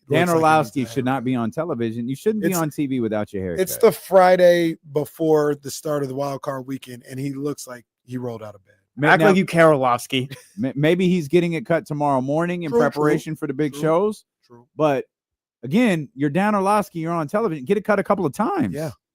I'd have a barber who like my man in Tennessee. When I'd be in there to get my hair cut, I'd walk in. Hey, man, Bruce called. Sorry, man. Bruce Pearl called. He's on his way. You just got to hang on a minute. My hope every time I walked in would be either Bruce was already in the chair or he'd walk in after. Mm. But that would be my barber if I was on TV. Right. You will drop what you're doing. Right. Because I'm on my way to get my second haircut of the week because I got wild card weekend to cover. Simple. Meanwhile, Dan Orlovsky up there looking like he is bothered to be on TV. Like he just got out of bed. Yeah. I don't understand it, man. Like I said, my thing now is the beard more. Well, it is the ball head. Like I always got the fresh ball head, always. You know what I mean? And I never go more than one day. And if I do, it's because I'm setting up for a fresh one. So for instance, shaved on Tuesday. I knew Friday's usually my fresh day. Mm-hmm. So I was like, I won't shave on Thursday. I'm gonna shave on Friday because I'm gonna shave on Friday morning. So I don't understand it. So you have a big event tomorrow. Do you touch up? No, I'm usually good. Okay. I'm usually like if I do Friday, I'm usually good Saturday. Mm-hmm. Sunday is when something needs to happen. Mm-hmm. So it's usually what happens. Plus, I'm gonna have a hat on tomorrow. So okay. And what my man. Well, I meant the beard. I meant the beard usually stay fresh because the straight edge is good for about. Straight edge, honestly, good for about. See, I should have hit 3 the straight days. edge this morning. Yeah, because I got my man did it Wednesday. It's Friday, so I either got to get it tonight or tomorrow. Straight edge, that's a godsend. You know, it keeps you fresh for about, like I said, about 3 days or so. Now the crazy thing is because I do it myself, I only do the sides of the beard because I don't want to cut myself. I don't do back here. I don't do it here. Don't do the mustache. Nothing. So. That always gotta get back. The mustache is tough. Yeah. Shout out to me and Casey, by the way. We made you a beard guy. Yeah, no, I think you did. Yeah, you stuck with it. We just stopped talking. Yeah, see. Yeah, no. So like Ann's asking, hey, do you ever go back to clean shaven again? I don't. I look at the pictures sometimes and I'm like, man, it looks weird, huh? It looks different. Like I can't ever go back either. Like Jesse when he's clean shaven, but it does look different. I look like a different person. I look older. Which I like. Like I look distinguished older. Though. Yeah, I'm good with that. Yeah. I'm fine, looking older. Like I went felt like 2 weeks without seeing my barber. So I felt like prior to Wednesday, it was a little rocky because I've never, ever since he started taking care of it, I've never tried to cut it myself. I was like, I'll just wait. Right. Because I don't know. Because he fades it. I can hear him go, and then it switches lengths and he does it again. And then it switches lengths. Like, I don't know what he's doing. So I'm not going to try that. Right. I'm just going to leave it alone. I don't care what James Harden's beard kit said. I'm not going to do nothing. But I've grown to like it. You know where I really like it is in pictures. And that was always my thing. Like if I like it in pictures, I could ride with it. If I like it on camera, which I don't feel like you could really see it like on camera. You see it. It looks good. But in pictures, I like, hey, FaceTime someone once in a while. You do because I don't know what it is about that camera on FaceTime. That's like one of those Deuce and Mo 8K cameras where I'm like, for your phone. We got the same phone. No, we don't. You of got like course the you new. don't. Of course, but yeah, of course. I'm only a year and a half behind. Yeah, but I think you bought an old phone, so you might be 2 years behind. They might not. I think it's about time for me to get a new phone. It's about time. I think it's been about 2. No, we're a ways away. I think it's September that new phones come. Been about 2 years. My guy. You did make me a beer guy though. Salute. Big ups. Looks good. My guy Rolling Fields in the chat asked what event you got again tomorrow, KC. Battle at the Trail. Your boy's gonna be in the building. 102.5 is gonna be in the building for one of the best showcases of the year, high school basketball in the city. I'll run down the lineup real quick. 11:30 starts at 11:30 a.m. Pleasant Grove against SPSV High School. 1 o'clock, Venture Academy versus Kings Academy. 2:30, Damien's rival, Rio Americano against Archie Williams. 4 o'clock, Sac High against Amador Valley. 5:30, Lincoln High School versus Vanden High School. In the main event, 7 o'clock, Monterey Trail, who I think is the #1 team in the city right now. They beat Folsom last Friday and beat Sheldon on Wednesday. #1 team in the city going up against Modesto Christian. It's on and popping tomorrow, man. Y'all pull up all day. Battle at the Trail. 102.5 is going to be out there. I don't care what they say. I'm going to get some 1320 signage out there. You're going to see us out there too. So it's going to be a good day at Monterey Trail High School, man. Go check it out. I feel like KC is 1320 signage. And I'm so like I was telling someone this the other day. It was actually the night we were out, and I'm so thankful. Like for Nick, we were on our way to where we went to eat and or cook, I should say. And Nick, it's on my way to the kitchen. Yeah, on our way to work. On our way to work, right? Our third job. Nick comes out. Oh, I watch you guys every day. I listen to the podcast and all that. And it's dope. Like thankful every time. And I remember saying, I'll be so excited the first time someone says, man, I listen to you guys every day on 102.5 and has no idea what this is. Like no clue who D-Lo and KC on ESPN 1320 are. Yeah. But oh man, that 5 o'clock traffic jam with you guys, that's crazy. Well, see, the killer is the video. I know. Yeah, video was a game. That's the killer. Video changed. And as far as people noticing us for that. Yeah. But I'm with you. Like I'm still waiting for them. Yeah, I'm just waiting. I mean, and look, we could see the blind numbers and like they're great, but like I would someone at the, I want the Kenny treatment, someone at the grocery store to go, oh my God. Treatment, stop it. You're the guy that works with KC. That's Safeway all the time. Don't nothing happen. I'm the guy that works with KC. Some of us got to be Marty Jannetty, and that's just it. Bro, I was out. When I was at Benzito's, they was asking me, yo, where's D-Lo? D-Lo ain't out tonight. I said, nah, man, he ain't come out tonight. See, anyone who knows D-Lo knows he ain't going to be out. Like, and it was after the game? Oh, didn't nobody ask you that? Now everybody. You must not listen to the show. Now everybody knows you're lying. They did ask me. They said, yo, where D-Lo? Was he at the game? Where he at? And I had to tell Sean. I said, D-Lo ain't going to be out here. No, that's a shame. I said, he might come to the game, but he ain't going to be here. Yeah, I'm gonna get out for some of these. I think I'm gonna get out to Houston. I know I'm going to Orlando for sure. I might show up for that Washington game. That's the MLK celebration. Yeah. And then HBCU night, February 5th.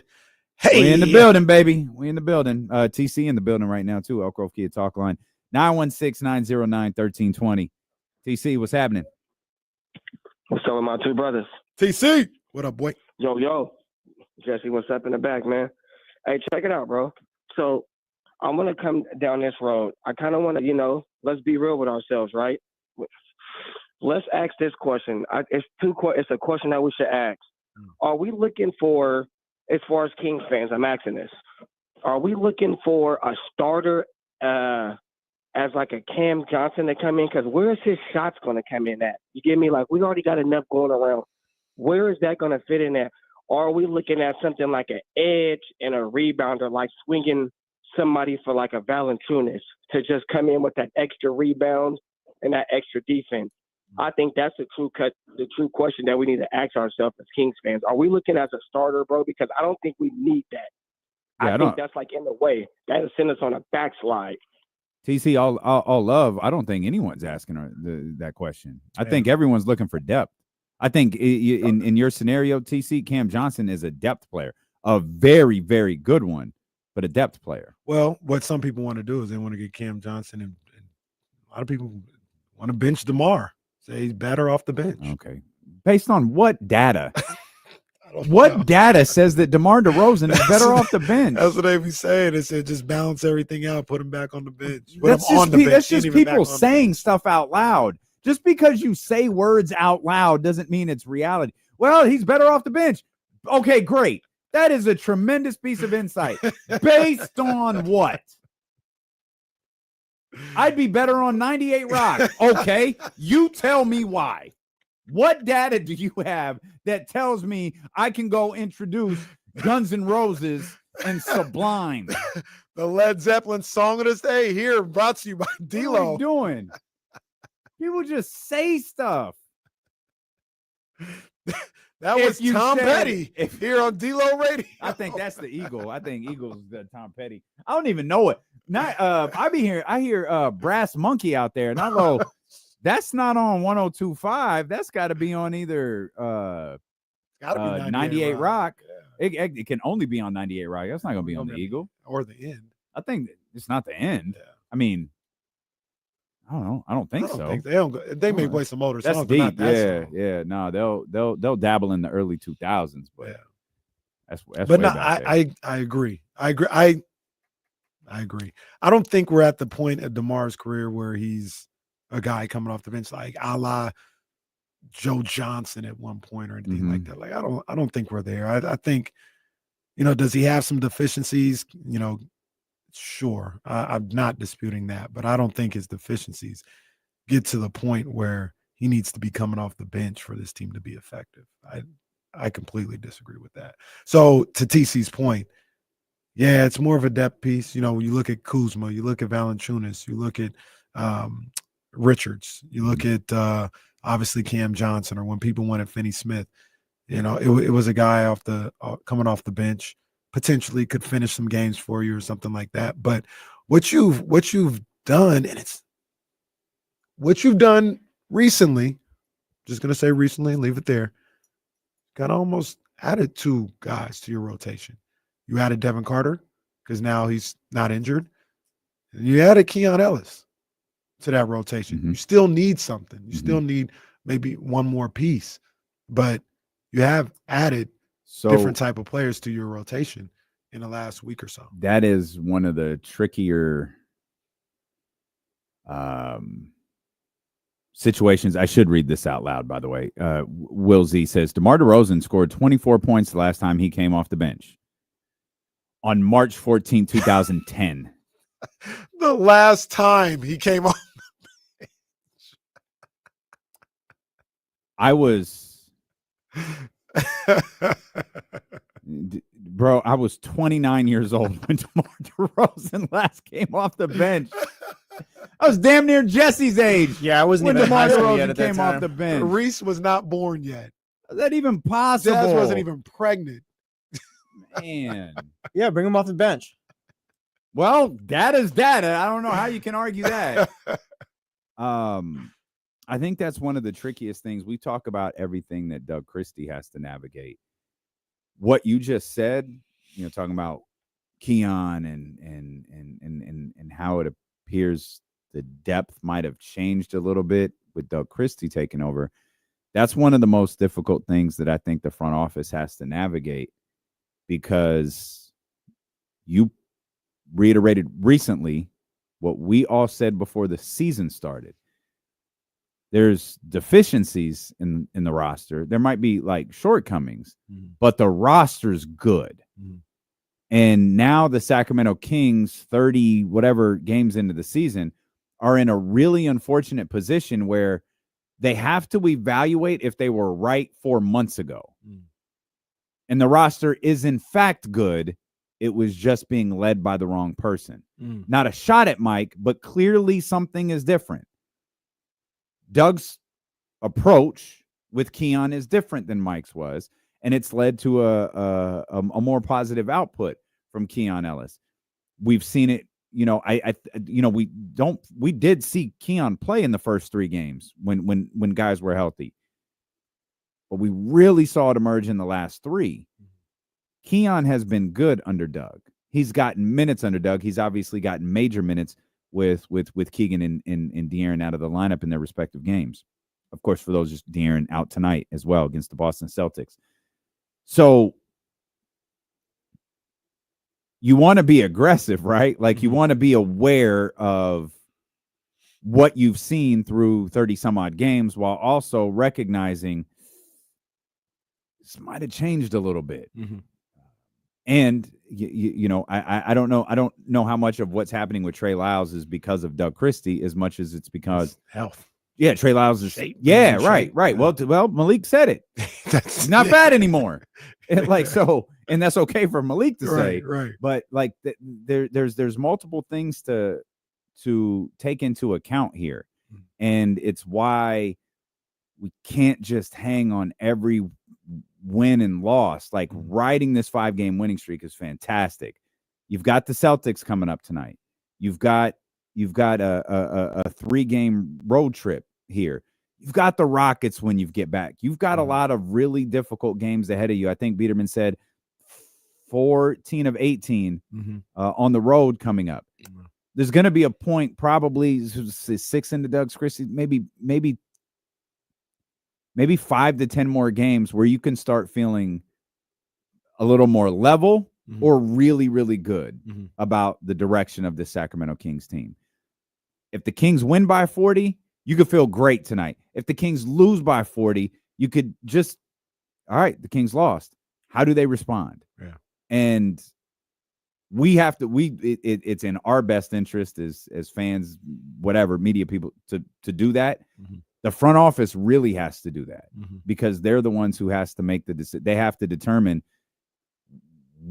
how much of what they're watching most recently is real, and at what point can they disregard, if they can at all, some of what they saw earlier in the season. Yeah. And another thing that I would think is, at the beginning of the season, like, even thinking that the roster was good enough. I know I think you agreed, but I'll take the hit on this one.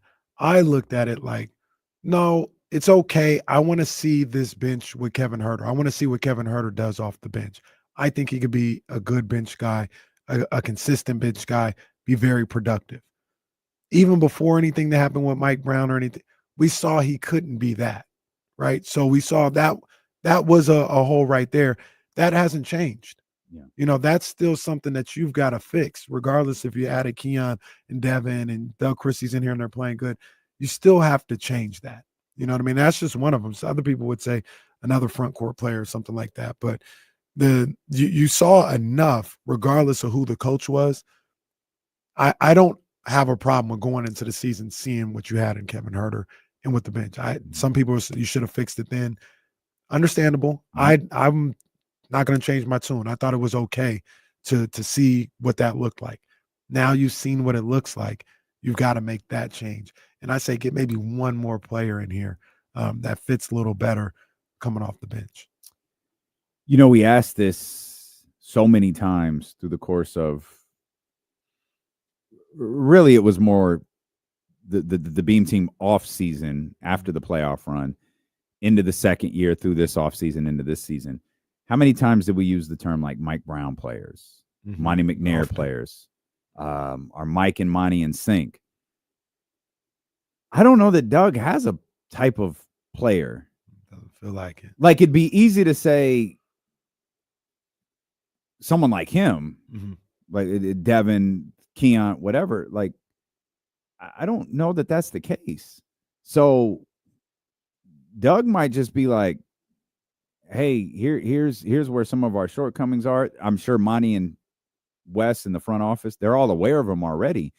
But we use that term so much with Mike. Like, I feel like the insert coach's name player, that's a dead conversation right now. Yeah, I agree, especially with a guy like Doug Christie, like you bring up. He's a guy that, I don't want to wear out the phrase, but he's just going to, this is who I got. This is what this guy does good. So I'm going to try and put him in that position. I'm going to work with what I got, and we're going to try and do this together. You know what I mean? And I don't want, he obviously said, like you said, says, hey, if somebody's asking me, hey, I kind of think, we need some help here. But for the most part, he's going to be like, this is who we got. This is what we're going to do. Yeah. And that lends it to the point of not really having like a Doug Christie guy that is going to play over somebody that, quote unquote, might not be a Doug Christie guy. We're just all going to work this out. I'm a Doug Christie guy. I'm a Doug Christie guy. See? That's it. Hey, we got Eddie Gonzalez coming up. We've got more Kings-Celtics, basically a pregame show coming up soon. Yeah, pretty much. So we got a lot of that. But I know you want to talk about Marcus Freeman because I'm with you. I'm with you with what we saw last night. I mean, a fantastic national championship that I actually think went exactly as we both predicted. Yeah, they score points. Yeah, started slow as dirt until the end. They score points. Yeah. The thing I was most in James Franklin's taking a lot of heat, and that's what happened. That's what happens when you lose. He has like for last night. Yeah, and the decision to pass or something. Yeah, like Paul was Feinbaum aggressive. was lighting him up this morning. Paul Feinbaum, but that lights was up everybody. He was trying to win the national championship, or he was trying to get to the national. I don't fault him, but when you have a 4-19 record against top 10, you're gonna catch heat for that. Yeah. I don't fault James Franklin. You for weren't being going to aggressive. 3 yards and cloud of dust your way to the end zone. In that Yeah, I mean, a 20-year-old young man made the biggest mistake of his, young life in front of. We'll find out soon how many tens of millions of people. That was probably a high rating last night. The game was close. Well, yeah, and because the two, and the absolutely. 2 programs, that was probably absolutely. But by far, for me, the most impressive part of the night was listening to Marcus Freeman talk about his football team. That was awesome.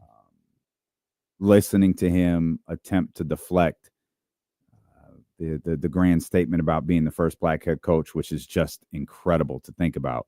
The first black head coach to coach in a national title game, and him saying, I want opportunities for everybody, but this puts the attention on me when it should be on these guys. He said that 3 times in 3 different interviews when people tried to make the conversation about him. Yeah. I've heard people say that before. I've heard coaches say that before. There's only a couple who I believe them when they say it. Yeah. And Marcus Freeman was one of them. He was as composed of a head coach in that situation as I've ever seen. And I am a full-on Marcus Freeman fan. 100%. One thing that I kept remembering. I might root for Notre Dame to beat Ohio State tomorrow. Oh, yeah. Let's go. Golden Domers. Because I like Marcus Freeman a whole lot more than Ohio State's coach, that's for sure. I kept thinking back last night, too. And his hairline is crisp. I don't know how he did it. I don't know how he did that. Because I kept That's looking, a little genetics right there, though. I was like, like his I'm looking like those. That's not a spray. No, That's his genetics. That's his hair. Yeah, he's blessed. That's He's fire. Blessed. He's blessed. I kept thinking back to when I watched him, especially after the game, like you talked about, and him like deferring to the team.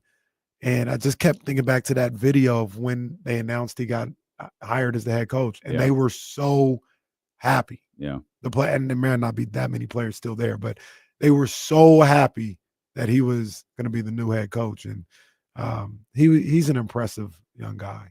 Definitely impressive, man. And great win for him last night. And James Franklin, man, shout out to him. Yeah. That was a hell of a great game. Yeah, it was a a hell of a game. Man. Yeah. Absolutely incredible. We got the Cotton Bowl tonight. Ohio State and Texas. Who will face Notre Dame in the national championship? You will find out tonight here beginning at 4:00 on ESPN 1320.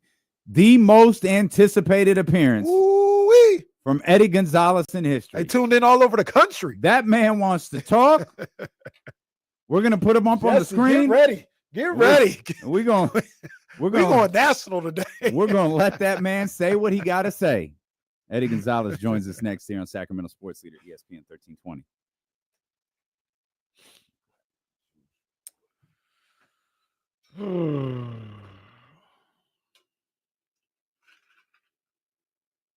Not much going on just yet in the world of boxing. It's going to actually pick up probably, I think the first fight that we're really looking at is at the end of the month. I think Inoue fights. And then after that, in February, we got some fights. Clarissa Shields fights in February. I think Benavidez fights in February. Tank was supposed to fight in February. I think it's March now for Tank. So it starts to pick up a little bit after that. Let me pull up. Oh, my bad. Yeah, so Tank does fight March 1st. And then February 2nd is like the greatest card. February 22nd, excuse me, is like the greatest card of all time. With Beterbiev and Bivol. I think Shakur's on that card. Let me pull it up right now, matter of fact. That card's crazy. I wish it was in America. Yeah, Daniel Dubois versus Joseph Parker. Shakur is on that one versus Floyd Schofield. That one's crazy. Virgil Ortiz is on that card against Madjarov. That's a good fight. That one's crazy. Hey, Jesse, I'm about to text you something real quick, man. I'm about to text you something because I need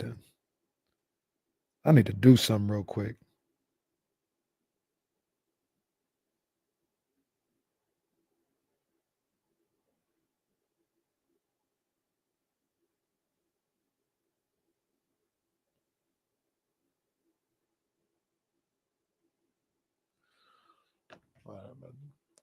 Yeah, I ain't even gonna say it. You know what I'm saying? I'm just saying.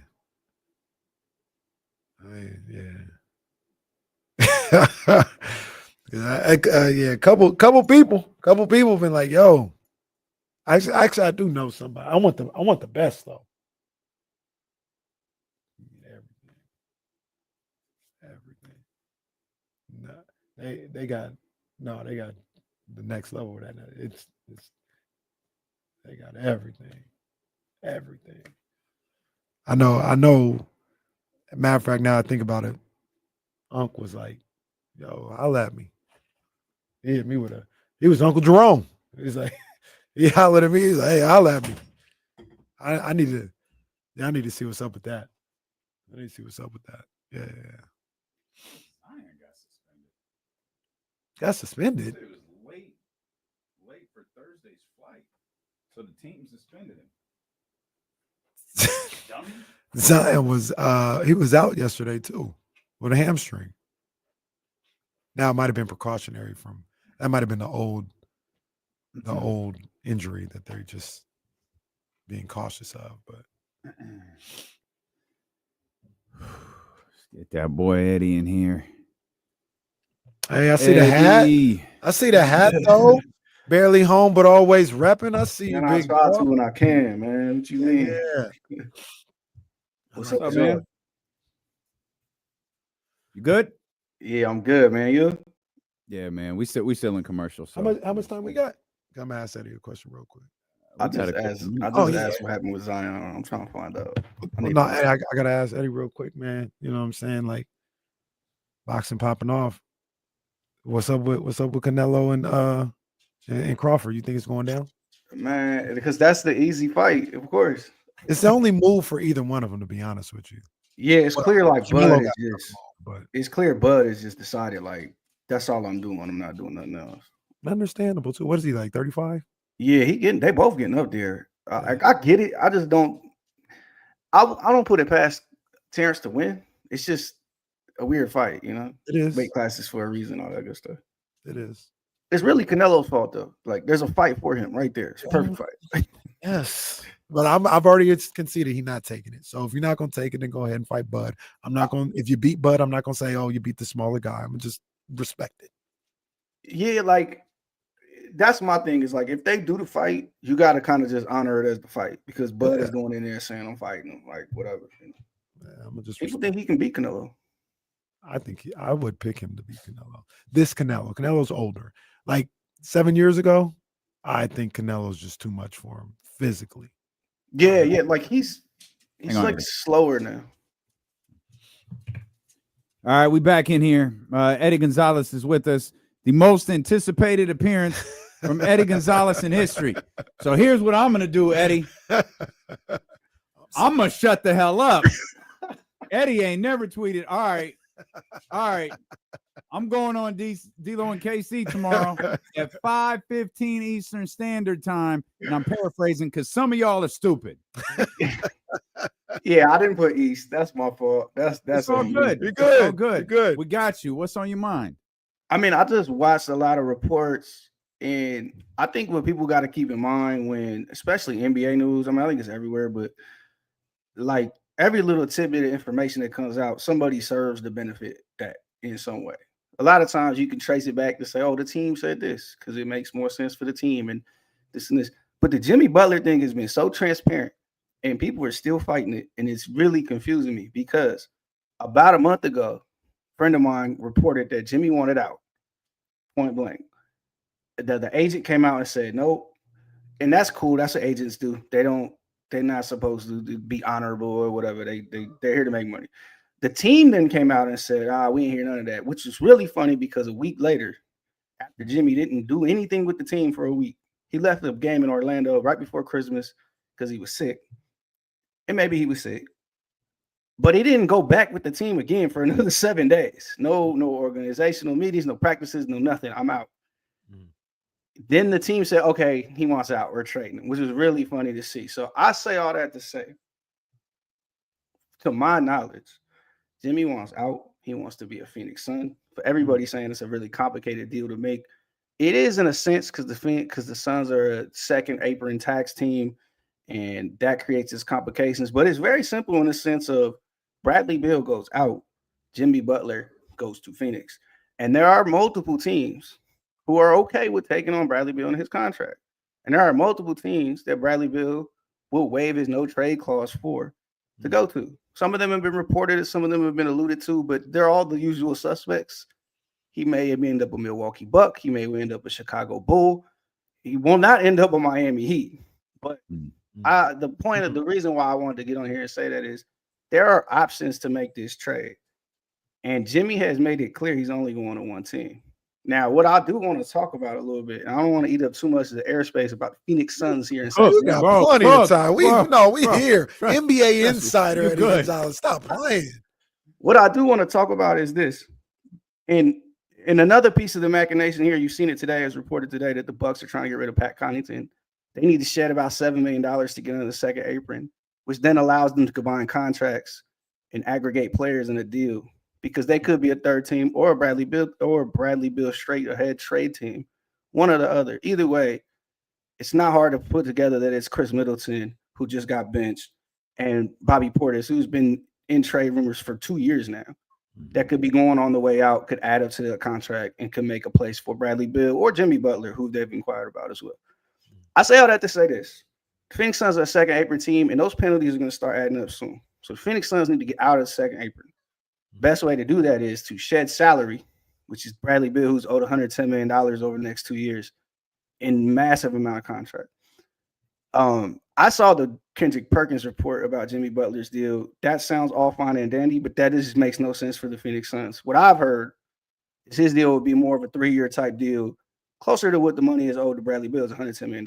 So you're bringing Jimmy back at a $35 million clip, which is great. It's great for Jimmy at this age to get 3 guaranteed years at that amount of money. But you're also looking at Kevin Durant, who was extension eligible before the end of the season. Since he didn't sign the extension, I'm just going to assume he wasn't offered every dollar he could be offered.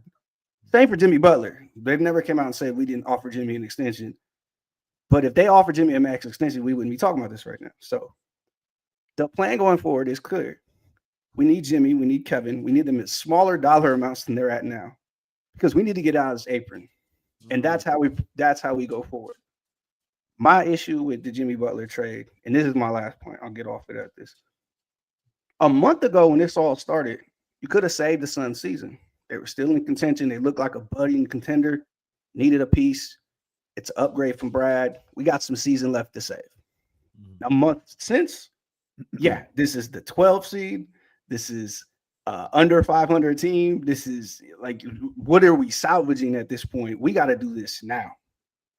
A month from now, when the trade deadline happens, then you got to ask, is it even worth it doing it then? It's not. And then you got to ask, okay, how do the Suns salvage this situation going forward. And so I seen a couple people mention, I think this is the right idea, and I think this is why the Jimmy Butler offers aren't so great. If you're gonna pay for mid-30s all-star forward who you're gonna have to give a couple $100 million too soon in the middle of this season, are you gonna trade for Jimmy Butler, or are you gonna call the Phoenix Suns and ask if we can trade for Kevin Durant? So that's why the Memphis Grizzlies don't have Jimmy Butler right now. I guess that's why the Milwaukee Bucks don't have him. And I guess that's why the Golden State Warriors have not put all their chips into actually come out and basically said they're not looking at Jimmy at all. Because there's a universe forget. In about 3 weeks, the Suns are 18-30 or whatever it is. And that's their only option. So that's what I wanted to come say on the radio, talk to my guys, D-Lo, KC, and say, the Jimmy Butler stuff is real. But what everybody has to wonder about is if they can't get that done soon, because Miami has turned down multiple offers, many different variations of this trade that include Chicago, that include Milwaukee, that include Utah, that include other teams. If they're just not going to do it, and you're another team sitting there waiting, you got to wonder, what does Phoenix look like in 3 weeks when trade deadline comes? So that's my piece. That's what I came to say. There you go. That's we got a lot more to talk about. you said some stuff. I got some questions. So the last point that you just brought up about teams inquiring for Kevin Durant. Do you feel it's a 2-part question? Is KD open to moving? Number 2, is Matt Ishbia open to moving Kevin Durant? It feels like that's the last piece. It almost feels like he would move Devin Booker before he would move Kevin Durant. Is that accurate at all? Or am I reading that one a little wrong? Like, it feels like, it doesn't feel like, oh man, we missed out on Jimmy Butler and now it's open for business to go get KD. Like, that seems like something that everybody involved ain't even really interested in. Unless No, and Kevin talked today about speaking with the owner, Matt Ishbia, and having a good conversation with him. So I'm not saying Kevin's available. What I'm saying is if you're the Grizzlies, who have all the picks, who have all the options to do this, or if you're the Warriors, who have a trade that makes perfect sense right now, why am I selling the farm when I can let the Suns crash and burn and go say, hey, what are we doing? We can't waste the last 4 years of Kevin Durant, whatever. Now, Matt Ishbia has been adamant for the last 2 years and not trading KD. Kevin has made no inquiries about getting out. I'm saying if you're a competitor, you have to look and say this. I'm also saying, though, if you're the Suns and there's no salvaging this season, there's no reason to lose for them. Houston has their pick next year. This upcoming draft, a great draft, by the way, which might be a great pick. There's no incentive to lose. There's no incentive to shut Kevin down. Kevin's on his way to 30,000 points this season. There's you should be all in, but if you reach a point of no return in this season, and again, you're the last team that's trying right now to win games. The only teams below you are the Blazers, the Jazz, and the Pelicans, who are actively not trying to win games. You're the worst team in the West right now. You're the worst team in the West at the trade deadline, and you have no picks for 5 years. None. You have nothing but swaps. You have no second-round picks either. Only way to acquire any first-round picks is it's not Yusuf Nurkic trying to get rid of that $20 million salary. It's not Bradley Beal trying to get – you have to pay picks to get rid of these salaries.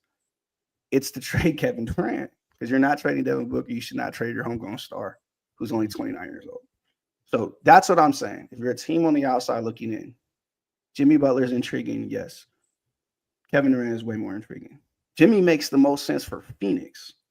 For Memphis, the other team rumored, for the Spurs, a team we've mentioned, it hasn't said much, but if you're the Spurs and you're like, can Kevin Durant be had right now? And we team him with a top 10 guy and we, that's what I think you're looking at, the Phoenix Suns. That's why I also think there's a lot of pressure on them to get this deal done. So a couple of things. Jimmy wants to play for one team, and it's Phoenix, and that's it. And what is Miami turning down deals for? Because it doesn't appear that these two are working in conjunction at all, meaning Miami and Jimmy Butler. Right. So what seems to be understood is they're not opposed to sending him where he wants to go, which is Phoenix. It's what they want in return. which nobody is quite sure. What they want in return from the league, or what they want in return from Phoenix and Phoenix only?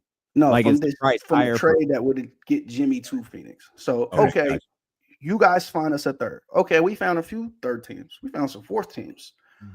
But do you want Colin Sexton and John Collins? Do you want Chris Middleton and Bobby Portis?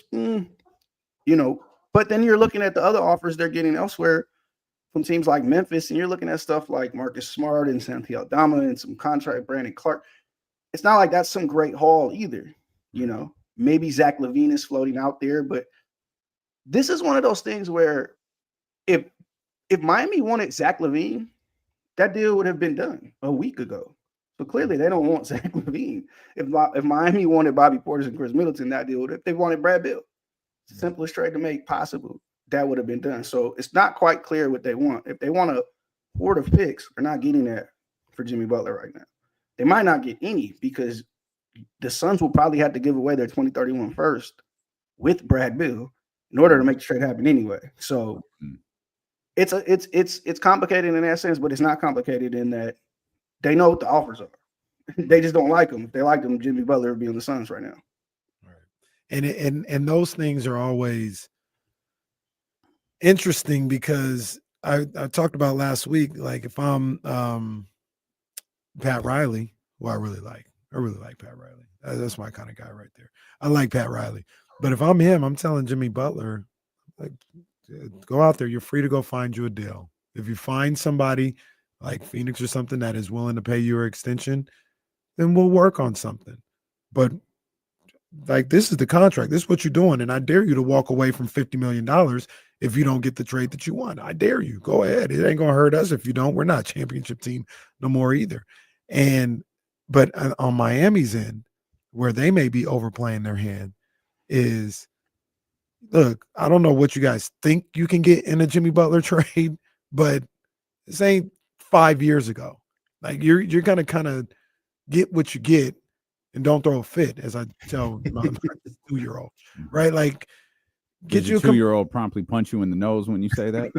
tries to bite me, actually. Right. That's Okay. Yeah, that's figured. But yeah, like get back into the real world in the 2025. Like, you're not getting this crazy haul for Jimmy Butler. Get what you can and try to work around that. And then you got the Bradley Beal thing. Maybe you can get a couple assets out of that as well. But like, I don't know what they think they're gonna get for Jimmy Butler at this point in his career. That's the question a lot of people are asking, and clearly the offers they've gotten they don't like enough. Me playing Monday quarterback, I'm looking at the Warriors deal, but apparently that's not available anymore. And that's me as a Jonathan Kuminga fan, as an Andrew Wiggins fan. I know Warriors fans kind of hate both of them on the right day. But that's me looking and saying, okay, I load up on these wings. They're athletic. They can defend. We're looking at Boston. They feel like they're a move away from Boston. They just beat Boston 2 years ago. I don't mean to interrupt you. I don't want to leave that real quick. They could have got Kuminga for Butler. Apparently, that's the deal that was out there and made sense early on. But again, the Warriors have pump faked a lot of deals in the last couple of years, which is why their megastar, Hall of Famer, all-timer is going very public saying, yo, what are y'all doing in the last couple of years? He's essentially the Warriors kicked the tires, and those are the players that make sense. And I thought, like, yo, that's a little bit of an overextension. That's 2 starter-level forwards, and that makes Miami much better. But clearly they've backed off of that. And Jimmy also made it clear, I want to be in Phoenix. He knows that's where he'll get his extension, the easiest extension he can get. And Phoenix is great, and Matt Ishbia promotes an incredible lifestyle for his players on his team. And that's a city that loves their team. So there's a lot to like there. Plus playing with Kevin Durant, Devin Booker. It's clear from the very beginning, despite what the agent said, despite what the team said, everybody said Jimmy wanted out to go to Phoenix. And my thing that I keep saying is they have to go soon because there might not be much season left to save the closer we get to February. Yeah, there was a lot of layers to this, Eddie, because the Jimmy Butler thing is obviously first and foremost on everyone's mind because it's very, very public and it's very, very out there. But then there's the Kevin Durant thing lingering where it's not necessarily Kevin Durant and the Suns. It's everyone else looking at the Suns like, well, what are you going to do with Kevin Durant? I say all that. How does KD feel about state capitals? Because I have some audio of you and Kevin Durant talking about Sacramento a couple of years ago where it's like, hey, Matt, let me introduce you to Kevin Huerter and Trey Lyles and whatever else you need. And you don't have no picks. We'll give you a couple of those. We got you. We'll give you a couple of those. We got you. Look, I can't speak to where Kevin would want to play or not want to play. I'm not even saying he wants to leave Phoenix. Honestly, the conversations I've had with Kevin is he loves Phoenix. He sees himself riding out in the sunset out there and enjoying all of that. You know, Phoenix is where you go to retire, much like Miami is or Florida. But it's cool. Like it fits him. He likes what they're doing. Obviously, like to win more games. But they're also motivated to do that. That's where I feel like it would be them coming to him like, hey, yep, we're going nowhere. You see, I will say kind of an informed thought. We got our one Kevin Durant trade demand, I think, for his career. We had that. We seen it. It damaged him. It was tough for him. I don't think we have a world where Kevin is going to ask another GM or owner or whomever, like, yo, I got to go and I got to go here. I don't think we have that world. Nor should we. I think it is a thing where the team will have to look at the landscape and say, look, if we don't do something, not only to get under this apron, to be able to have maneuverability, because again, you start incurring penalties and fines and you start losing draft picks and all these things soon after all that. You also, I think you look further down the line and say, if we have nothing here and we have Devin Booker locked in a Supermax contract right now, he'll turn 30 years old next year. We also have to have a team around him. He's an all-NBA player. He's an all-star, he's an Olympian. So yeah, all these moves are not done in a vacuum, which is kind of the bigger point here. If you're getting Jimmy Butler, it's because, you know, you're also saving Kevin Durant and Devin Booker in a sense. And if you don't get Jimmy Butler, then you have to look forward to the next 3-4 years and what you're giving to Devin Booker as he's there and he's locked in. He's your homegrown guy, probably your best homegrown talent you've ever had on this organization. You had to honor that. He's a megastar. He's a megastar in that town as well. So I think it's, you know, it's decisions compounded on top of decisions. But no, we are not in a world where Kevin Durant is going to ask for a trade. I think if anything, Kevin will be a good soldier and play out his deal and do what he has to do out there in Phoenix, like he has been doing, fighting through his ankle injury, taking bumps and bruises. He's still giving you 27 points a game. He still looks like an all-star, all-NBA type guy. So, yes, I think much like the Kings, rubber is hitting the road and they're going to need to make some decisions as well. I think the Suns, if they don't get Jimmy Butler and salvage this, we'll have to look at some decisions making pretty soon here too. Real quick, Casey, from our brother Chris Haynes. Zion Williamson has been late for multiple practices this season on top of being late for the team's flight to Philadelphia. These incidents led to the one-game suspension. Again, that's our man, Chris Haynes. Well, Zion going to be available this summer. That's what I would do if I was New Orleans. We can get into that another day, but this time in New Orleans is winding down, in my opinion. I want to stay here because this is fascinating. Like Damien said, there's a number of different layers here. The other layer that I don't think people are talking about, or maybe they are, I feel like they're kind of disrespecting it. Kind of like how we talk about with Trae Young. Bradley Beal is still pretty damn good. And if you're Milwaukee, so to speak, you mentioned Milwaukee in there, and you can turn maybe a couple of those guys in the Bradley Beal pairing up with Giannis and Dame to try to make a run, I'd more than intrigued. I'd be happy about that. I know the money is the money, but like I always say all this time, he's not making $110 million every year for the rest of eternity. It's a 2-year deal. Like, you'll be fine. You'll be okay. You can get up out of that. Like, well, the Giannis piece as well is everybody looks around the league for the next disgruntled star ready to leave, and everybody's doing the side eye, but Milwaukee just waiting. And Giannis went from I'm going to be here my whole career and I don't care about other stuff to over the last few summers and off season going, hey, we not compete for titles, then I got to see what's up. Well, no, he did it slick. He said, man, if I'm not winning, then, maybe they'll have to get me out of here. I don't know. I'm not handling business. All right, Giannis, thanks. One of those really loud secrets that Giannis could be the next guy on the go. And there's a lot of teams loading up with cap space right now who could situate that. You hear the Nets all the time. They have all the space, they have all the picks, they have everything. The Thunder were mentioned, and it's tough for the Thunder because they're guys that they would have to trade now. Like they kind of know what they are now. Jalen Williams is pretty good. Chet Holmgren's pretty good. We have all the picks in the world, but do we want to give up 10 years of Jalen Williams for 3 years of like that's what you're kind of weighing at that point. But I think that's what you're looking at if you're Milwaukee. Like we have to continue to make this team competitive, or the big fella might start looking elsewhere, and we can't have that right now. So that's what you're weighing there too. And salute to Brad, like you said, in a couple games he's come off the bench. He's averaging 20 points a game, at 25 last night. He's sat down. He's worked in his role, and you got Yusuf Nurkic getting completely benched last night.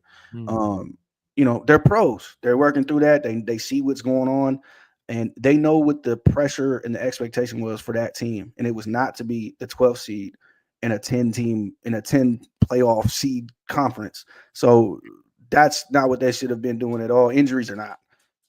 And that's why there's all the panic. And that's why they're the team that's so aggressive to get somebody like Jimmy Butler. You think this gets done?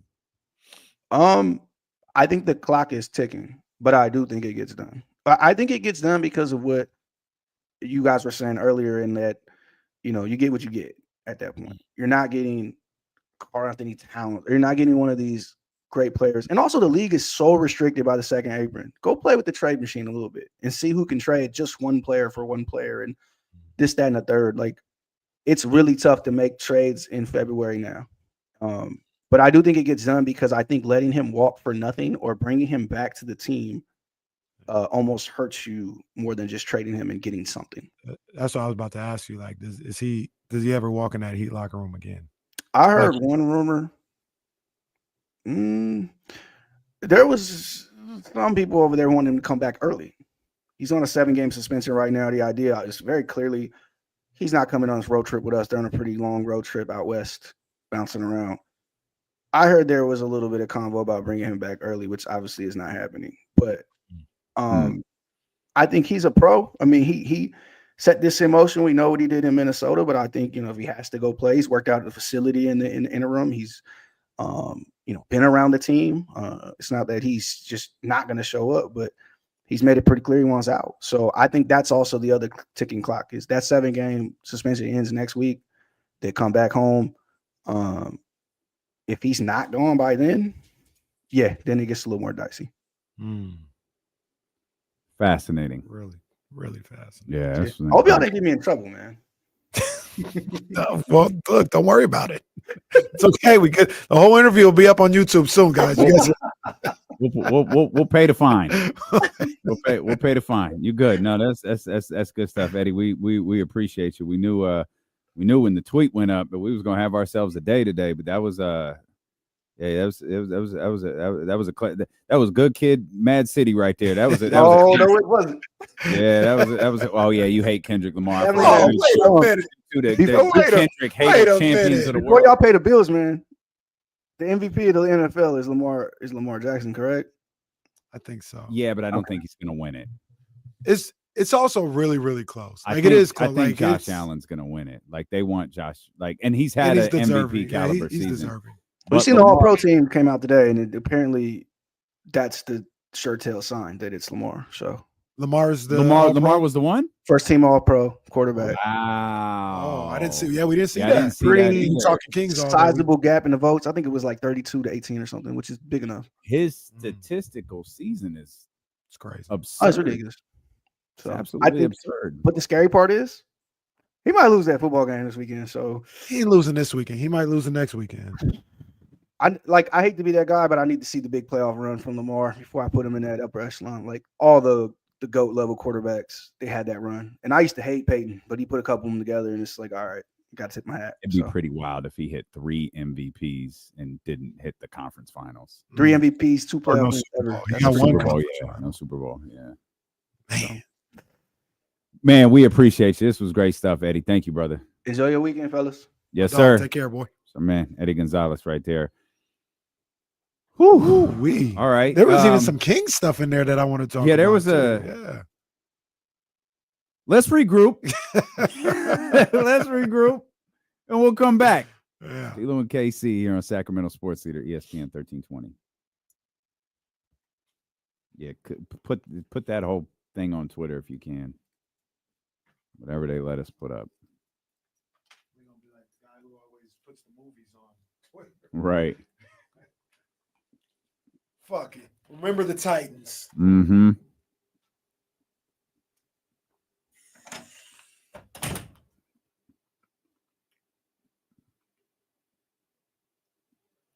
I don't even know what to cut out. Maybe the first 10 minutes where he really. Okay.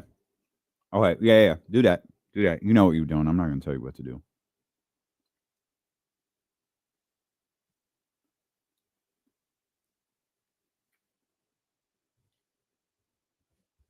Drew Down, what up, baby? What's up, everybody? G Money in here. I see you, G Money. 100J as always. Wait, what was that about? A's tickets, where'd it go? Sorry, Muhammad, I just random, but A's season tickets officially sold out. Okay. Them joints was pretty expensive, no? Scooter, what's happening?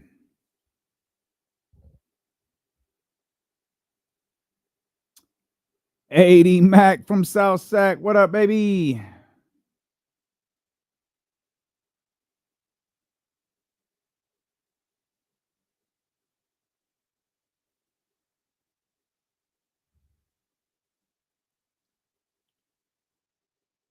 Man, what a pain in the ass this is becoming. 125. Oh, you fucking bitch. Man.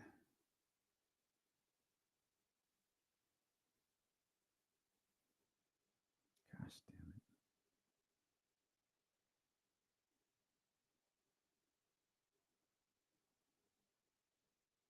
Well, that seafood platter that Q got is crazy. If y'all like seafood, of course. That joint is crazy, crazy. I'm a big fan of Q1227, no lie. My favorite spot.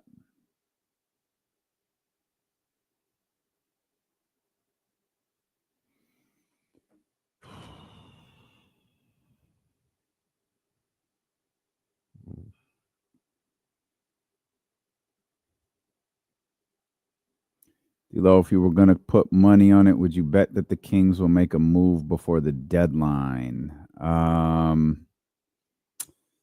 Yeah, it'd be Kenny's money, but yeah, they can't sit on their hands. I don't know that it's going to be the move.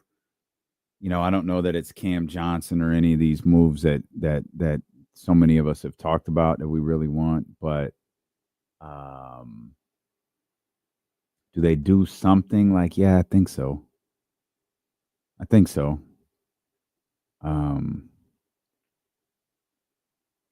I'd put money on them making a move.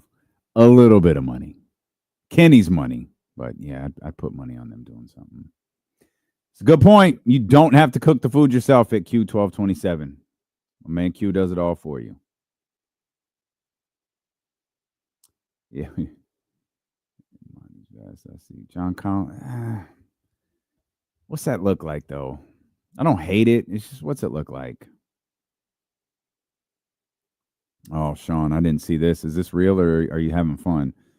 The Kings reportedly have merged as most likely Kyle Kuzma suitors if the Wizards. Oh, no. I'm fine. That's fine.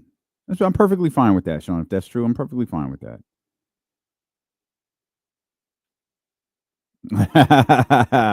No. No. I should say not yet.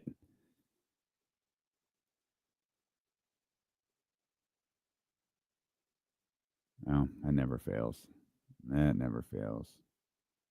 That's true. Yeah, that's true, Karen. It's a good point. Yeah, I mean, I know everybody loves the idea of Valanciunas. Valanciunas, I think, is on the cheapest contract he's had in his career. It's like 10 to 12 million or something per. Fox were to be traded, what would that trade package look like? Man, Tom, if we're talking this summer, it probably starts with Houston. I would think Jalen Green, there's at least two first round picks in it. You could probably get a good little haul, and that's why I'm just adamant that if you traded Fox this summer, the team's not bad. Like, you're not starting over. You still got a really good roster, and you're getting good assets back. Mm-hmm. Like, I don't want De'Aaron to leave, but I want De'Aaron to be all NBA De'Aaron. And I don't want it more than De'Aaron does. So,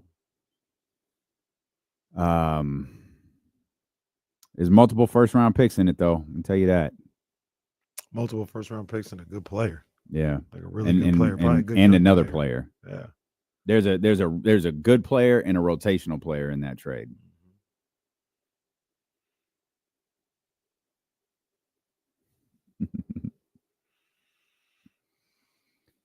All right.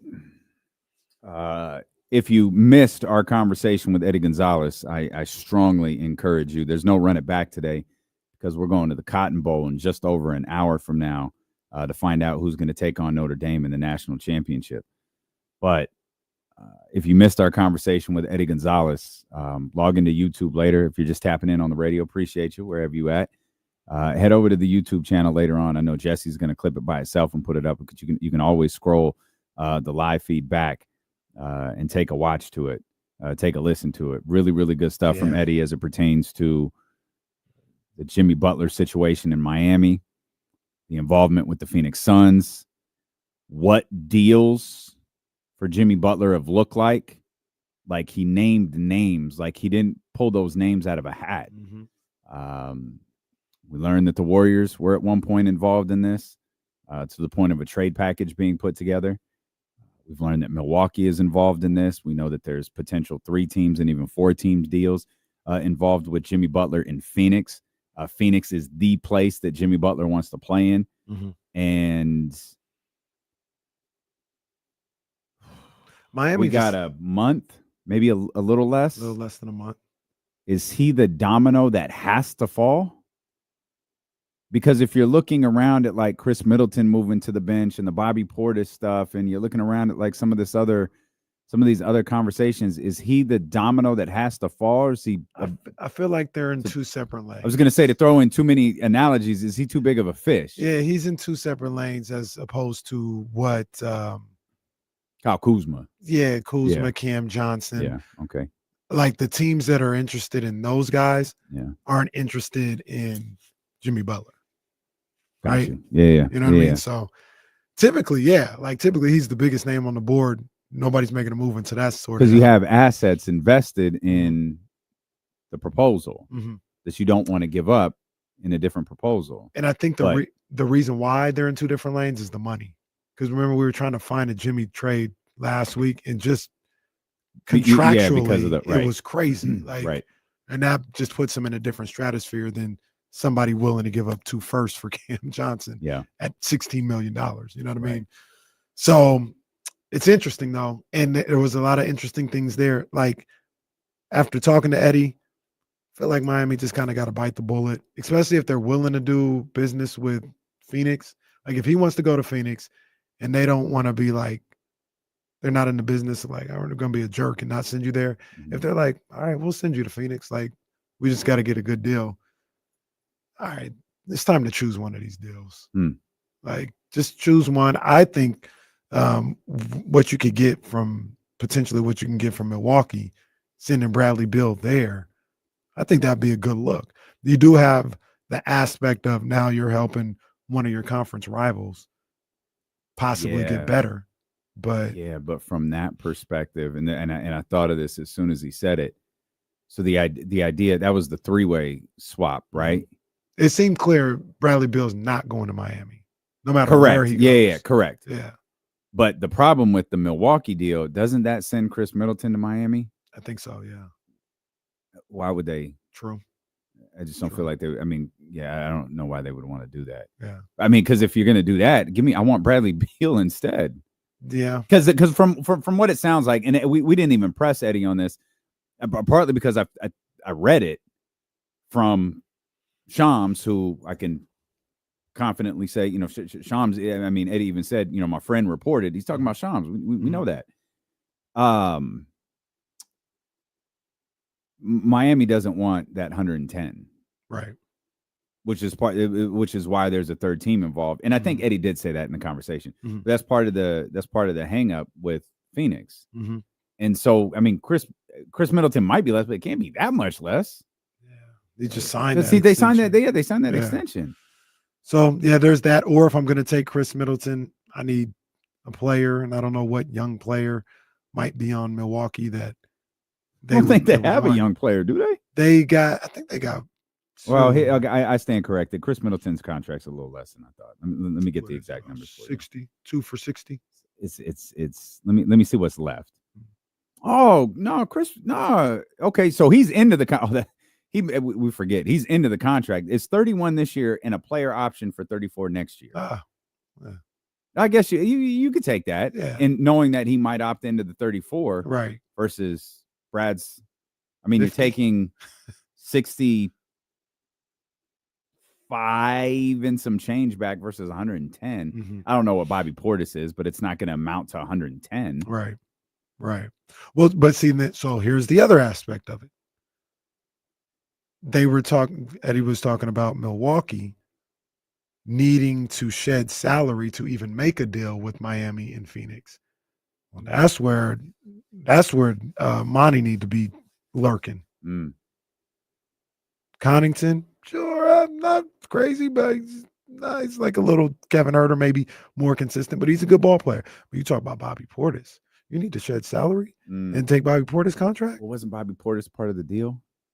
I thought Connaughton and Bobby Portis needed to go before they could make a deal because Miami has to free up salary to take on Bradley Beal.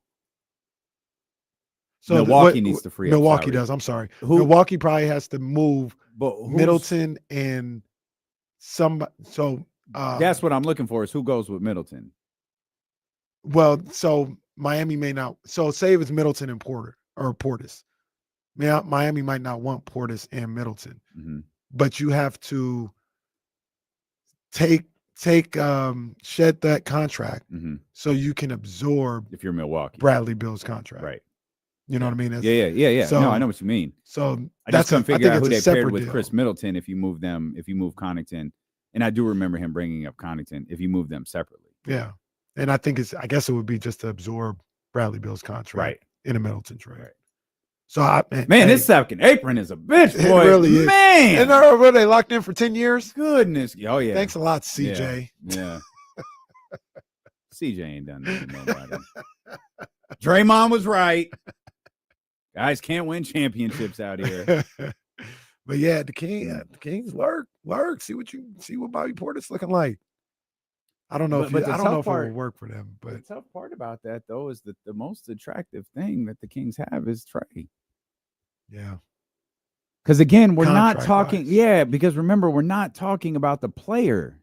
We're rarely talking about the player.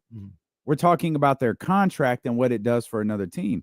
Kevin, does anyone care that you take on Kevin for 15, 16, 17, whatever it is next year? Maybe not. But I said, I think last week or earlier this week, if Kevin's contract is expiring, this entire conversation is different. It is. Because now you have Trey and Kevin expiring, and you're a gold mine for someone who is trying to navigate these luxury tax aprons. Yep. But he's not. So Kevin is probably included. Actually, the more that we talk through this, Kevin's probably included in a deal that brings back a huge salary. Because of what he has left on the salary? Because if you sent Trey and Kevin together, the team taking those two back is like, all right, well, this is completely gone. Yeah. We've shed all of this salary. We could pay Kevin for $17 million next year. We got to field the team. It's not that big of a deal. Right. As long as it gets them under. We got a floor that whatever. Right. As long as as long as we're under whatever floor or whatever apron, we need to be under, we can navigate it from there. Yeah. But we got to get there first. And that's where if Kevin's 17 or whatever it is were expiring, it's like, oh, now you've got 20 something million just dropping off of somebody's books next year. The Sacramento is a treasure trove. And see that, man, and I don't want to make it like he's I really don't want to move on from Trey Lyles. I like what he provides coming off the bench as a stretch 4, potentially a stretch 5. And unless I'm getting somebody back like that, like if this is impossible to do, but I'm saying like if you could get Portis and Cam Johnson, then cool. Mm-hmm. But I wouldn't want to give up Trey and Herter to just get Bobby Portis or just get Cam Johnson. That's why I'm a little hesitant to give up Trey Lyles, but it's a little tricky. It's a little tricky for sure. A little tricky, man, because you don't have a lot of assets. And then, like you said, talked last week or a couple days ago, excuse me. I don't know if I want to give up Devin Carter after seeing the way he plays and what he could potentially bring. I think there's nothing wrong with falling in love, man. You're falling in love. What he does, sing love songs to Devin Carter during the game. What he does is what this team needs. It's almost like a clone of Keon. Just, I'm getting after it on the defensive end. I'm super aggressive on the perimeter. I can score some buckets. He hasn't scored like Keon yet on the NBA level, but I think he has a little bit of that in him. I'm going to go in there, get some rebounds. Mm-hmm. Like, they need that. Mm-hmm. They need that in a major way. And I just talk about his contract now. You talk about where he's at, in his career as far as like he's on rookie scale type stuff. Mm-hmm. Oh, man. Do I want to give that up for Cam Johnson? I don't know. I don't know. Let's bring James Ham in here, our insider from the Insiders. James, are you in love with Devin Carter? Not yet. Okay. No. I think I asked you that already. I'm having deja vu. Did I already ask you if you're in love with Devin Carter? Yeah, I mean, like, look, I think there are plenty of things I like about Devin Carter, and I'm intrigued to see where he goes. But I kind of look at the same way that where he goes as a player. Yeah. Okay. Yeah, like I look at him the same way though, as of right now, that I look at like if you were to go get Vucevic, right?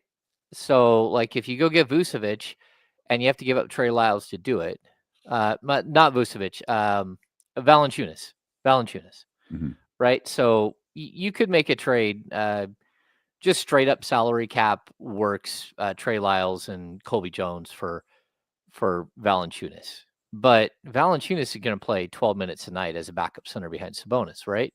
Mm-hmm. I kind of look at the same thing with Devin Carter. Like Devin Carter is a good player, but is he going to be as good as De'Aaron Fox or Malik Monk?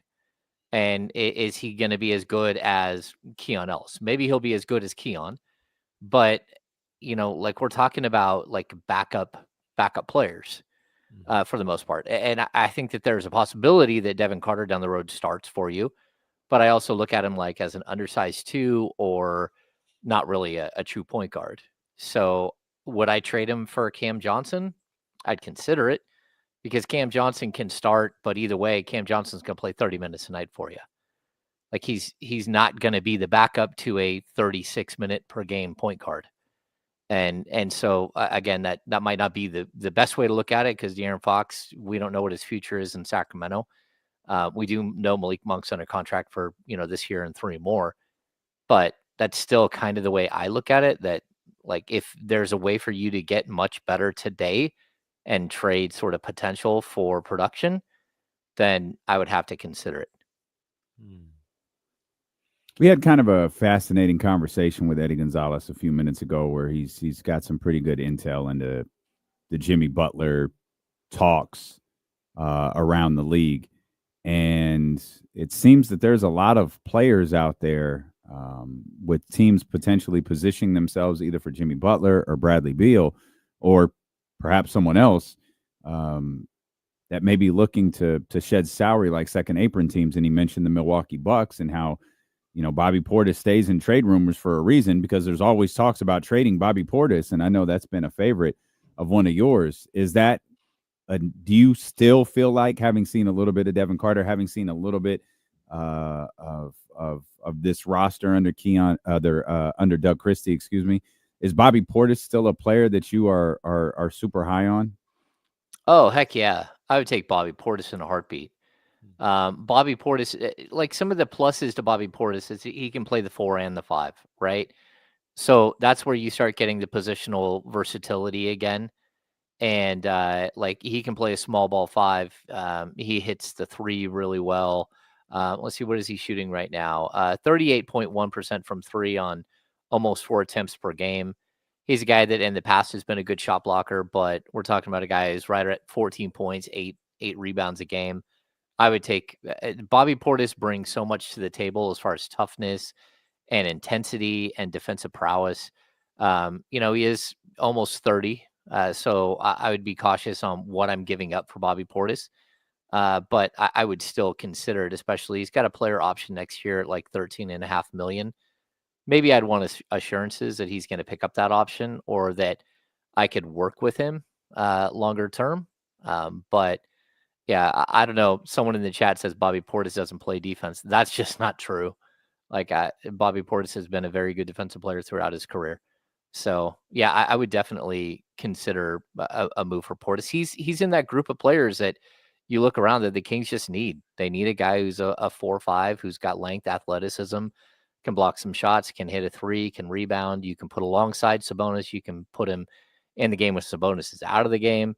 Like there's a lot of good things for that I would look at when it comes to Portis, and there's probably like 3 other guys like him around the league that you kind of look at and say, hey, the Kings need that type of intensity and that type of physicality from a player. Yeah, he'd be great. I'd love to have Bobby Portis here. I once again, my big issue, or the thing that I try to figure out when I talk about the Kings upgrading this roster is just how does it happen? Like we say Trey Lyles, we say Kevin Huerter, we say maybe future first and all this other stuff, but is any of that really valuable in the league, or is that beating out other teams? Like Golden State gets involved, or we saw there's been reports over the last week and a half of OKC being involved in Cam Johnson as long as the Kings. Like, how do the Kings beat out anybody in a bidding war, so to speak? Because I just don't know what those assets are looking like around the league. Yeah, I mean, that's always going to be the question mark. How do you maneuver the salary cap? And again, that's why Trey's going to have a little bit more value than say Kevin. Trey's at $8 million versus $16 million for Kevin Huerter, but Kevin has one more year, like 17.5 next year. And so some teams might be a little leery on taking on a second year of Kevin Huerter versus an expiring contract. But look, I think the Kings are in a position where they're going to have to throw draft capital, or they're going to have to throw a prospect at anybody in order to get one of these deals done. And, I've heard all the murmurs around, like the Nets want an unprotected first and the Kings want to protect the first when it comes to Cam Johnson. And then they're going to want other stuff besides that. And, that it's tough. I mean, you are competing against a bunch of teams. And I think that, you look around the league, there are so many teams that are still in it. I think there are 6 teams at the bottom that don't really care. And then there's a whole bunch of teams that are all fighting. And some of those teams, I would be really reluctant to trade with the Wizards right now. Like we hear the Kuzma rumors and all that stuff again. I'd be really, really like leery on trading with a team that just hasn't played competitive basketball for a year and a half and doesn't seem to care about playing competitive basketball. And those are players that are going out there and they've got 2 wins on the season, but all of their losses are by a bunch. And like, what are you getting? Like, so I hope that the Kings, when they're searching for players, they're also keeping that in mind, that there are certain players out there who, don't play for winning organizations. And sometimes that's not their fault, but a guy like Kyle Kuzma, I mean, he chose to go back there. He knew what was coming. They were bad before they went out and made the Jordan Poole trade, and he still decided to go and re-up there as opposed to signing in Sacramento, which was on the table. And so yeah, there's all of these like nuances to every single one of these players. We got a game tonight coming up in just over an hour. Hammer, you surprised that De'Aaron's not playing? A little bit, but again, it was a hard fall, and I remember years ago, like Marcus Thornton missed like 20 games with a deep thigh bruise. Like players heal the way they heal, and that's it's a pretty unique injury. We don't exactly know the extent of like how bad the bruise is, but doesn't feel good. And he was moving. We saw the videos earlier. He's moving a little gingerly around, and maybe he's just not ready yet, and that's okay. I mean, I get it. Because that can, if you start playing and you're playing with a limp, or you're favoring it, that could easily go into the back. You could easily mess up a hamstring, or just let it mess up your gait and sort of mess with your knees or your ankles. And then next thing you know, you're chasing it, and that's not what you want to do. You want them to be healthy, and then it's going to become like a pain management situation more than anything else at this point. I was a little surprised that he's not going, but now that he's not going tonight, it makes me wonder, James, do you think about just waiting till you get back to Sacramento to play him? You're getting on and off planes for the next few days, going to different cities. It's cold, all this other stuff. Do you consider that, or is it just he's not playing today? We're definitely willing to play him and ready to play him on Sunday if he's good to go. Yeah, I mean, it really does depend. I mean, like if it's an ankle injury or he's having swelling in the knee, then I'm worried about him getting on and off planes. But when it comes to, again, it's a bruise. So I'm kind of feeling more like the moment he's ready to go and he thinks he can play through it is when he'll be back. I would be surprised if he didn't play either on Sunday or on Tuesday. And to be honest, I was a little surprised he didn't play today, since he was questionable on the injury report from last night and coming into the morning. So, but then again, we're not the one who has to live with it, the pain of whatever that injury is. And look, De'Aaron Fox loves playing against Jason Tatum. They are both part of that 2017 draft class, and he always gets up for those games to go play against one of his fellow draft classmates. We all heard the noise it made when De'Aaron hit the ground. It's okay that he's not back. That was tough. We all heard that noise, man, and it was brutal. He bounced. He absolutely did, man. He absolutely did. That damn Triple J. Well, that's why he almost caught Del Christie's hands. Yeah.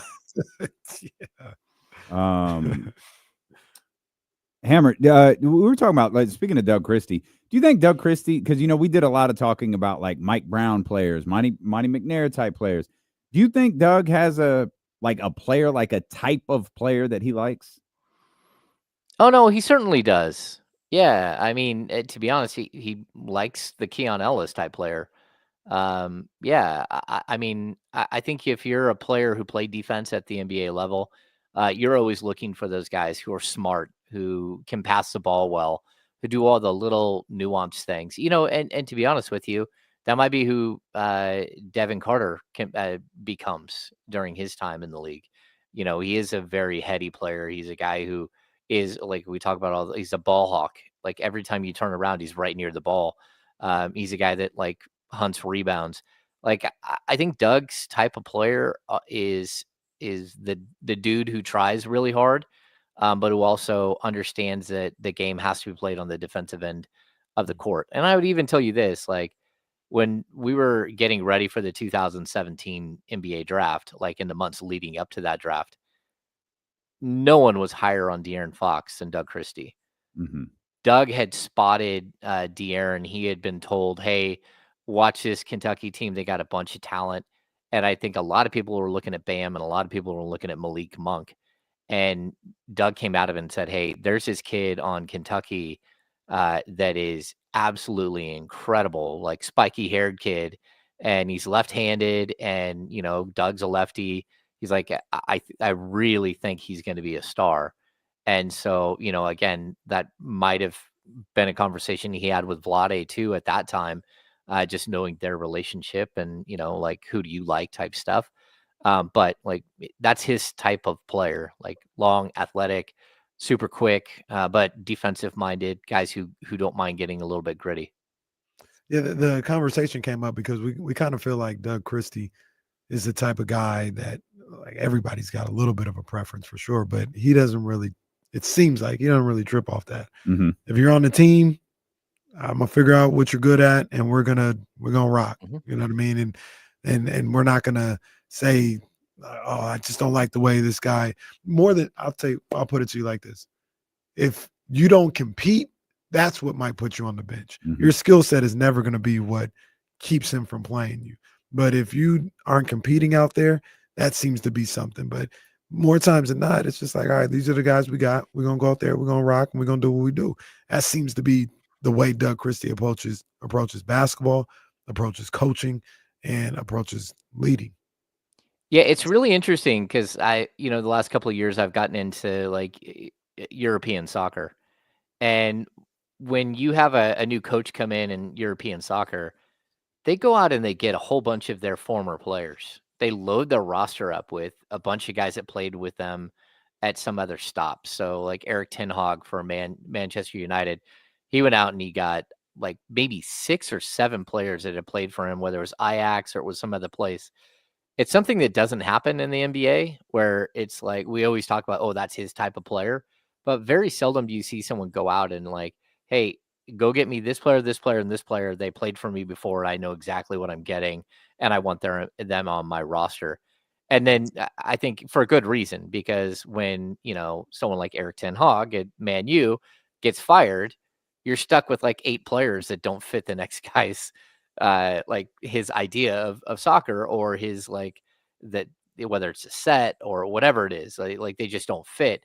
And then you're constantly forced to reboot your roster. The NBA is like so unique in the fact that you can't really just go out and get your guys. It's very, very difficult to do. I mean, I think there are plenty of times where you can say, hey, like this player went to that city because they had a relationship with the coach or whatever. But I think very few franchises around the NBA stick with the head coach forever, long enough where a guy can go somewhere else and then you want to go out and get him and bring him into your program. So like whether there's a Doug Christie guy or not out there, I'd also say Doug was always really, really open to working with young players that, maybe weren't figuring it out. Like he had an affinity for Ben McLemore. Just, he never wanted to give up on Ben McLemore and loved the style of player that he was, just needed him to, figure some of the things out on the court. Mm-hmm. But still, like as a guy who was around the team, wanted to reach out and have conversations with Ben all the time to try to help him become a better basketball player. It didn't work, Doug. You tried. Ben actually did well. Was it Houston? Was it his last stop? Was he in Houston? Yeah, Houston. Didn't he do? I feel like he did all right. He did all right. Houston.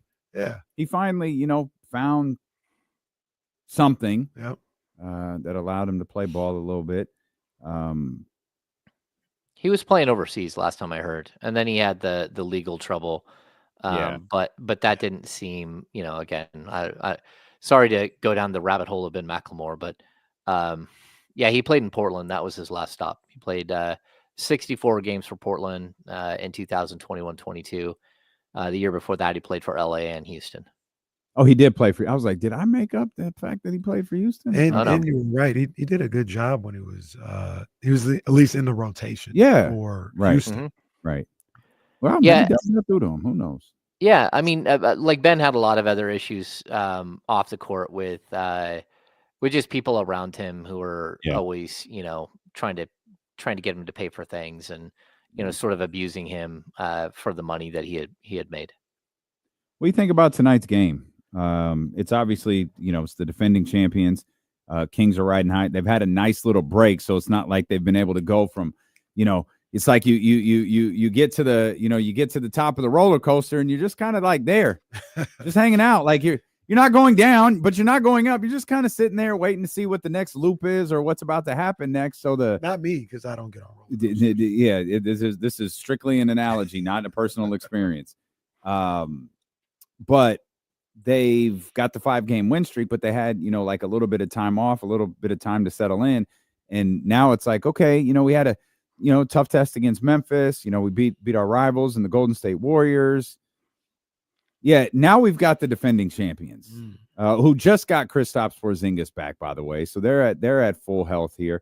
We're playing without De'Aaron Fox, and it feels like it's a kind of a different approach tonight, and it's on the road after playing a couple at home and then one 90 miles away or whatever.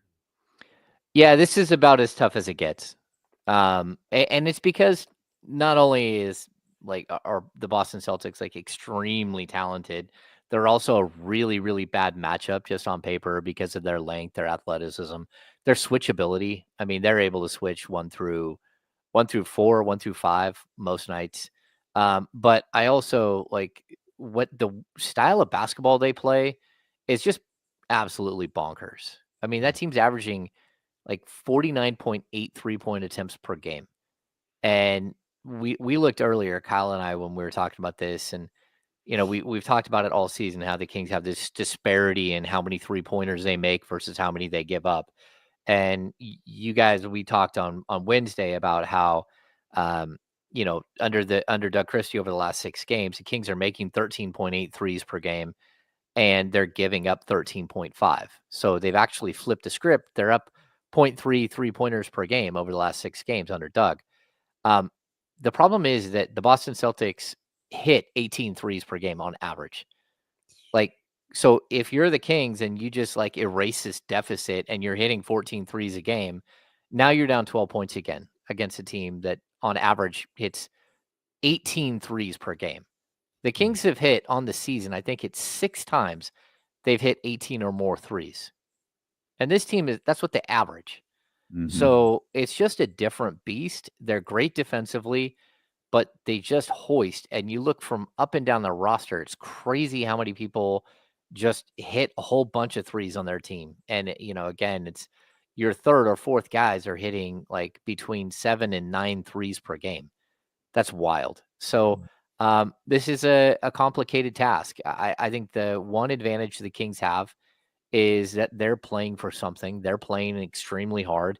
They're going in and night out right now, trying to claw and scrape back to 500, where the Boston Celtics have kind of put it in cruise control or just looking at they're not concerned about what's going on with the Cavs. They're not concerned about what's going on with OKC.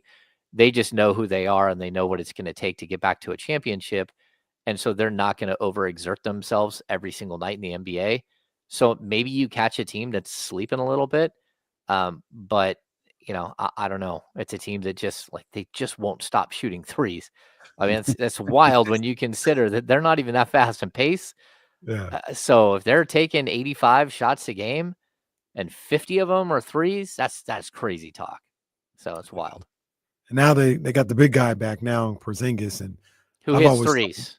I was going to say who will happily jack up a 3. Yeah, an absolute problem. And he's the guy that always, when he's in the lineup, it just felt like that was the cheat code. You know what I mean? I don't know what you do with those guys when he's healthy and he's in the lineup. I don't know what you do. But the good thing for the Kings is they just need to be better tonight. They don't need to be better over the course of a season or a 7-game series. They just need to find a way to be better for 48 minutes. And that's the mentality they probably have, man. They're going to go out there. They're feeling good about themselves as a team, and go out there, see what you got, play, compete. That's the biggest thing with Doug Christie is compete. Get us to the 4th quarter, and if we have an opportunity, if we're close, then we got an opportunity. And I think that's the way they're going to go into this game, looking to go up against the Celtics.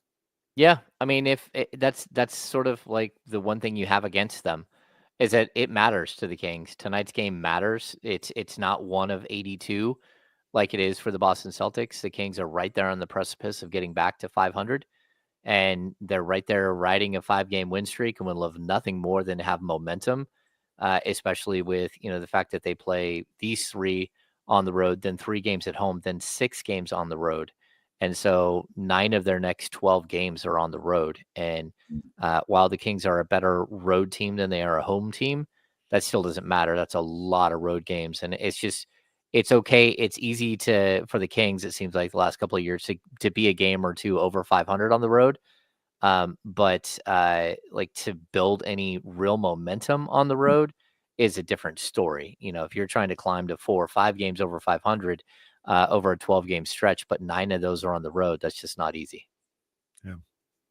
We'll come back. We will talk more Kings basketball. We're going to take you all the way up till, we got tip off at 4:30. KC said it earlier. This is your de facto pregame show.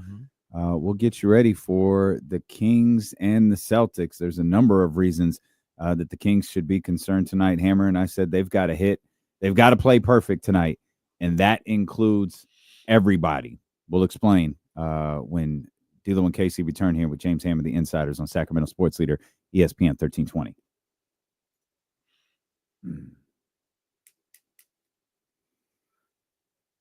Jerry's World looks like a fantastic stadium. Man, it looks really nice. When, the roof isn't collapsing. What do you want me to do? Build a whole new stadium? Just tear it down and build a new one. Cousin Pete, what are you asking there? What's that question you're asking? You ever need to the kitchen? Rewrite that and I'll answer it for you.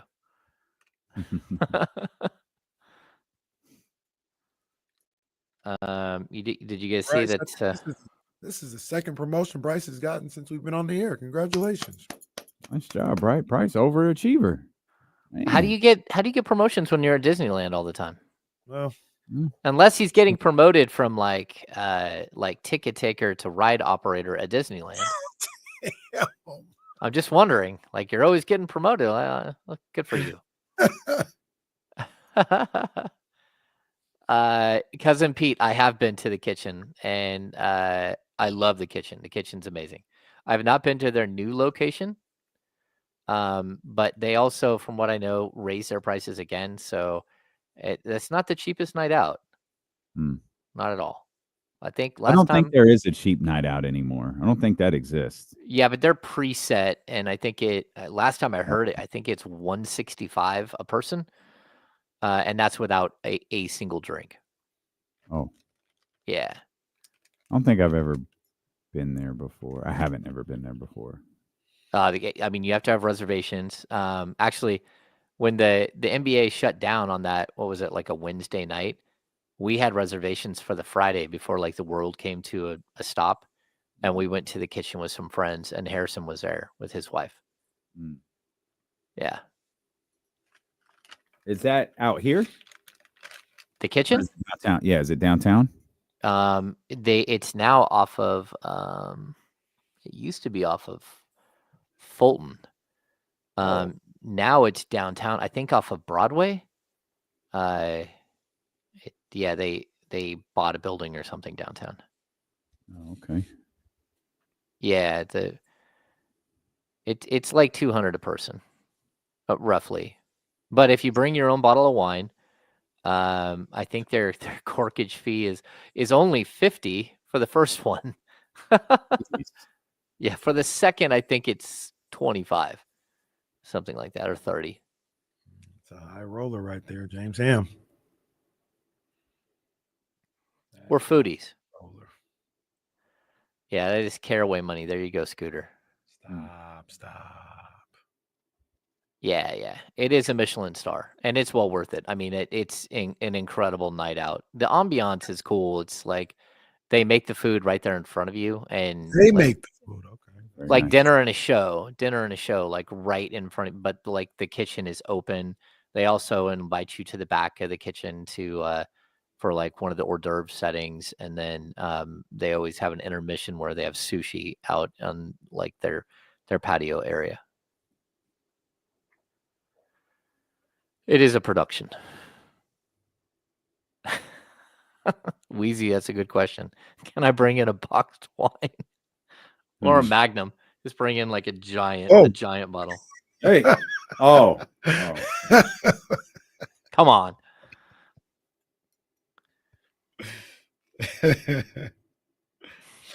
That's funny.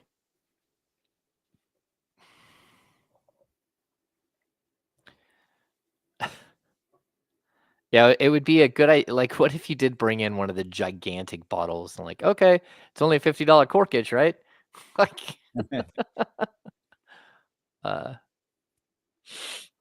I totally I agree, Pete. It is well worth it. It's well worth it if you can afford a really nice night out, like once a year, once every 2 years. It's one of those spots where you're just like, you leave thinking that everything was spectacular. Like it was just a great night out.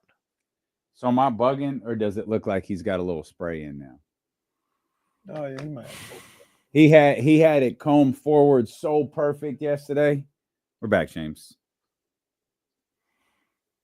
It might be that. Okay. All right. It might be official.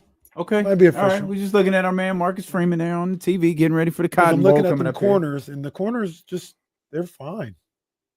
The corners aren't perfectly. Well, because the fade cut. is super high. Yeah, but the corners aren't perfectly cut. You can see. Oh no, that forehead is just that is sharp. Even if he does have the natural, like, it's never a bad thing. No, like even if you quote unquote have it, yeah, like, line it up a little crisper. Yeah, he's killing it. Hey, James, when is the peak moment for you? Because you just got your hair cut, you got the nice little fade, looking sharp. When is it peak time for a James Ham haircut? Oh, like 3 days in. Okay, 3 days. Yeah, right. Yeah, it's funny. It's just different. It's just different cultures. It's fine. 3 days, I'm ready to go back to the barbershop. Mm-hmm. We had that discussion today with Kyle about coming home, about shaving your head bald. And I said, I don't have that discussion. I let Kyle have that discussion because I don't have that problem. And I don't think it's nice if someone with hair starts telling people whether they should have hair or not have hair. Yeah, that's usually up to the people who've already come home to make. Yeah, the somebody's decision. come home. It's okay if they're like, hey, well, it's like, okay, that's on you. You go ahead, Kyle. Yeah. Three It's just days fascinating. crazy, It's though. just fascinating the cultural differences between haircuts. Yeah, it's just different. Because like with us, James, it's like the day of is when you get the haircut for a place that you're going. There's a reason Orlando has a barber shop in the arena. Oh yeah, Atlanta. That's right, Atlanta. You also can't get your haircut anywhere. Right. true, too. Facts. I cannot walk into a place where they have commercials, probably. That's true. Do you have a dedicated barber, like one guy that you go to? Who, me? Yeah. Yeah, well, it's not a barber. I go to a salon, and a lady has cut my hair for the last decade plus. Okay. Yeah, before that, I had another lady that was a friend of mine that worked for me at Copeland's years ago that cut hair, and I went to her for, I don't know, 8 or 10 years. Would you ever consider just flippantly just going somewhere else to get your hair cut? No, I mean, this person it's my cousin's wife, but they've been married for like, I don't know, a little bit longer than me and Sarah been married, so they're like family. So no, I wouldn't. Although like it was very difficult for me to leave the first person that like I got my hair cut with, that I got my hair cut by. Yes, yeah, definitely. Okay, see, we find common ground. Like, look at us healing the world. Look at what we're doing. I don't know. I spent I don't know what you guys spent, like $55-$60 for a haircut.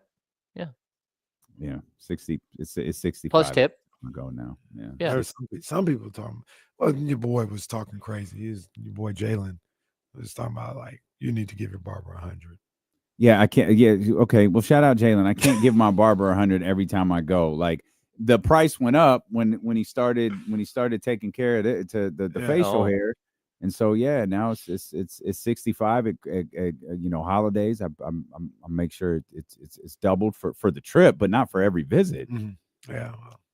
Yeah, and what do you go like? How often? Like I try to like peak out at 10 days.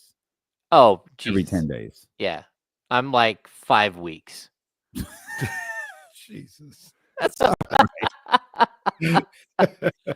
every 5 weeks I'm there. Most people are like, wait, that's a lot. Like, no, that's not a lot. Yeah. No, but I can't. It's different though. If I went See? 5 weeks without cutting my hair, it would look crazy. Yeah, Absolutely nuts. The cultural differences with haircuts is just like ridiculous. Oh, man. If I That's went funny. 5 weeks without cutting my hair, I might be divorced. Well, I don't think there's a might to that. You'd be homeless, that's for sure. I'd look homeless. You'd look homeless, yeah, no doubt. No doubt. I did want to mention this. We will not spend any time on this whatsoever. Just want to I teased this earlier. We didn't get to it. Deshaun Watson tore his Achilles a second time. Wow. So we had heard that there was a setback at the end of the Browns season. The setback was he tore it again. Oh my goodness. And did you see the side note on that? That his contract for next season is $46 million, and they have a $44.6 million insurance policy on his contract for next season. So the Browns don't pay; they're going to pay like $1.4 million of his horrific Brilliant. contract. But some insurance company just lost big. Yeah. Oof. 29 years old, man. He's not going to be able to play next season. They haven't ruled him out next season. I just don't see how it's possible. What? No way. In a way. His career may very well be flirting with over, and there is zero question that the Browns have to address their quarterback problems now. Mm-hmm. And there were people, including you, KC, who made the argument, they need to address them now, whether Deshaun is 100% or not. Yeah. And I agreed with you. But I wondered what the financial aspect and that would play a part in it. As James just laid out, now it doesn't matter. Yeah. Now it doesn't matter. But you rarely see. I don't think I've ever seen that before. I don't think I have either. He tore it a second time crazy. during the rehab process. They have to. The insurance policy is completely separate than the cap situation, though, huh? Yeah. So They could get $47 million is still on the cap. Yeah. They can get a like a hardship for part of the money, but not very much. Mm-hmm. Yeah. For the most part, it's on there.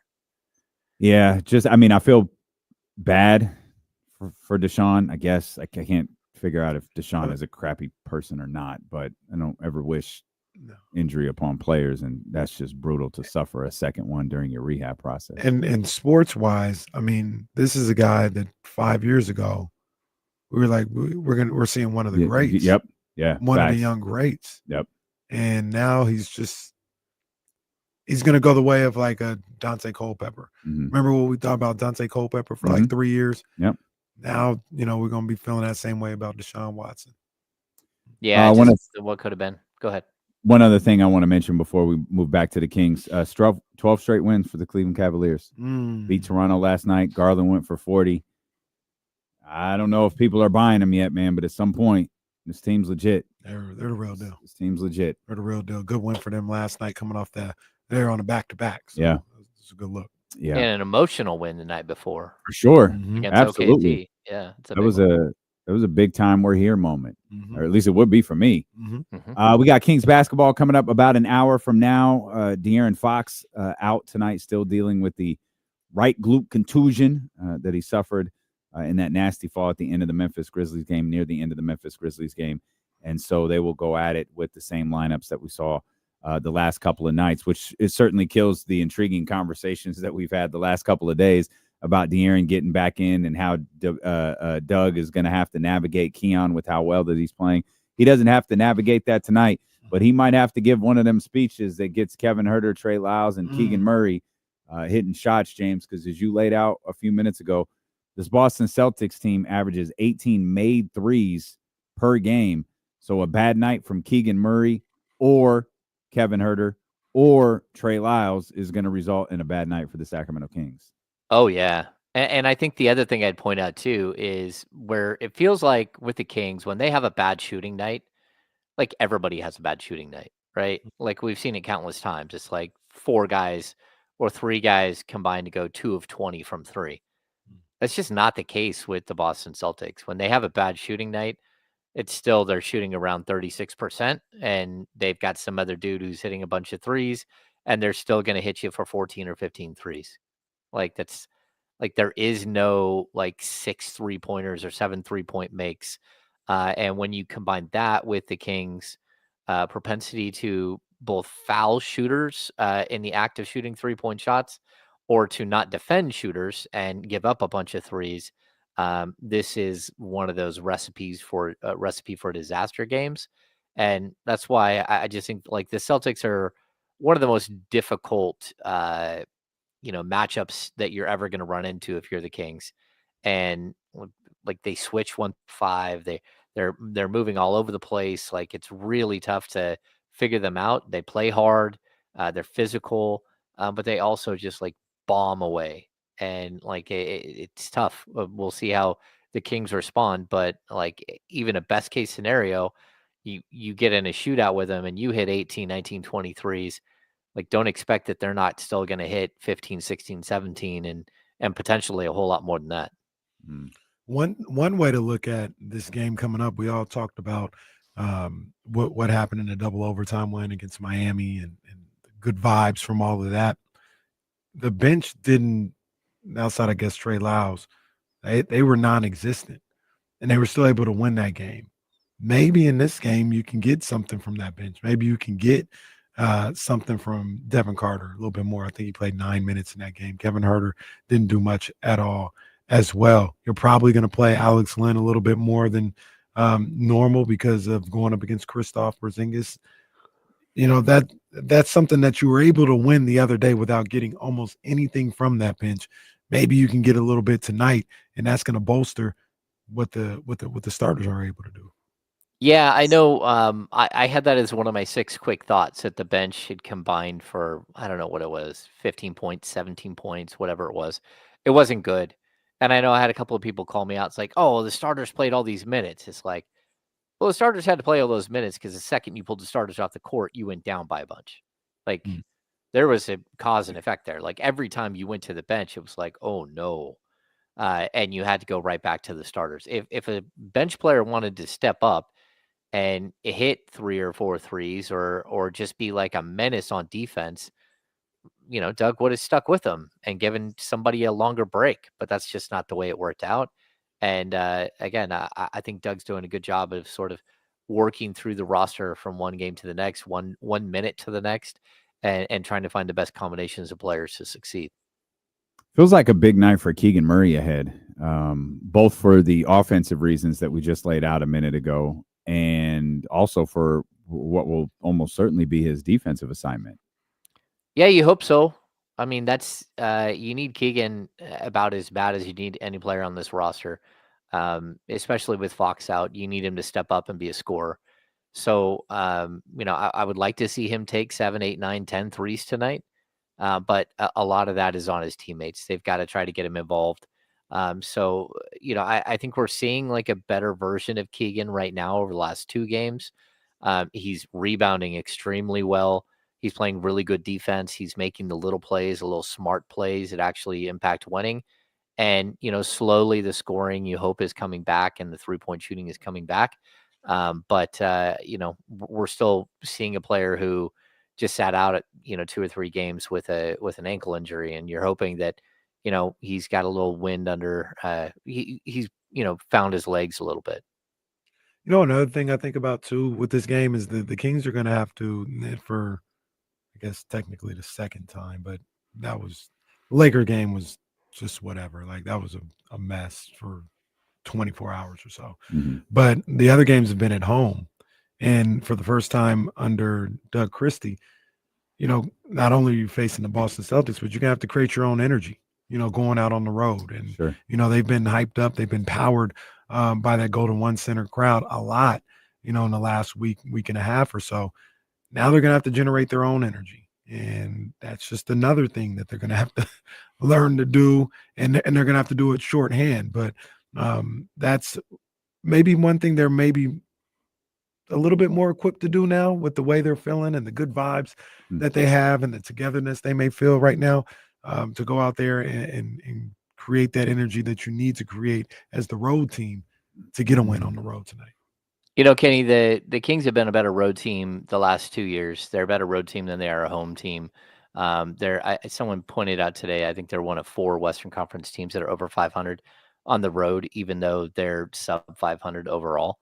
And when I look at what they do out on the road, they do find ways to create their own energy. I think the one thing about going to Boston is that crowd's always spectacular. And yeah, you got to create your own energy a little bit, but you're going to get a lot of negative energy, which is still energy from that crowd because that's who they are. And so I like it, like as opposed to, let's say they go to Atlanta and creating your own energy, and Atlanta is never as good as what we're seeing from the Celtics. So then you're just playing a lesser team as well. But if you started this trip in, like, again, Memphis, like one of the more quieter arenas, then I would be a little bit more concerned. But in Boston, you're going to face a great crowd typically. I think the same thing in Chicago. Milwaukee usually draws pretty well, although I think that building can get a little quiet too. But they're going to have to bring it no matter what, because this is the best team in basketball.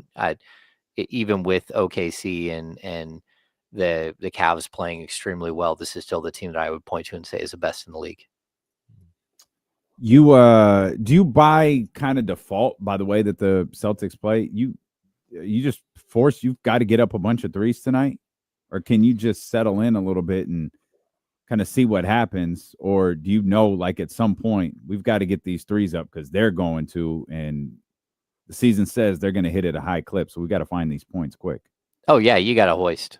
You got to get to the paint. You got to break them down. You don't have to just play completely their style of basketball, but let's not forget, Doug said he wants 43s a game. And I think one game they had 45, one they had 41 over the last couple. Like, they've done a much better job of hitting threes. But even that, I mean, they're only, since Doug took over, they're shooting like 35.9% from 3 versus the 34.2 they were shooting before. You have to keep up with this team. We always talk about like the dynamics of points per possession and how that works out. And so if you're hitting a 40% jumper, mid-range jumper, at 40% of the time you hit, that's worth 0.8 points per possession. And if you're hitting a corner 3 and it's 40% as well, but it's now worth 3, and so that's 1.2 points per possession, you fall behind the Boston Celtics like very quickly, because they're always scoring like these 1.2s, and they're a good rebounding team. They get a lot of second chance points, and they just keep firing. So it doesn't matter how many they miss. They don't care. Like, they don't, because again, they're only shooting 36.6% from 3. They're like 14th in the league in field goal and 3-point field goal percentage, but they're so far ahead in both attempts and in makes. So even though they're 14th in percentage, they've taken so many that they're number 1 in made 3-pointers by a ton. And that's just their offense, is how they play basketball. We're talking Boston Celtics because they play them in about 15 minutes, but we won't see you before 45. Oh, it's 4:30. Yeah, because they're one of those 7:30 starts. Oh, Kenny Caraway's start time. My type of organization there. Well, wow. Wow. You caught that, right? Yeah. Oh, no. Oh, look at Jesse heard that. Wait, you with us? Yeah, look at that. When you talk about start times, that's about it. Oh, Boston guy Start Caraway times. here. Bill Simmons and Kenny 7:30. Caraway. Man. Tuesdays at 7:30. Should we be surprised? Nothing worse as a writer than a 7:30 start, especially a 7:30 nationally televised game. It's like we're not getting to the locker room until 10:30, 11. Yeah. Well, the finals in Boston, weren't those 9 o'clock starts? Oh, were they? Because 6 6 o'clock here. Yeah. 9 p.m. start. No, they're fine. That's lit. But a little quick preview to the whole weekend. Chicago on Sunday afternoon. I'm gonna assume, just because he's not playing tonight, De'Aaron Fox is going to be there on Sunday. He could be, but I'm just an argument's sake. Mm-hmm. What do you think about Chicago, man? I think Chicago's a little better than maybe people think or give them credit for. They got a lot of talent. Zach LaVine is playing well. Kobe White, that's my boy. It's the second time you've it done is. that. Kobe It Jones is. is not your boy. I like Kobe Jones too. I He's don't just know not that as good that's as true. Kobe White. I know that much. But what you think about Chicago on Sunday? Yeah, I mean, they're a dangerous offensive team. Like historically, they've been just horrific defensively. This season, they're scoring 117.6 points per game. They're giving up 121.2. They're 29th in the NBA. And, again, they play with a fast How much pace. are they giving up? 121.2 points per game. That's crazy. 121.2. That's a typo. That's not right, is it? No, I'm looking right now. Like Holy Chicago Bulls. crap. They're scoring 117.6. They're 5th in the NBA, and they're The 29th in the Wizards league. are giving up 121.9. They got 6 wins, James. Well, that tells you that Holy crap. the Bulls aren't doing themselves any favors. Yeah, they don't play defense. So if you can go in there and play your style of offense and run with them, but then get a couple of stops here and there, then you've got a really good shot. They do have a bunch of offensive weapons. Again, Kobe White is playing really well, like you said, and Zach LaVine's playing really well. But overall, that's not a team that I just like walk in and fear. And if there's one game on this trip that you have to have, it's that game, because Milwaukee's playing a whole lot better that we'll see on Monday night, right? No, Tuesday night. And then, of course, the Celtics are spectacular. So if you're going to somehow find a way to come out with like a 2-1 record on this trip, you gotta beat the Bulls, and you're probably going to have to beat the Bucks. Those two teams are 2 points worse than Atlanta and Toronto. 121 points per game is insane. That is awful. That is. How much is the Kings giving up? Do you have that in front of you? I do. It's 113.8. Damn. So almost 8 points per game. That's 18 points more than the Orlando Magic give up at 103.2. I was going to say Chicago got the Kings looking like the old 4 Pistons. Yeah. Yikes. My goodness, man. Yeah. My goodness. That's a tough look. Chicago, again, for context, 121.9, 121.2. Chicago is 17-20. The Wizards are 6-29. That's not because good. the Wizards only score 108 points per game. Yeah, because the Wizards are bad offensively too. The Wizards they're struggling. They're struggling, Bob. Not good. Yeah. Not good at all. Point differential for the Boston Celtics is 10.2. This will be a tough one tonight, man. This is a tough little stretch. I'm anxious to see how this group attacks the road. I'm anxious to see how they respond to this, to a game where you're already facing adversity now because De'Aaron Fox isn't there. I'll just caution everybody, continue to ride the vibes, whether they win or lose. Like, listen, in Doug Christie, we trust, right? He said the lessons are in the experiences, not in the victories. So let them figure things out. Remember, Doug Christie believes in you. That's right. If anything happens this weekend where you're feeling down, remember, Doug Christie believes in you. There we go. Doug Christie is replacing the cat poster. The hang in there. Just hang in there. There it is. Just hang in there. Just hang in there. Just see Poor Doug little kid hanging for his Doug hanging. Hanging from the rim, maybe. Just hanging from the rim. Oh, man. Hang in there. Just for Get fun. me down, like save me, catch me. Talk about take a picture. Cat out to use one of his 9 lives. They're like, oh, how cute. Well, poor cat, he might have used 8 of them. This is it. This is it. That's all he got left. Real quick, both of you, Chargers at Texans. Who you got? Chargers. Texans. I'm with James. Steelers at Ravens. Who you got? Ravens. With both of you. Broncos at Bills. Bills, but pay attention to this game. I like it. The point spread is big on that one. It's like 9.5 or something. I like it.